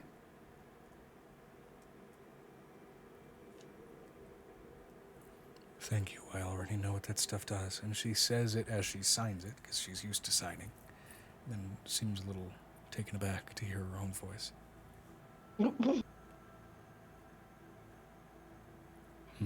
I have a job for you. So, what does your husband do as a profession?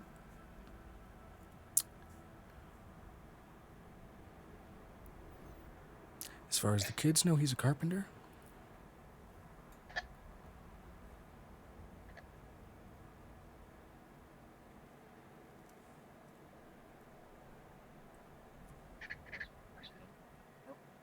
I'm waiting for the answer. As far as the kids know, he's a carpenter. More of a... How do I put this? An exotic carpenter.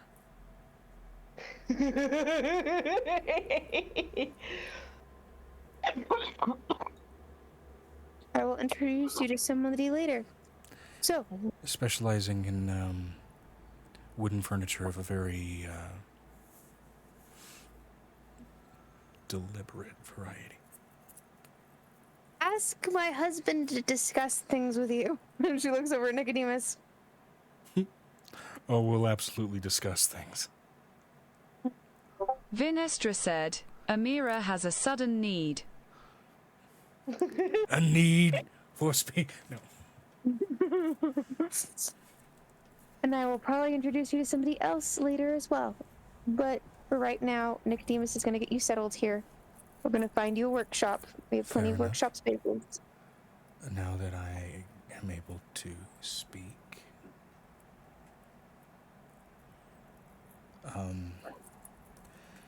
I've never spoken my name before.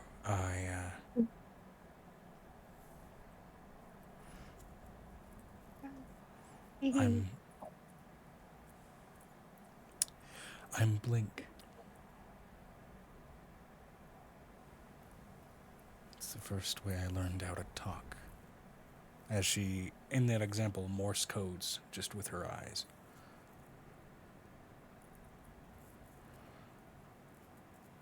Cool.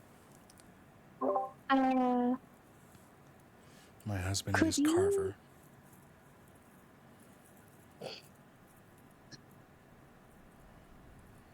Lillian, Yes. we might have somebody for the roster. Which roster? The night roster. Oh? Do tell. I'll let her tell you. Oh? Oh, a changeling delightful. And what's your name, sweetheart?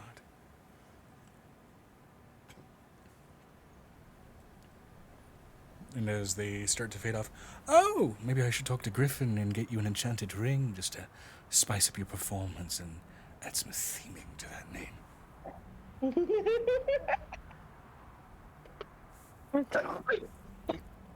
Hey, and she looks over at,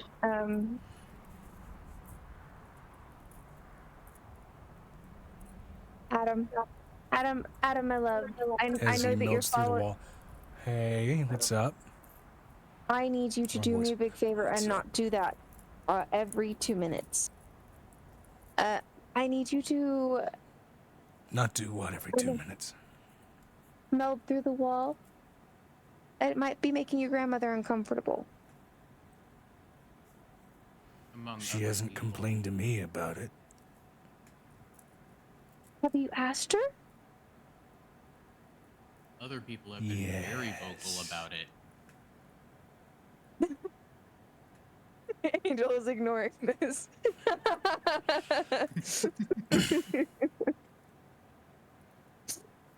Are you seriously suggesting I used doors? Yes. Doors. But the knobs feel so weird. Well, I would prefer for you to not come through the wall when Mommy has...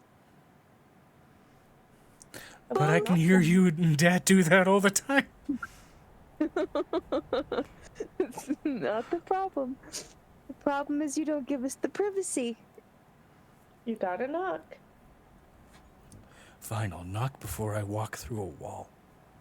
Vinestra said, that phrase takes on a whole new meaning when someone can go through walls. This is the thing. We need to talk about personal space because you came out full grown. Yes. So I'm going to let Griffin teach you about personal space. Because he taught me personal space. Griffin. Sounds like a challenge and I will win. Griffin. You say that now. But every misstep you make, I will reverse time and make you do it again. He is thousands of years old and a lot of patience. You hear no words, Angel, but from Avery's channel, you kind of feel being celebratory. Mommy needs to be able to feed your brothers and sisters without feeling awkward because you're staring straight through a wall. I'm just making sure you're okay. Walls coming through a wall are not comfortable on Mommy when she's doing what she's doing. Your friend Avery seems to handle it fine.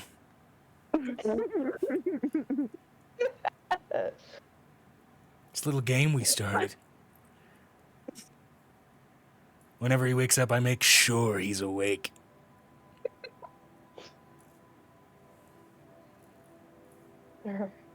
He's been casting spells at me and everything. It's a great thing to wake up to. Griffin, please. Makes him ready. Help me. Griffin, help me.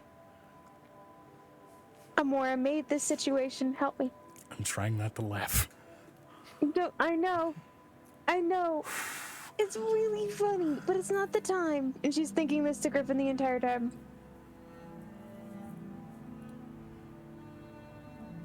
So your child, my nephew, is an alarm clock from hell for one of your allies. It's funny. She's covering her mouth. Wait, is he on this channel? Angel, if your child wasn't incorporeal, I would strangle him. He is on this channel. You know, I could put a time loop in your room for like 5 minutes every morning so that you're stuck just waking up to that over and over and over. Yay, For a little bit. fuck you! At least it makes him put on clothes before he comes down so all the kids don't question their life existence. True. And they don't I mean, have what makes you feel more exposed than an illithid staring at you and your skivvies in your bed? I can just think of it now. I didn't know they grew tentacles down there. I'm gonna go search for this cure on my own if this guy keeps it up. I'm letting you know I didn't know that he could walk out of my body, so we're all learning new things. Also, the fact that he has no sense of Personal space whatsoever. Mm-mm. Child has no decorum. Yeah. Vinestra said, V for some reason feels thankfulness for not being there. So, here's a new rule. You don't scare the allies. You don't scare your siblings. You stay in your room I don't scare until it's time for you. Just your allies. Keep them on their toes. Well, just your ally. Haven't given anybody else a turn yet. Well, you better start. You need to stop listening to the whispers in his head. I'm going with this thing called alphabetical order. Yeah, it goes A. Wait till it's Bruce next. Bruce will find it charming. Poor Squid Boy gonna end up skewered and in a soul cage if he surprises Vi in her sleep. No, only when you open your eyes to wake up. Apparently. Okay, Griffin, I need you to put him on a tight leash just for today and for until he learns to not walk in on people. Gotta make sure he doesn't melt through the leash. You're the one who knows how to make one that he won't. I know. I will make a child leash for your adult, illithid child. Never thought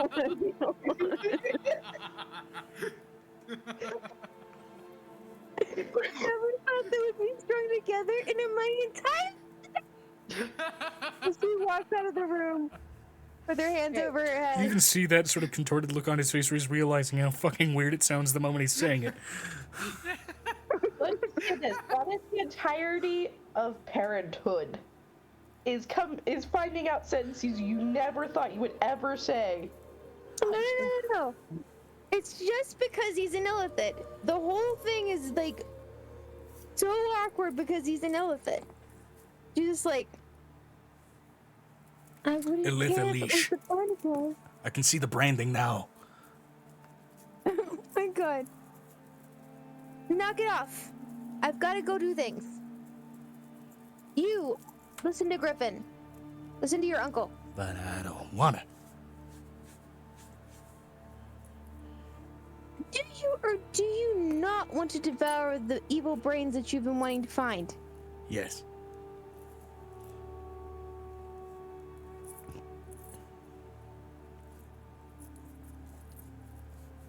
What? Yes. Then do what I tell you. She looks over at Ezekrin. Please tell me you have food for him. Rage Against the Machine starts playing in the kid's brain with, fuck you, you don't do what you tell me. No. I'm letting you put it to 1, 2, 5. Fine. I'll learn to color. Make out so hard. As he's being yanked away.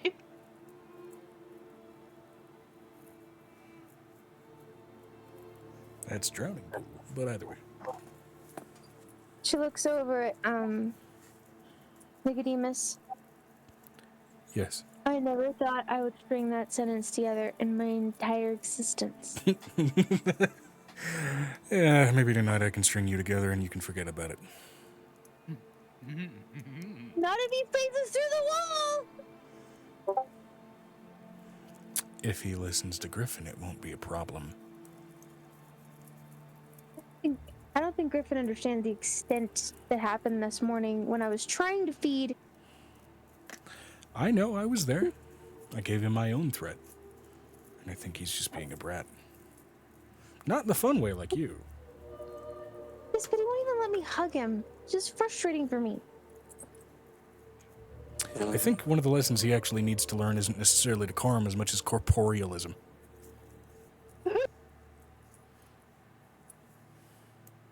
Oh, Did you hear that, Griffin? He needs to learn that walls can stop him. Griffin, did you hear that? Yeah, I heard it. Thank you.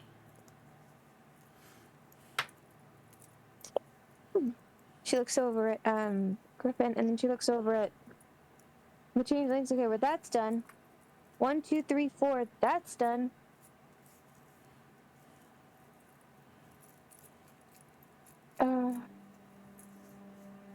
Seeming a little tired there, love.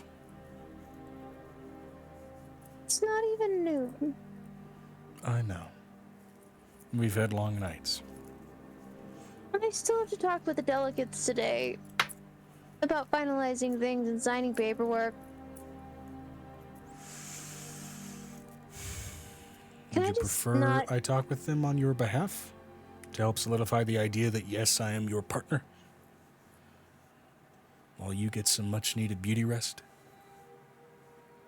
You know what? I think we can solidify it in a much more violent way. Come here. She like goes, takes him, finds a spot in the open air, en plein air, in the middle of the sky. Fade to black. Okay, so, while, Angel engages in exhibitionism in front of a bunch of delegates, roll me a performance check real quick.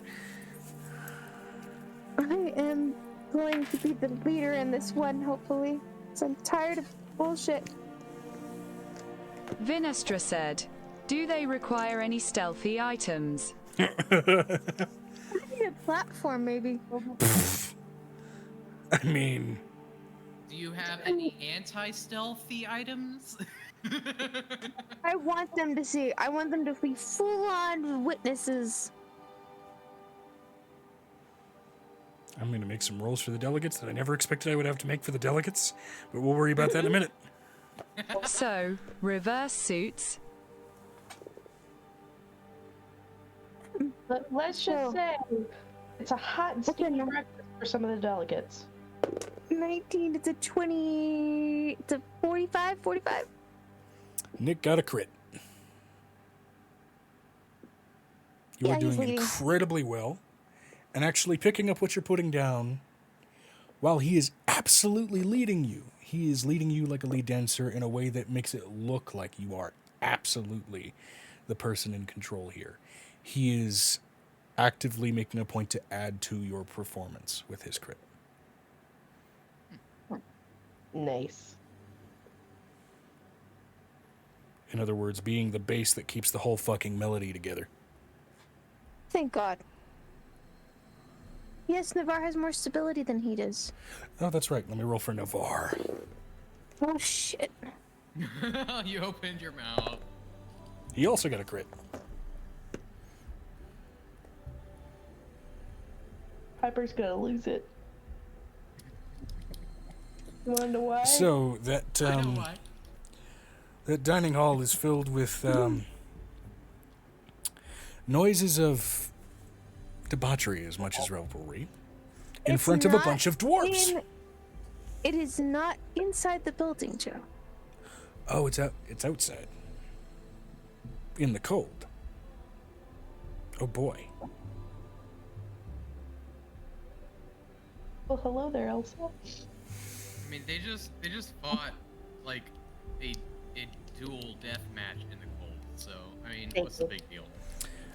I mean, Battle Horny is pretty much like a canon condition in this game at this point. So, Can we just do it in the kitchen and make it really noisy? I mean, you already said you wanted to make this public, so you made that bed, you lay in it. A lot, apparently.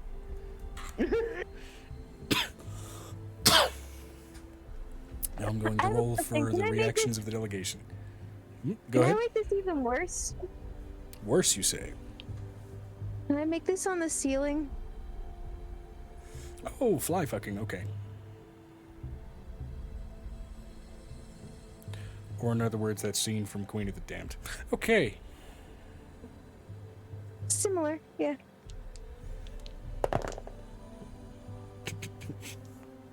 There are a bunch of delegates that avert their eyes out of modesty, but don't, move. A couple that make their exit that are of a younger persuasion, and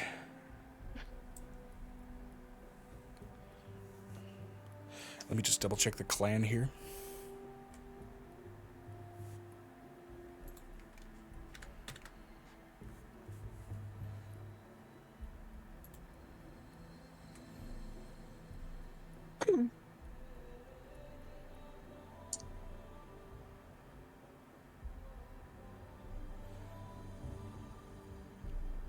This would never happen in real life, but still.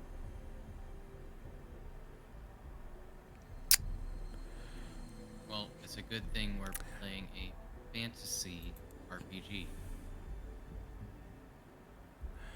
Eltgrehinda Magamabuckle, the Smelt Master, the leader of that clan, is watching alarmingly in earnest.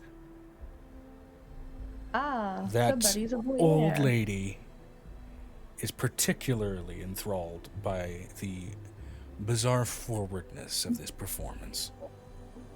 As she is actively poking at her scribes, "Don't avert your eyes, document this. It'll be useful." Yeah, old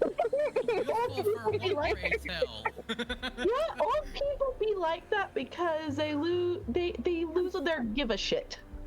I'm the Smelt Master. If anyone knows that it's getting hot in here, it's me. I want to make this worse, DM, by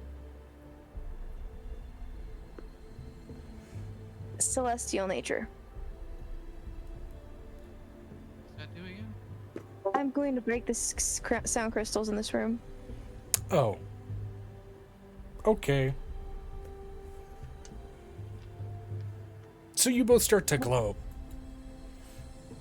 As your conjoined enjoyment of your act reaches a crescendo, as the sound crystals that usually act as a barrier to your rather enthusiastic engagements shatter, and it is now audible not only to the entire castle, but to the next door Evergreen estate. Just this room. This room. I want to try to contain it. You want to try to contain it? Okay, go ahead and give me a charisma check. But I want them to hear the full-on dragon roar. I want that. I want that so bad. Yeah. From wherever you are, Xanon, you haven't heard this kind of noise in at least a couple of years. A couple of centuries. Well, damn.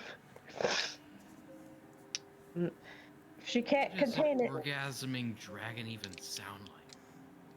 Like a You're gonna have to turtle. question that. Really loud turtle. Really Vinestra loud. said, lizard noises. Actually, Sounds like a turtle. if you take For the control, it's a 19 DM, a 19 plus whatever my modifier is. Yeah, flat charisma, that means it's a +6, so 25. Jesus Christ. Yeah,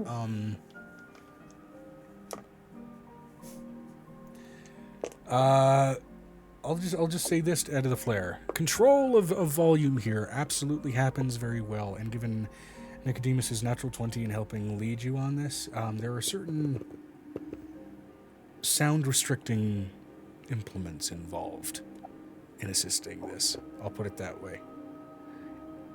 It gets that up front. Yo!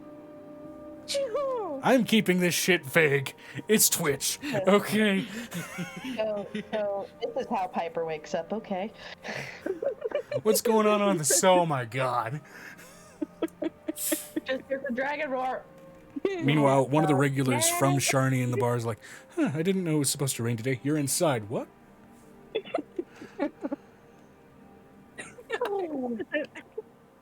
Okay, it's just now hitting me. Why? It's hitting are you? fucking in Make a front of dick the suck. delegates? Hmm? What is the point of this? Why? Asserting my dominance. Nicodemus's Okay. position as Angel's partner has Alright, been cool. contended for a number of reasons, as well as actively critiqued and criticized by a number of people in power. So this I is kind of want to. setting it I wanna make in the most horrifically direct documented in stone I've ever seen. DM, I want to make it clear what they are. I think you've made that clear. And you know what, matter of fact... No. I want them to see either the egg or the dragon itself. Right, I have already mentioned that you guys are starting to glow. So I'm going to go ahead and just roll just a broad percentile here. I'm going to call high or low. 1, 2, 5, 4. High. Natural 100. Given this display, shits and giggles, I'm gonna roll a couple of d20s to see if you get any worshippers from this. How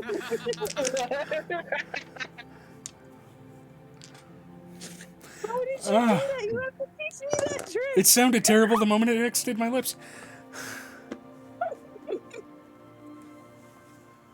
They pray for rain.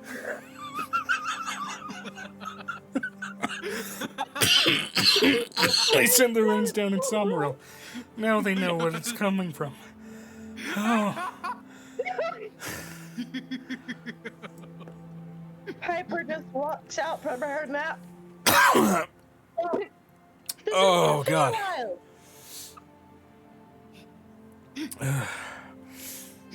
So that's a yes. I'm going to roll to see which ones. Fuck. Okay, that's not surprising.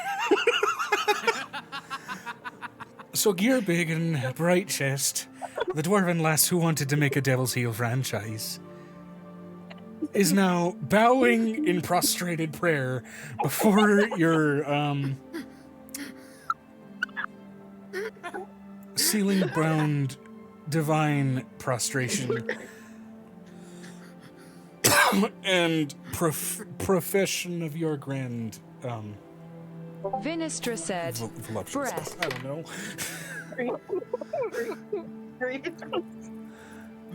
Brief.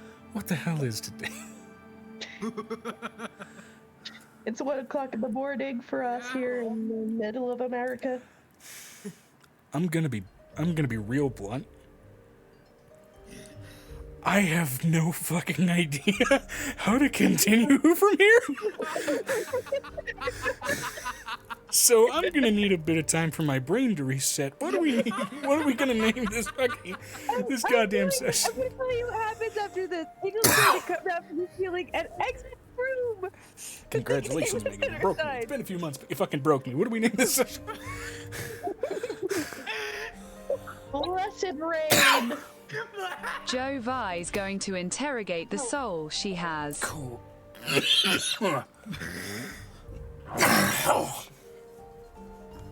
Oh, God.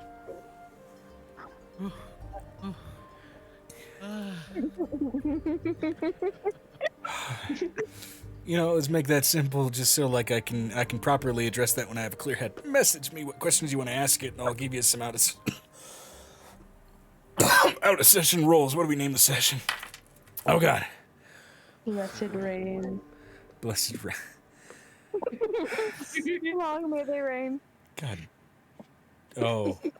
Long may they R-A-I-N. Yep. That's the session name. Long may they reign. No. No, R-E-I-G-N. No, R-A-I-N.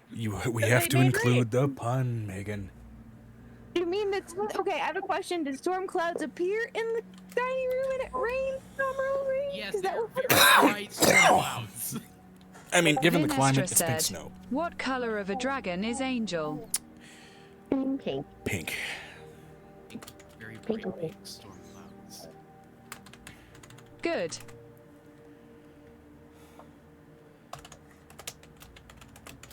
Well, rose quartz if we're going to be specific. Yep.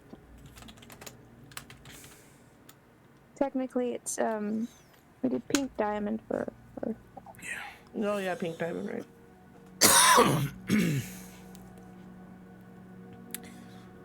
Oh my God. Thank you for the session, guys. I'm sorry that I haven't been able to quite keep proper pace because there's this shit going on with my body. But you know what? Laughter heals. In this case, it actually hurts like hell, but you know, in an emotional sense, it heals.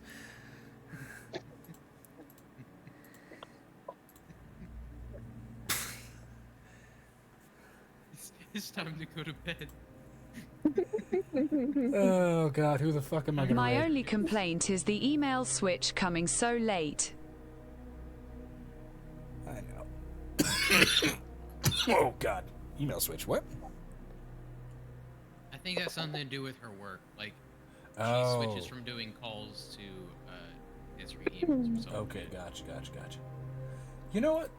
Let's make a change of pace. I'm gonna raid Duty Beard. I don't know. No. Raid him. What? Raid him last Not time. You opposed took him to to it, raid. but I it's don't been think I raided him. forever since I've seen him.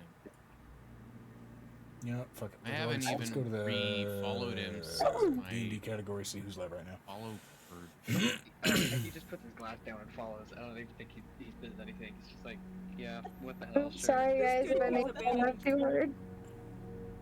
No, that was great. No such thing. It was beautiful. That was great. I was like, fuck it, let's get it over with. I'm sorry. Let's raid Now Aiko and Avery are gonna have to assert their dominance too. let's raid dice actors, whoever the fuck those guys are. Vinistra said, "So, can I get a summary?" Oh, they're okay. Hold on, they're German. We're not gonna be able to do that. Okay. Hold on, let him figure out somebody to raid and then. I missed most of it because I'm in a state